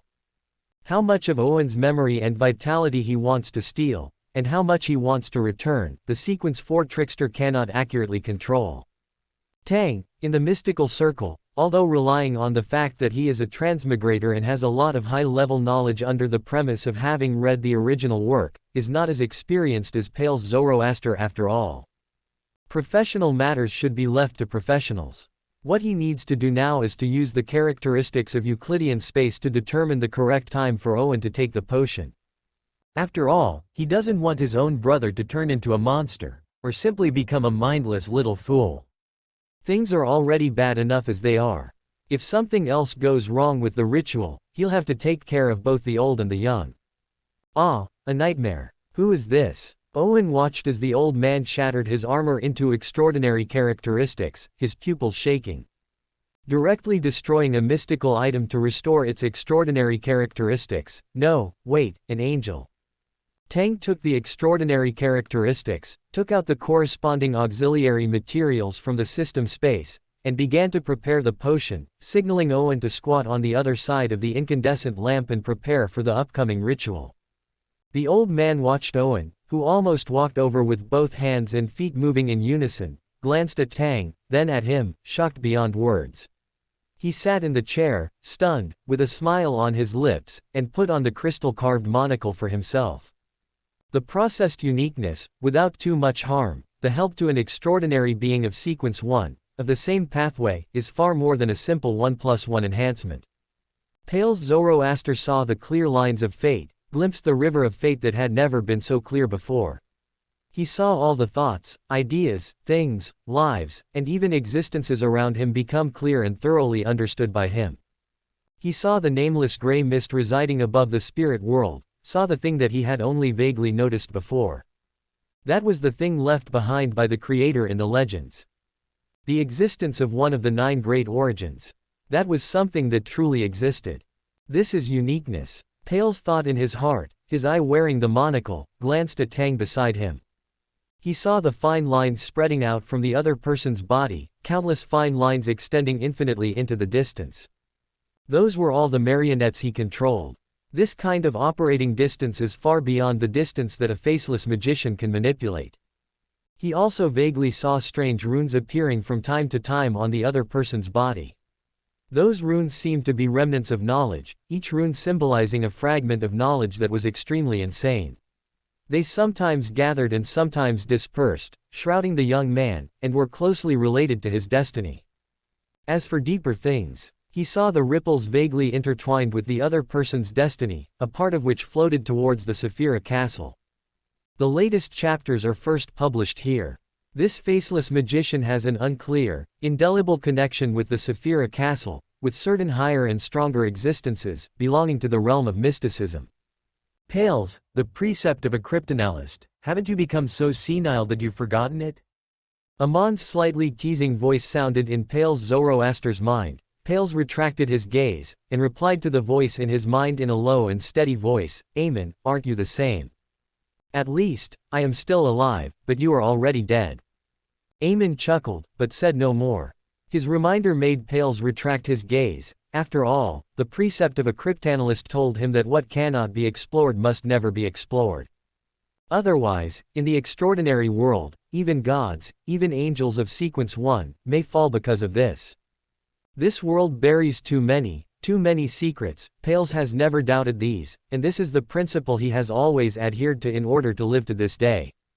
Alright, let's begin. Tang began to examine Owen's current situation through the eyes of the marionette stored in Euclidean space, in order to determine the progress of the old man stripping away the other party's memory and vitality, and then gave him the potion. The progress of the ritual was very smooth. With the help of an angel of Sequence 1, Owen, except for almost losing control of his state when his memory and potion merged together, and not being able to effectively control the damage caused by the mythical creature form, the Sequence 4 Undying Advancement ritual has been completed. Pales returned the monocle to Tang, shook his head and left here, sighing as he walked. When people get old, they really should go to bed early and get up early every day.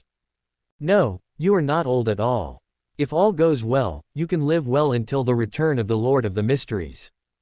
Tang watched this angel of Sequence 1 leave, put the monocle in his own eye socket, and straightened it.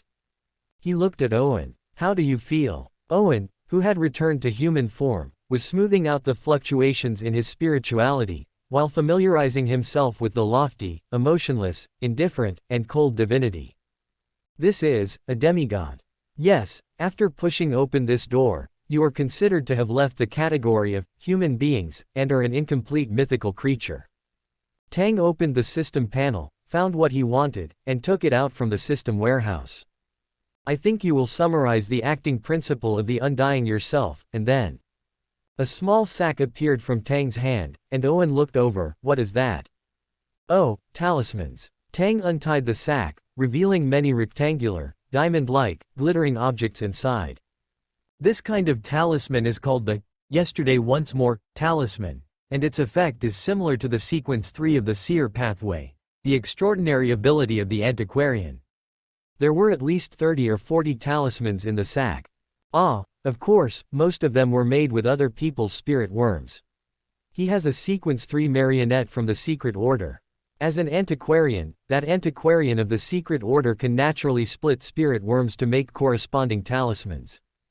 However, the essence of marionettes is dead people. Using the marionette's spiritual body to make talismans will cause the marionette's spiritual body to no longer be complete. The lack of spirit will make the marionette's service life drop sharply. But he has a repair and cultivate module. Spending a certain amount of knowledge fragments can restore the incompleteness of the spirit caused by the marionette's splitting to its original complete state. Splitting the spirit worm and then killing it is really painful. Of course, it's better to hurt others than to hurt yourself. So, only the marionette is hurt, and the world is achieved. There are two types of talismans. One type can borrow power from your past self. Similarly, when you lose your memory due to the characteristics of the undying, or when your spirituality is exhausted and your extraordinary items are lost, you can activate it by reciting the word, history, in ancient Hermes, ancient Forsac, dragon language, etc. And the other type of talisman, Tang took out a talisman that was also relatively special among the sack of talismans, with a crystal clear, diamond-like, beautiful talisman. The activation incantation is, future.